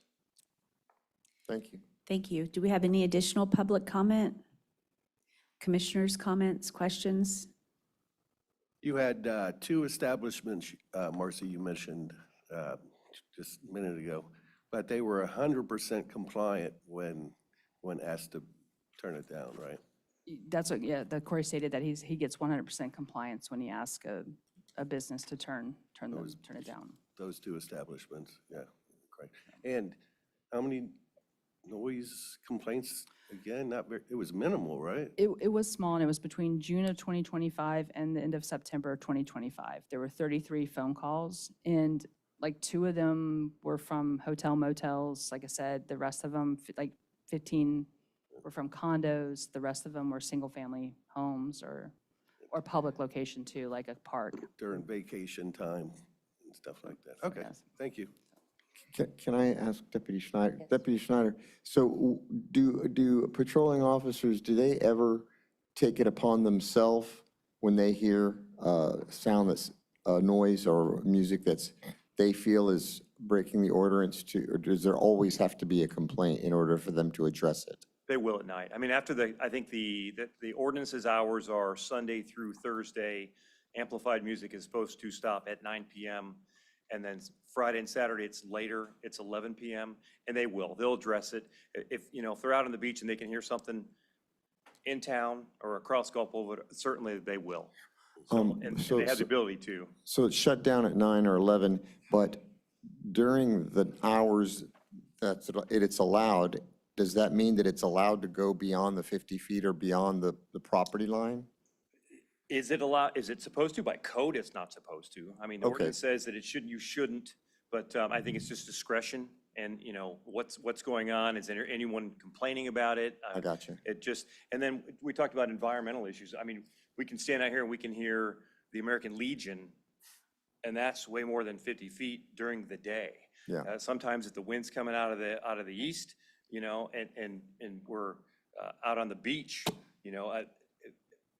you can hear it come straight through. It just depends. I mean, certain conditions can enhance the sound traveling. I'm not the scientist, I don't know, but and it just depends. If we're getting complaints, we'll certainly address it. If the deputies hear it and it's at nighttime, Right. and all the lights are out, they certainly would tell them to quiet down. The reason I ask is during the time when many people were out of their homes, FEMA was putting some of the residents in condos across the street from the bamboo. Bamboo. Right? And they were hearing it at all hours, not after hours, but it was a lot for them to live through during that time. And so my concern would be if they're not supposed to go beyond the property line, they should call. They should call the non-emergency number, right? They do. We get a lot of, I mean, when it was busier, we had more people. People from the condos would call and guests would say, hey, it's still pretty loud. It's not uncommon for visitors to call and say, I'm up at night. It's still too loud. They will call. They have called. Okay. So I don't know because, I mean, you know, the hippie or the former brass captain, we got noise complaints from the condos across the street. We would go, we would tell the management, hey, got a complaint, shut it down.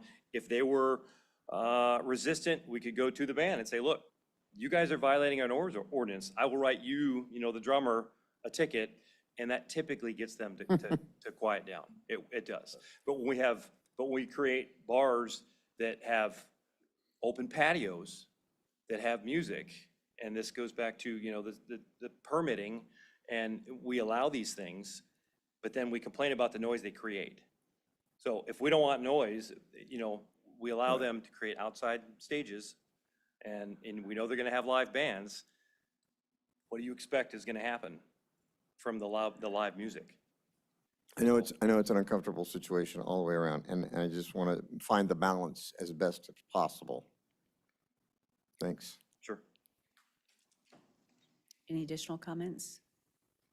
Well, I think at some point we'll have to adopt a new ordinance with the noise, whether we can come up with our own or adopt a Pinellas County ordinance. So I think Marcy is going to analyze Pinellas counties, and if it's good, we're happy with that, we can adopt it. Otherwise, we'll do some more studies and have our own and then adopt that. I suggest Marcy just carry on the way she's doing it, and we'll enforce. They're getting compliance when the sheriffs ask them to turn it down, they turn it down. So we just keep moving on. Thank you for the work, Marcy. Yes, thank you. Next on the agenda is restrictions within the swim zones.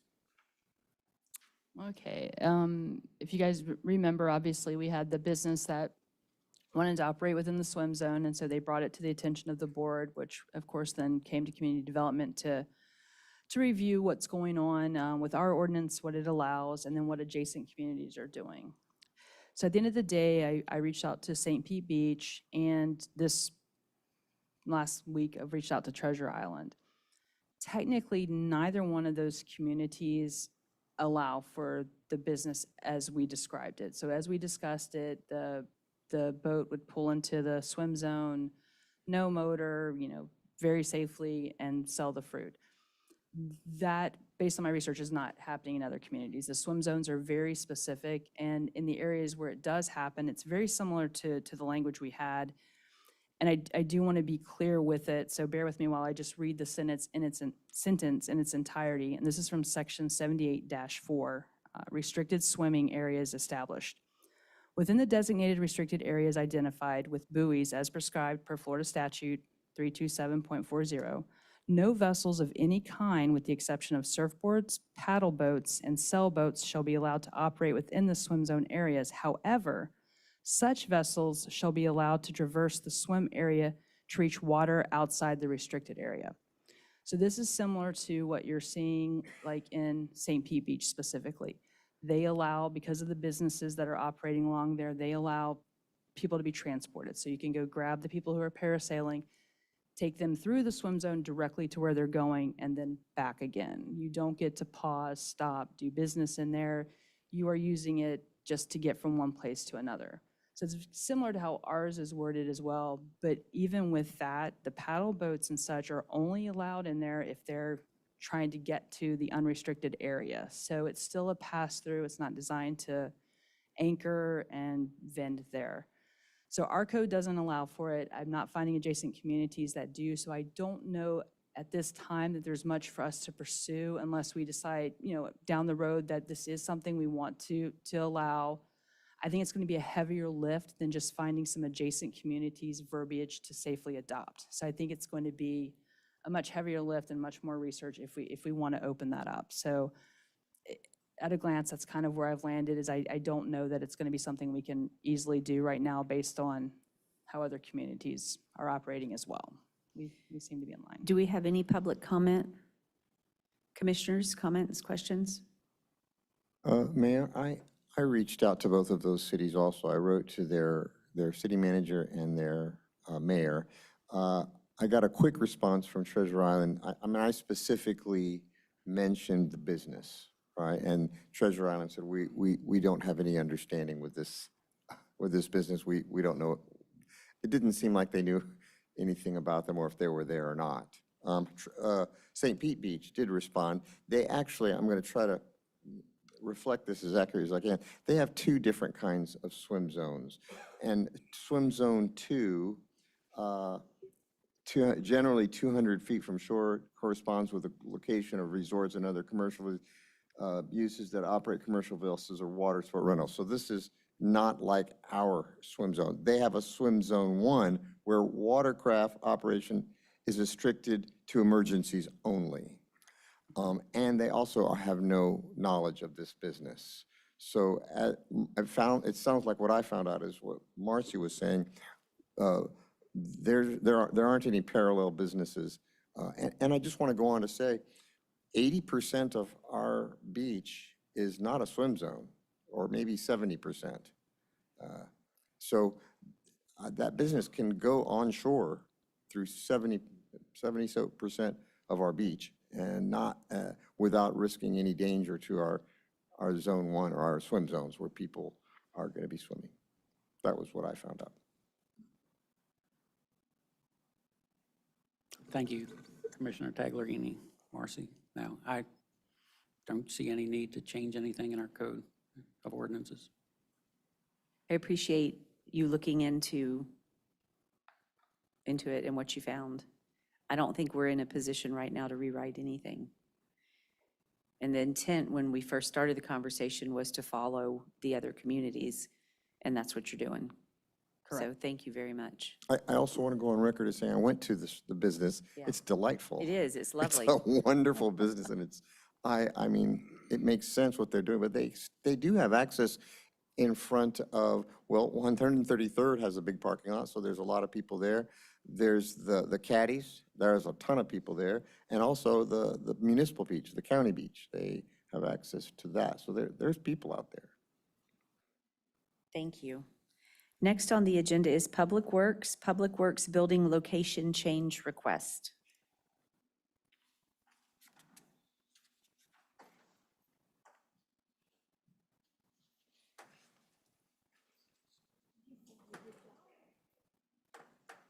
I'm sorry, real quick, good evening, by the way. Did we ask for public comment on the swim zone discussion? I did. You did? Okay. Sorry. Okay. I can ask again. If you'd like to have a public comment on the swim zone, yes.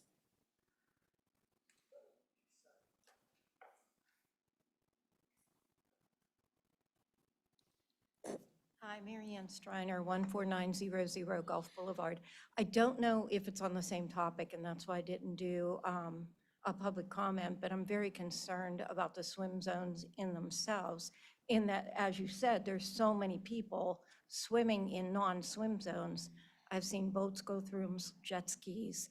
It's very dangerous, so I have requested in the past that all of Madeira Beach be a swim zone for the safety of our children. And we have so many guests, and it's just becoming more populated. And I've seen jet skis go through swimmers. It's scary to me. So that's what I wanted to comment on, which wasn't on topic for this. But I wanted to put that on record that we can maybe discuss that in the future. Thank you. Thank you. Thank you. Thank you.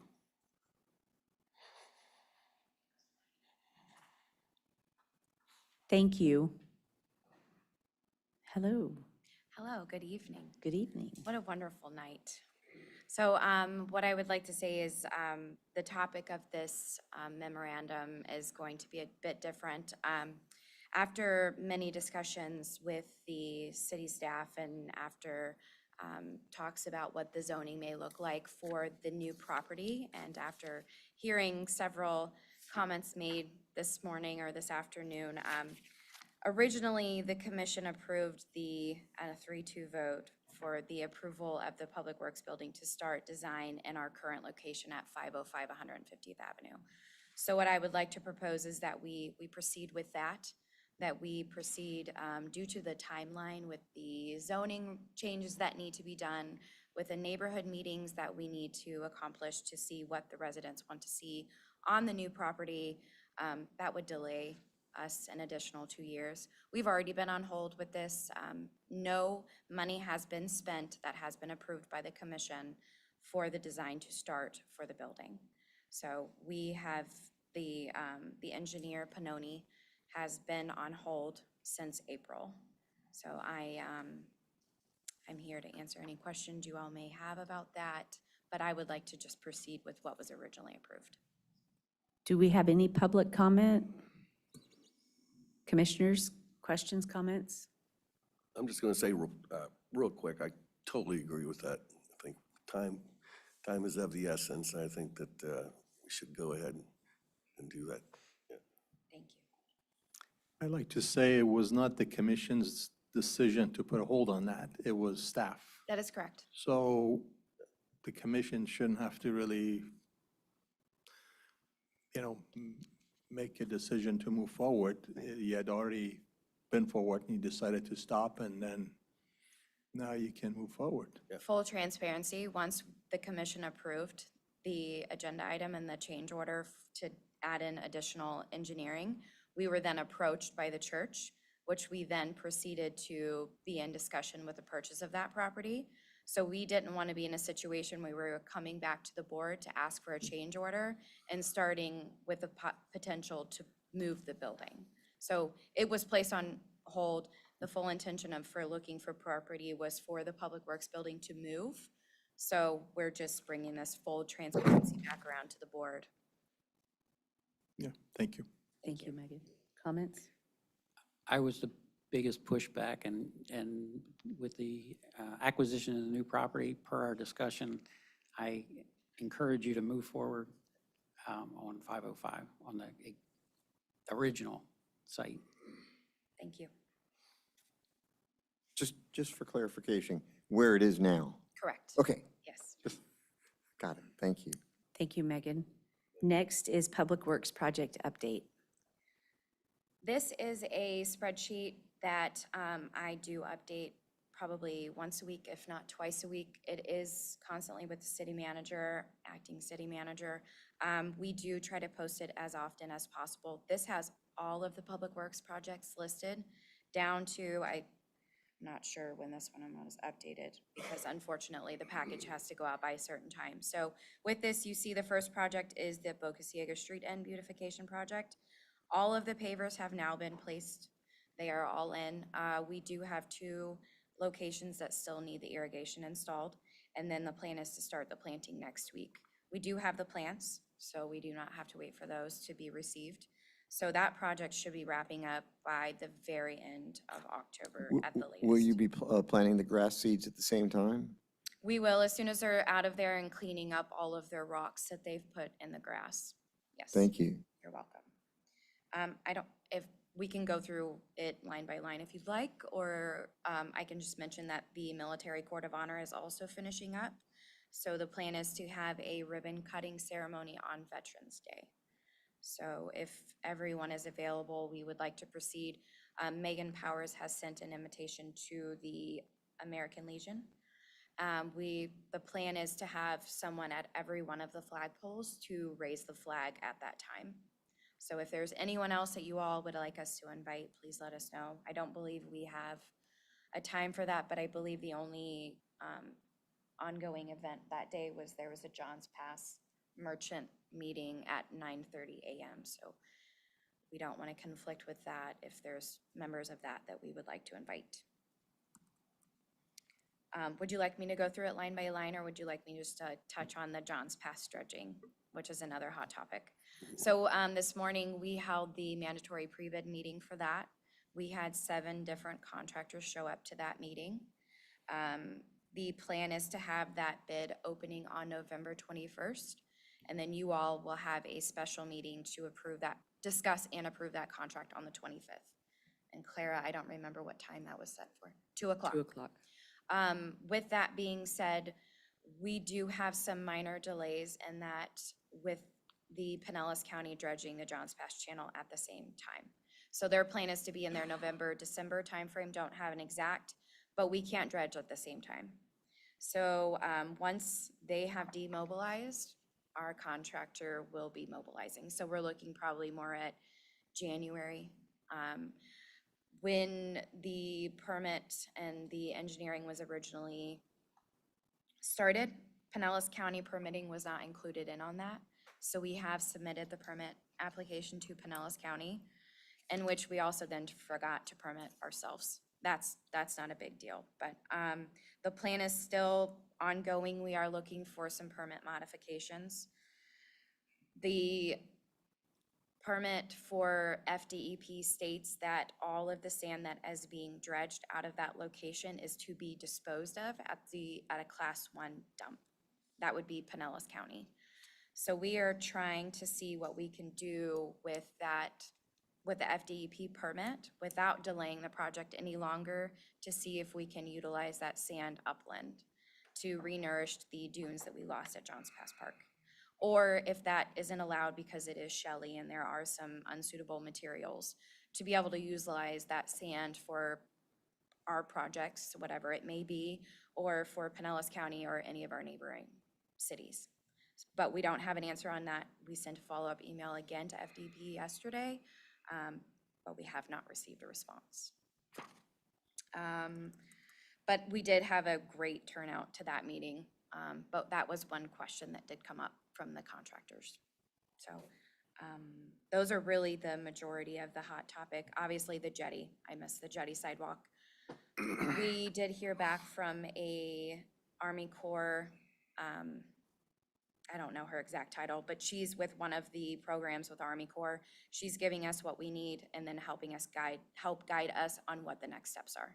So we do have a proposal from an engineer, but the difficult part is to have a proposal on what the permitting is going to look like, because as we've all seen, permitting with FDEP, with SwiftMud, with Army Corps can all take a very long time, or it could take a couple months. So having the unknown is, we're unsure. So once we get the information back from Army Corps, it may help us, guide us on what next steps are.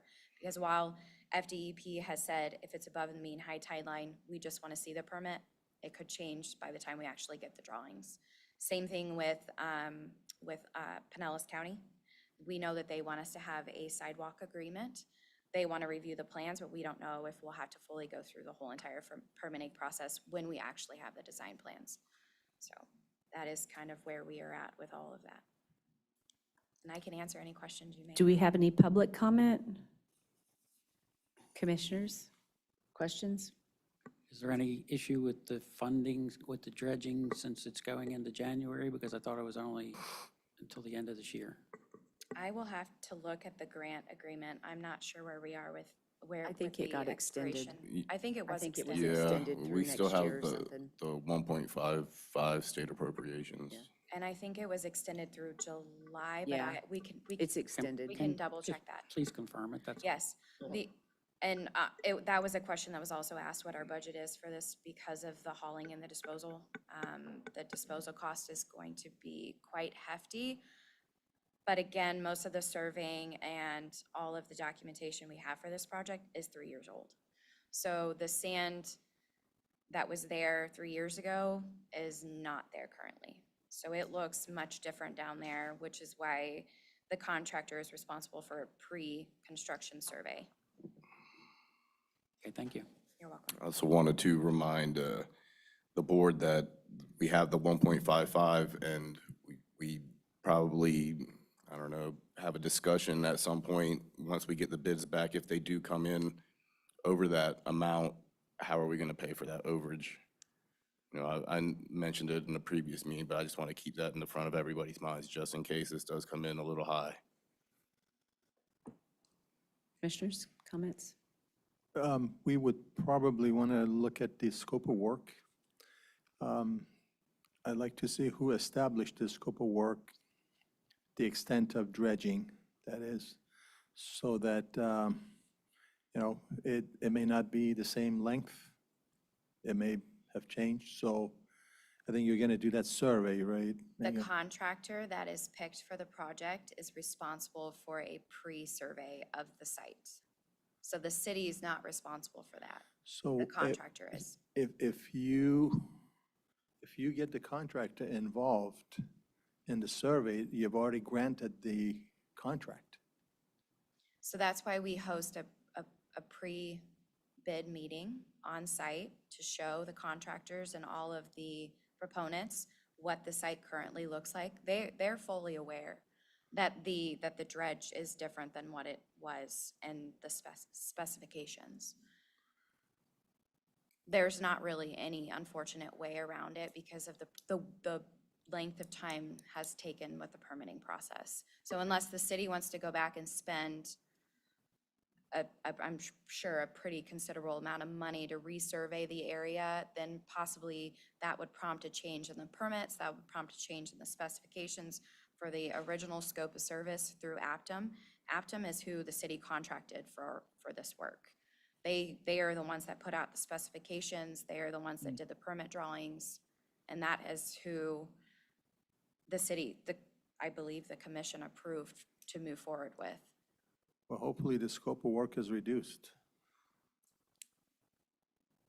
Hope the extent of dredging is reduced, I hope. But you're already granting the contractor the project, and then whatever survey they do, if the cost goes down, if it's reduced, they're not going to give you a real value back. They can't charge us for something that they didn't do. They can't charge us for more sand dredged than they actually dredged. What's the purpose of the survey? Well, the purpose of the survey was for the permitting process. But that was done during permitting. So I inherited this project, as you are aware. Yeah. So I was not involved with this project for the past however long it's been going on. This project was just handed over a month ago, whenever the previous administration. Well, there was a survey done, and I don't want to belabor this, Mayor, I'm sorry. The survey was done, and based on the survey, you designed and you permitted the site. The city designed and permitted the site. Yes. So now you want the contractor to go and do, after you grant them the contract, you want them to go and do another survey? So I can't speak to the specifics of, was that part of the Aptum's description for that? So, yeah, obviously, ideally, it doesn't take 3 years to get a dredging project through, but in this particular case, it has altered the landscape a little bit. So I would suspect that we would get a unit price bid item. We'd be able to compare their survey with the original survey, and they would only be paid the unit price for what they bid. So we would expect it to go down. They will understand those expectations. And if we have any reason to believe that their survey is not accurate and not reflecting what we suspect, we will do our due diligence to make sure it's properly enforced. But ideally, it will come in under because simply the landscape has changed since then. So this is the best approach to get the project moving, keep it on track, and to have them do that survey too. And typically, I think it's almost like, I think it's a common thing too before the contractor starts, because if it's more, they definitely want to let you know. So more or less, that's why we're going to get a unit price. Yeah. So that's what we hold them to. Thank And that's the way it's listed in the bid tabulation as a unit price. Hopefully it'll be within the same cost, the 1.55. We'll see about that. And to your point, if it does come back more with the unit price, if we do need to negotiate to get it down to that and still achieve a quality of level of work, we will put that effort in to do that as well. So we will not take it just for granted, whatever we get. Yeah, thank you. Anything additional? You're good. Next on the agenda is recreation management software proposal.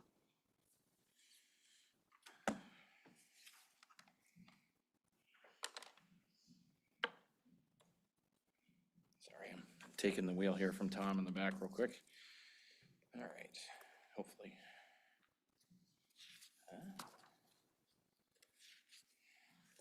All right. All right, good evening, Mayor, Commissioners.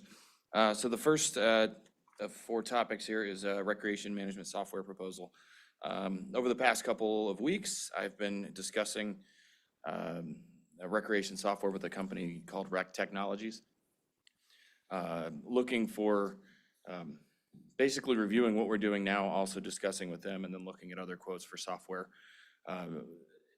For the opportunity, one, to find something that's more intuitive and easier to use, software-wise, and then also looking at the cost of things. Ours has progressively gone up each year, usually at a steady 5-6% increase. So that was taken into account, and then with the pricing and everything. So through this discussion, we've come to a proposal that they have provided for 3 years. If you guys look at the spreadsheet that I have on there, it's also in your packet. Basically gives you a cost breakdown for the next 3 years of how that would roll into place. $13,170 would be the 3-year commitment for the software, and this is for all of our programming, rentals, athletics, all that, and the fitness center, all those different things that we offer through the rec center.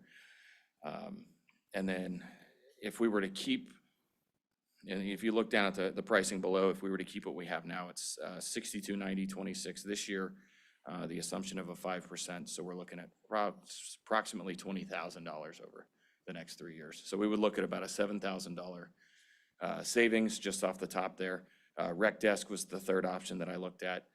The pricing structure there's different, and then there's a lot of additional premium integrations and all that stuff that kind of stacks up to that. So one of the reasons, and I got this conversation started, I was at the Florida Recreation Conference a couple months back, and met this group and kind of got looking at their software. And it's something that, of all the softwares that we've looked at and discussions we've had, this is the first one that I've seen that is starting to utilize AI, which is kind of the wave. And as much as I love our field, it's very late and behind on some stuff like this. So AI was a big topic of conversation, which is why it's the next 2 topics at the conference.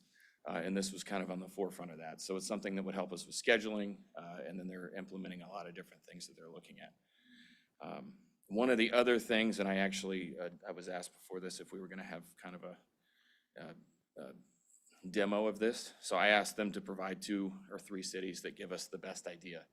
So just to give you an idea, this is what the city-specific website would look like. One of the big thing, it says get matched to an instructor on the top right there. So that portion specifically is we can change that each event. If I wanted to put a commission meeting in there, I could, but we can make announcements in that tab, and it's something that our current software doesn't offer. And it's something that's a lot of the things that they do, I noticed, was very intuitive. So there's a lot of, and then there's a lot of people that were in the software industry that worked with Uber, worked with Airbnb, worked with that kind of stuff. So they're looking for user integration and user ease. And what I've noticed too, especially with our software, is that I'm trying to, the easiest way to say this and the nicest way to say this is that the older part of our population does not like our website. And just going through this, I haven't actually used this much, but looking here, if I were to go, all right, we're gonna go to this pickleball class, we're gonna view details. And then if it loads, I can add to cart right there. And when you do that, it's nice and easy. And then when I went to, this is the other city that we looked at from their facility rental standpoint, they're all listed there. I click on what am I looking at? The water park. Something that we liked was a lot of the visuals. And this, if you've ever booked an Airbnb stay, is very similar to the layout and the ease and use and the access to that. So it's got a lot of photos, and then you type in your guest number, pick your date, and do all that stuff. So from an ease of access standpoint, from a budgetary standpoint, from an intuitive and kind of moving forward standpoint, it kind of checked all the boxes for us. So it was probably a decision that we could have made without having this conversation, but I wanted to make sure that if we are going to make any bigger changes as far as software, something that's going to be communicating externally to the public, that we were kind of all on the same page and made sure that it was useful. The other question that I did get before this was on the back end. So we had 3 meetings, one with me, one with my staff, and one with finance to ensure that everybody was on board with this transition, if that's the direction we go. And then the one finance question that did come up today was the back end reporting. I got an answer from our rep within the hour, and the answer was yes, that we are able to run reporting for any GL code, any program, any whatever we want, custom built into the back end that we will see. So a lot of ease of access, a lot of information. And then one of the other big things that I left out of that is, so we currently use a processor specifically payment-wise for Civic Rec, and then we use a different one for Eventney, which is our event software. This would merge those two into the same payment processor. So that would eliminate another vendor. And as far as ease of access and reporting goes, being able to utilize as many similar vendors makes it a lot easier for staff to be productive and get the information they need. So I think I summed that up pretty quickly. I probably left some details out, but if you guys have any questions, I'll happily answer. Do we have any public comment? Commissioners, questions? No, I think it's a great idea. Also, I look and see it's mobile also, so. And Yeah, so it doesn't have an app, but it is, what did they say? It's designed to work specifically on your mobile device, but it isn't an app. So it's web-based, but it's more mobile friendly, I guess. Yes, so that's. Okay. Yeah. Good job. Sounds like what you want is better and cheaper. Make it so. Thank you. So do I understand that this will replace some other software that you're using? Yes, yeah, we currently utilize Civic Rec. And to be honest, we do a lot of stuff manually because many of our users don't like using it. No, It's just not as. Sounds great. I'm just trying to get a net difference. Yes, yeah, it'll replace at least Civic Rec. And then we do utilize another software for our after-school care program that, in my discussions with them, it's something, again, we always hear this, yeah, we're gonna develop that, but they've shown me how you can kind of do it through the software, but they've been showing me that they're rolling out meetings where they actually send somebody to the site and they go, okay, how would you use it with this? Sit somebody next to us while we're doing our day-to-day, and how can they develop it? They are a younger company, but they've been able to answer a lot of these questions quicker but yes, it's a one-for-one replacement right now for what we're using, and then it'll be able to hopefully roll in and replace another thing. Great, thank you. Comments? No comment, thank you. Do we have any public comment? Just quickly, are there any security concerns with installing this on our server? So it'll be, to answer that, it's all cloud-based stuff, so it's hosted on theirs, and yeah. It's And you essentially just link it through our website? It's essentially just a website, yes. Thank you, Jay. Next on the agenda is the Placer AI software proposal. All right, so I'll give you guys a quick update, and then I'm going to show a quick presentation, and then I'll show you guys they did run one report for us. So Placer AI software is a software that utilizes third-party integration with your GPS data. So what they do is it provides, utilizing cell phone data from third parties, not theirs. It tells us, based on where we run a geofence, and they're going to hate me for saying it the way this way because I'm simplifying it a lot, but basically it'll tell you, like, if I wanted to circle the property right now, it'll tell us how many people were here on the date selected, and there's a ton of other information. But anyway, so it's essentially a geofencing demographic software for us. From a recreation standpoint, it's a software that we would utilize looking at special event funding, looking at park usage, looking at beach usage. It does allow for, you can drop pins and it'll do traffic reporting. So there's a lot of different capabilities for it as far as looking at data that we're trying to find for these things. So myself and Marcy met with them. We've actually, this was budgeted this last year. It is in the FY26 budget. And then, basically, from an information standpoint, I'm looking at this. So we have visitor and resident analytics, event analysis, demographics and psychographics, and then migration and mobility data. So Commissioner Kerr, a lot of the stuff you've been asking about, again, the funding of our services and how many people are coming and stuff like that, this is gonna be one of those things that shows us who's coming here, how many people are coming here, when they're coming here. And then I'll give you guys an example. So they did, in our meeting, we asked just quickly, so this is a very rough drawn, and I'm gonna put it up here, it's a very quick, rough drawn geofence around Johns Pass Village. And they did, so to give you an idea, there's the outline that they provided us. It's almost all of it, but not all of it. This was just quick, like he did it and said, here, and he dropped the points for us and he showed us this area.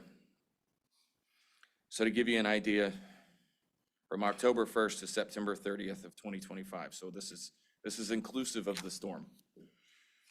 So panel visits, if you look at that, that's 187.6 thousand visitors that are confirmed based on the app data. Then if you go to visitors, it says 1.2 million, and then visits is 2.3 million. So they have, based on their panel visits and what they've been utilizing and everything, they're able to extrapolate those numbers to give us, they say within 90% accuracy, the number of visitors that they have in that area. So Johns Pass Village, in the year following the storm, saw approximately 2.3 million visits from 1.2 million visitors. And then on the right, you can kind of see the year-over-year decline because of storm and whatever else. So this graph right here gives you October 1st is the far left, September 30th is the far right, and that gives you a graph throughout the year. So I can give you kind of an idea of when they were there. The peak that you see there, that was the seafood festival that was run in March. So that gives you an idea. And they did do those 3 days for us, and they anticipated it was about 51,000 visitors for those 3 days.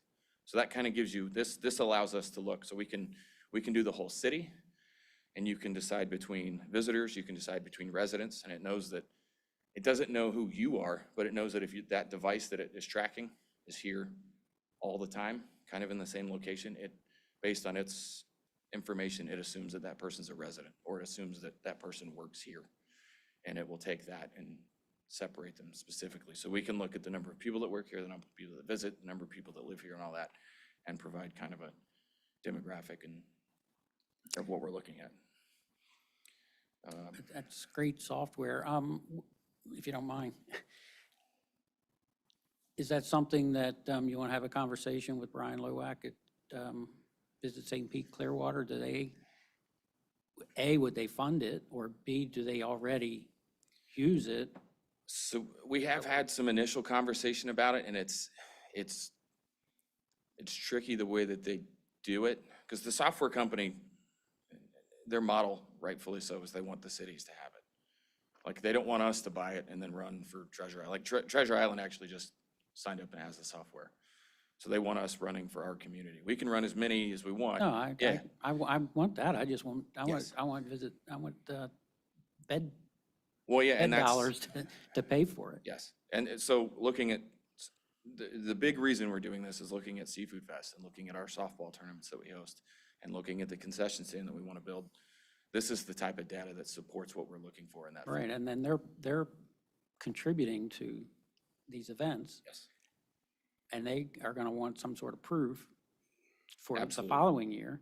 I'm just wondering, it's $12,000, $15,000 a year based on the year. Is that something that they would share in the funding for? That's a conversation I can have with them and see, Yeah. yeah. And then, so you all know, they did provide a sole source letter because a lot of what they do is proprietary. So we have that letter, and depending on the direction here, we would still have to post it on the website for, I forget, 5-7 days. I'll have to get that confirmed. But, so it wouldn't be an immediate purchase. I would have to purchase or post it, and then we would bring it back to the next meeting, so I can have that discussion. And Yeah, I just ask, is that something you'll share in or pay for or whatever? What data would you want from us? Right. Because it's something that would be useful for them. Right. And then I'll just go to the last two things. So this is the heat map kind of that information. So that kind of shows you throughout the United States where folks are coming from, which to me was pretty, from a data side of things, kind of nerd out on that. It's nice to see where they're coming. And that it tells us, even for Seafood Fest, we do some targeted marketing on social media. And this gives us maybe some areas that we can look at between this and data from, flight data and everything, where the airports are traveling to. And then this last one, sorry to go real quick. So this last one takes common locations of people that traveled to Johns Pass Village. So if you went to Johns Pass Village and I went to Johns Pass Village, and then we went to one of these places in commonality, it adds it to the list. So the number one most common location, it's pretty obvious, but it's saying that over 500,000 people that came to Madeira Beach were also in the main terminal at Tampa Airport at some point, in common with each other. Was that previous map, you identify those people that are in Madeira Beach, but then at a later date, you see where they Yes. So from are coming from, basically? From an event sponsorship perspective, from a advertising tourism perspective, from. Again, this is something that Yeah. is our. There's plenty of capabilities, and that's one thing that I think Marcy and I talked for an hour on, like, all these different ways that we can use it. From a public safety perspective, we can look at, hey, there's 4th of July, how many people are at Archibald or wherever? So it's something that we can take a look at, but really for us, it's special events and then finding funding for other things. Looking at number 10 on this list, it says of those 2.whatever million people, 172,000 went to Surf Style. Well, if I get an event and I go, hey, 20,000 people came to our event and 3,000 of them went to Slice afterwards, I'm gonna go to Slice and go, hey, yeah, let's see if we can have a discussion. So it's some data that supports everything. We wanna make sure that good. So, but yes, I'll have that conversation with him and see where we go. Any additional comments? Would any of this software be interactive with citizens? I know it's a lot, has to do with statistics and so forth and so on, but for instance, if somebody wants to reserve a court, and I don't know if this related to this. That was the last software, yes, it will be. So whether it's this one or the other one, so they can just go online and reserve a court? Yes. Yeah, okay. Commissioner? You mentioned we had a line item budget in our budget for it. Are we within the? Yeah, we budgeted 20,000 for this year, so it is. Okay. Because we were given oddly enough, a previous quote for more. So Okay. I'm just not gonna say anything to that. Doesn't Visit St. Pete Clearwater use something like this? I thought that, we talked about this like last year. They're in a kind of a renaissance of their data. They're really focused on, and rightfully so, in the same manner that we should be. A lot of people guess their attendance, and they've got these scientific take a picture, count people within a certain square, all this other stuff, different methods. They're trying to drill down and get very much more specific. This is going to be one of their acceptable ones, their acceptable forms of information, but they're also looking at others. So that's why they're not in the conference. They're not fully committed to it yet, but I think for us doing I'm not comfortable going, oh yeah, there was 150,000 people at Seafood Fest when there clearly wasn't. And, just not, so I want to make sure we have information to back it up. And How many users can have sign on? it's unlimited users as far as this goes, so. Look it up. Okay. Do we have any public comment?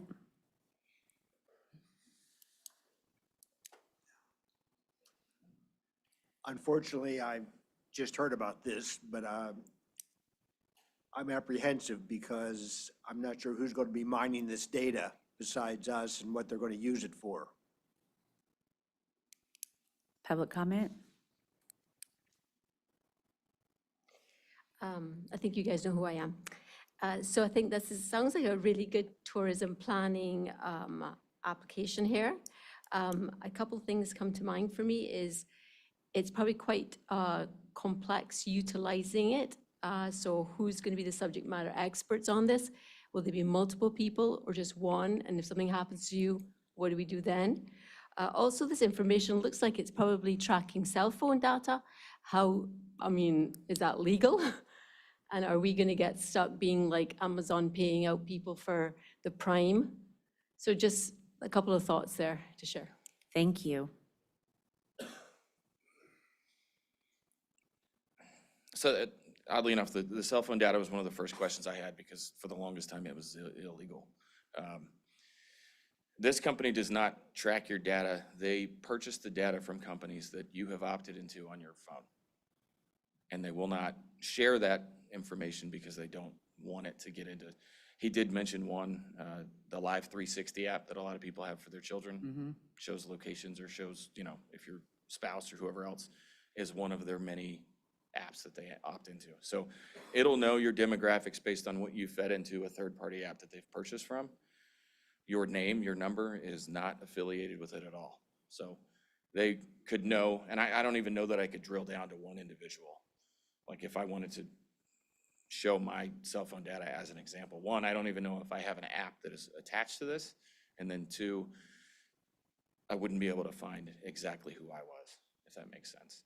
So there's plenty of levels of separation. And I think that, you know, at this point now where they've come to a place where they've figured out how to do it legally and not, you know, and I've got more information that I'll make sure I share, and I can ask that question for if we do a final contract, that I can make sure that that's cleared up. And then as far as the training goes, it literally, it's an interactive map, and you drop a pin similar to the way you would drop it on Google Maps. And then you create a fence around, whether it's one individual property, it's just the rec center, or if it's the whole city. And some of that's already programmed in there. And then going through it, it showed some businesses that are already kind of opting into it based on their, what am I trying to say, their national company. So corporate, there we go, their corporate organization. Okay, thank you. Next on the agenda is the Madeira Beach Fundamental Irrigation System. All right, this is a quick update, and then I just want to make sure that I'm going in the right direction with you all. So due to the storm, we have, prior to the storm, there was an irrigation system installed at the school. We have a joint use agreement with the fundamental school for athletic programming. We utilize their soccer fields, well, their fields for all sorts of stuff, but mainly our soccer program. After the storm, you saw the portables were on the field. They put down the rocks and everything else, and then when they removed it, it was just kind of the contractor that removed it, removed everything, which included most of our irrigation system. So we're in the process now of replacing the electric to get the lights back up, and then the pump for the irrigation. That would be kind of the simple plan first and foremost, but then after that, we were looking at replacing the irrigation fully at the school. The county, as a school board, is not focused on putting irrigation in schools. It's not as important, I guess, as far as the athletic side goes, but we did it in the first place to improve our programming, and we were looking to put it back to keep that level of expectation that we offer with our programming. The first time we did it, the entire system, which was the initial pump and the well and some other stuff, was approximately $15,000. We've had some discussion with our insurance company, have not gotten a definitive answer as far as the funding is concerned on that. And then we have basically, and we haven't gotten quotes yet, but I just wanted to make sure that if I go that direction and I'm looking forward to looking to put the irrigation system back, you can go get the quotes and all that stuff. I just wanted to make sure that if it's covered by insurance, then I'm not too concerned. If it's not covered by insurance, if we are comfortable as a whole moving in that direction to get us back to where we were. So that makes sense. Is there any Comments, liability to the contractor who tore them out? They did it under the direction of there's a lot of, I'm not sure, but there's a lot of unknowns at this. I don't want to speak on something that I'm not fully sure about, but Okay. there's just, their intent was getting the school back up and running. They did put the grass back out there. It isn't our property, so there's a lot of question marks, but yeah. Okay, thanks. I would think our insurance company would talk to their insurance company, the contractor's insurance company, and work something out. But they may need the information. I would imagine the contractors on the school were insured. Right. And there's certificates of insurance that they had to post prior to doing the work. So getting that information to our insurance company, I would at least think that somebody should have that discussion, I would think. And we've had discussion with our insurance company as far as paying for it, and haven't gotten a definitive answer. We're still working towards something. I don't want it to go left undone, and then the field looks like it did when we first got here. It was mainly dirt at that point, but we'll get through there. Comments, questions? None for me, thank you. One question. Yes. And I just thought about it. When that was originally done, was it done on a grant or did the city pay for it out of pocket? We paid for it out of pocket, knowing that there was an opportunity for essentially the increase in revenue based on the programming. Okay. So it was, over time, it paid for itself. I think at the time we used money from the first carnival as, it was unplanned revenue, and then we had an extra revenue, so they just it was creative, but it's not something that's there now, so. Okay. Can you play soccer there if there's no irrigation to water the grass? You can. The reason we did is we start to lose people. When there's less grass, you're playing on dirt, and then we've actually been playing on the one field we have here, which has created a huge parking nightmare with as many. It's a good problem to have. We've got a lot of little leaguers, and we've got our stuff going on, so it just hasn't been as, but yeah. So ideally, it's to get back over there. We're playing on one field, whereas we could have 5 or 6 back at that location. I mean, I personally think you should get the price, but you should also inquire as to whether or not the contractor damaged it and would be responsible for paying for it, or did the contractor remove the irrigation at the direction of the school? I mean, just for clarification. Yeah. Next on the agenda is fireworks RFP verbal. Okay, so this last part, I know we discussed it recently. There is $55,000 in the FY '26 fireworks budget coming up. Over the last couple of years, we've had 4 dates that we've utilized that. We've earmarked $5,000 for 3 of those dates, and then the remainder of that, that's a $20,000 increase this year. So the remainder of that, we've earmarked towards our Independence Day celebration. So our intent is to put out an RFP with that in mind, but this is more to prep the board for the conversation that a lot of what we've had is, and there's an email circulating with a lot of the county recreation directors and on the other side of the bay as well, as to what's going on, and a lot of the feedback we've gotten, 1, it's way more expensive to do fireworks, and 2, it's one city has it's everybody's 250th for the United States, but then one city has their 50th anniversary of something, the 25th anniversary of the Blue Jays. They've got like 5 different, so everybody's trying to make sure that we're all communicating with each other as to what's going on, but also understanding that there's limited resources as far as the number of vendors that can actually serve that date, as well as the cost related to that date. So with that RFP, I have gotten some feedback. Again, it's the 250th, so the 4th of July is probably more on the table than it has been in previous years. So I want to make sure that when we do it, I'm going to receive a bid for the 3rd and for the 4th. And that's specifically just so we have everything covered. I did talk to our vendor from last year, and he was 99% sure that he wouldn't be available on the 4th. So that's just, again, it's a preparation for that future conversation. I don't think it's impossible. There are a lot of benefits on one side of things having it on the 4th because it's the 4th. And then there's other benefits on the other side that we're the only, or one of the only in town that are doing it, whether it's us or Clearwater baseball team or whoever else. So it allows more people to come here. And then again, not to throw them under the bus, but the sheriff's office as well is very thin on the 4th. So their conversation, especially this year, it's a Saturday, I believe.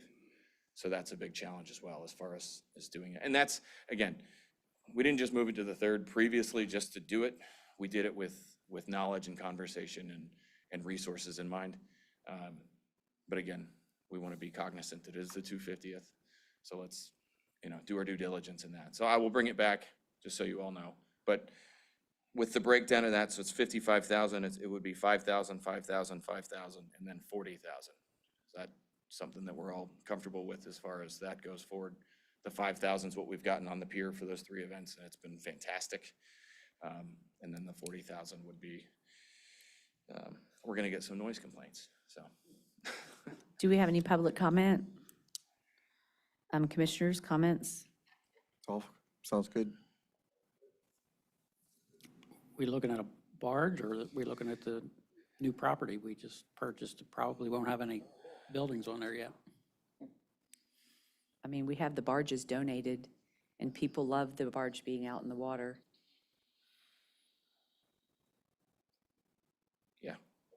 I can, I mean, well, yeah, the bar just donated, well, it wasn't, we paid $5,000 for it this last year. It had been donated previously, but it, like, for whatever reason, some people wanted us to pay for it, so we paid for it. Yeah, I don't know.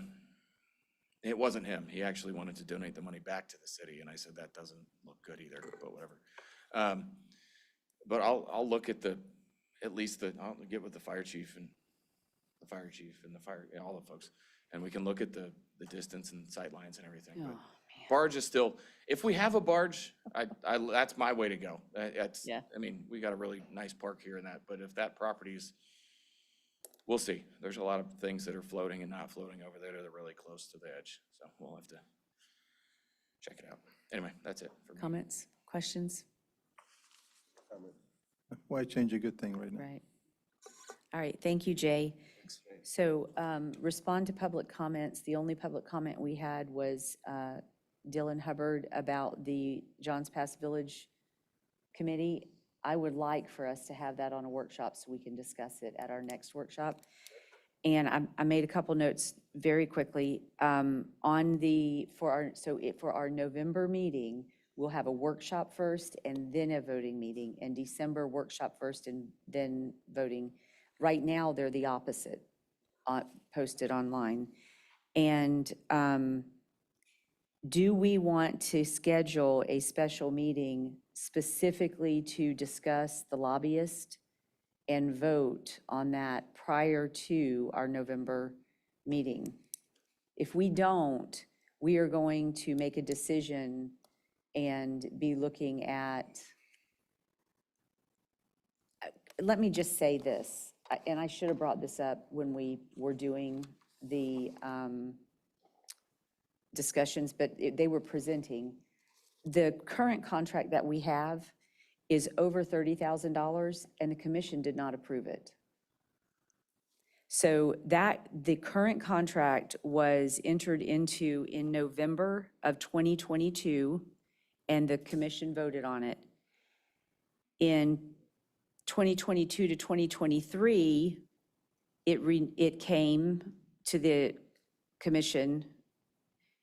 Term 3, which was 2023 to 2024, it did not come to the commission, and it was renewed or rolled over into renewal. And then 24 to 25, it did not come to the commission for approval.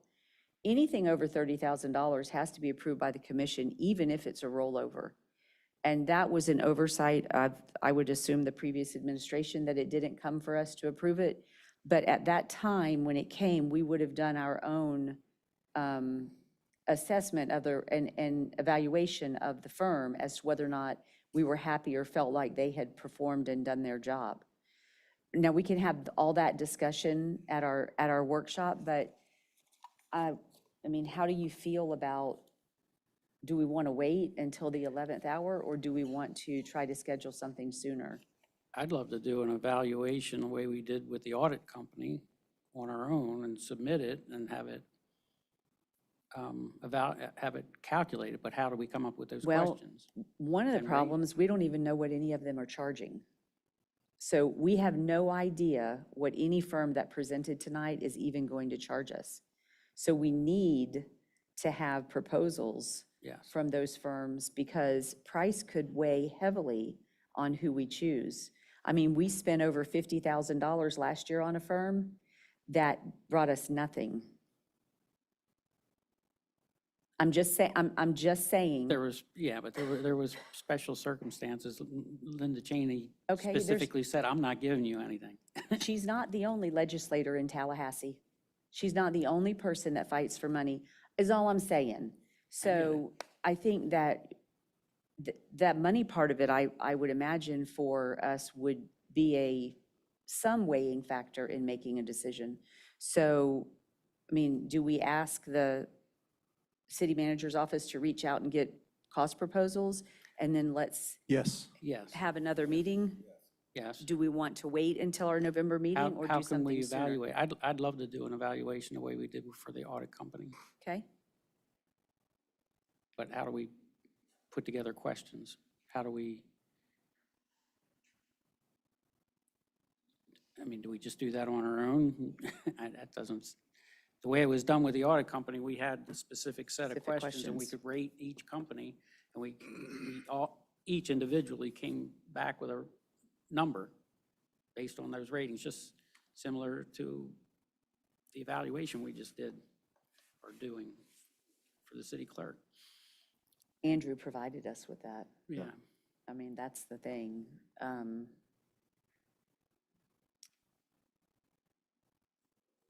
I feel like we need another meeting before our meeting, a special meeting just for that, So you're suggesting before the 12th?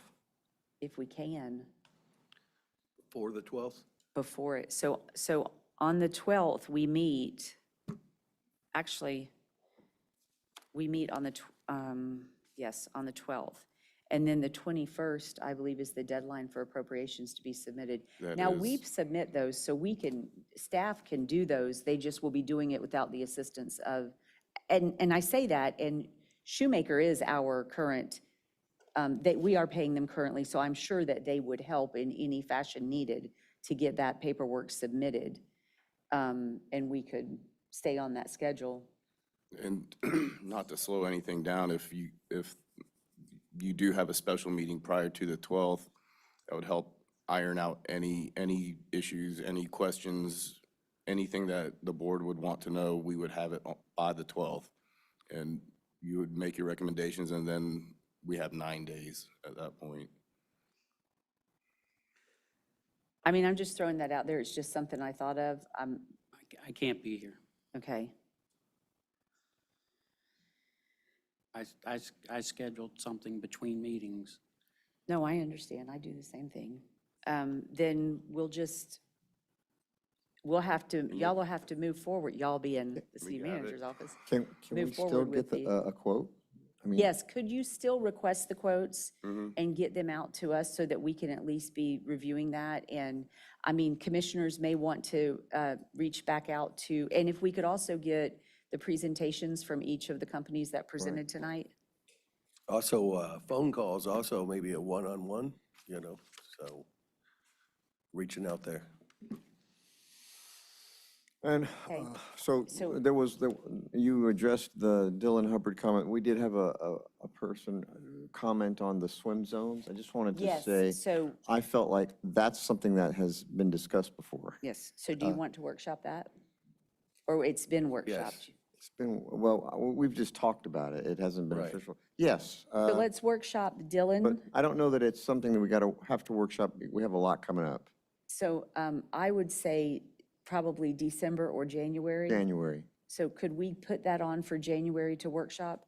And the other thing I want to We say. have bef- all the information yeah. for that as well. Do we have to wait till January? To talk about the Yeah, I swim know, on zones, the yeah, workshop. because we have a lot in November and a Oh, lot in yeah. December, so yeah. And then we can talk about it in January. Right? That's fine. Yep. Okay.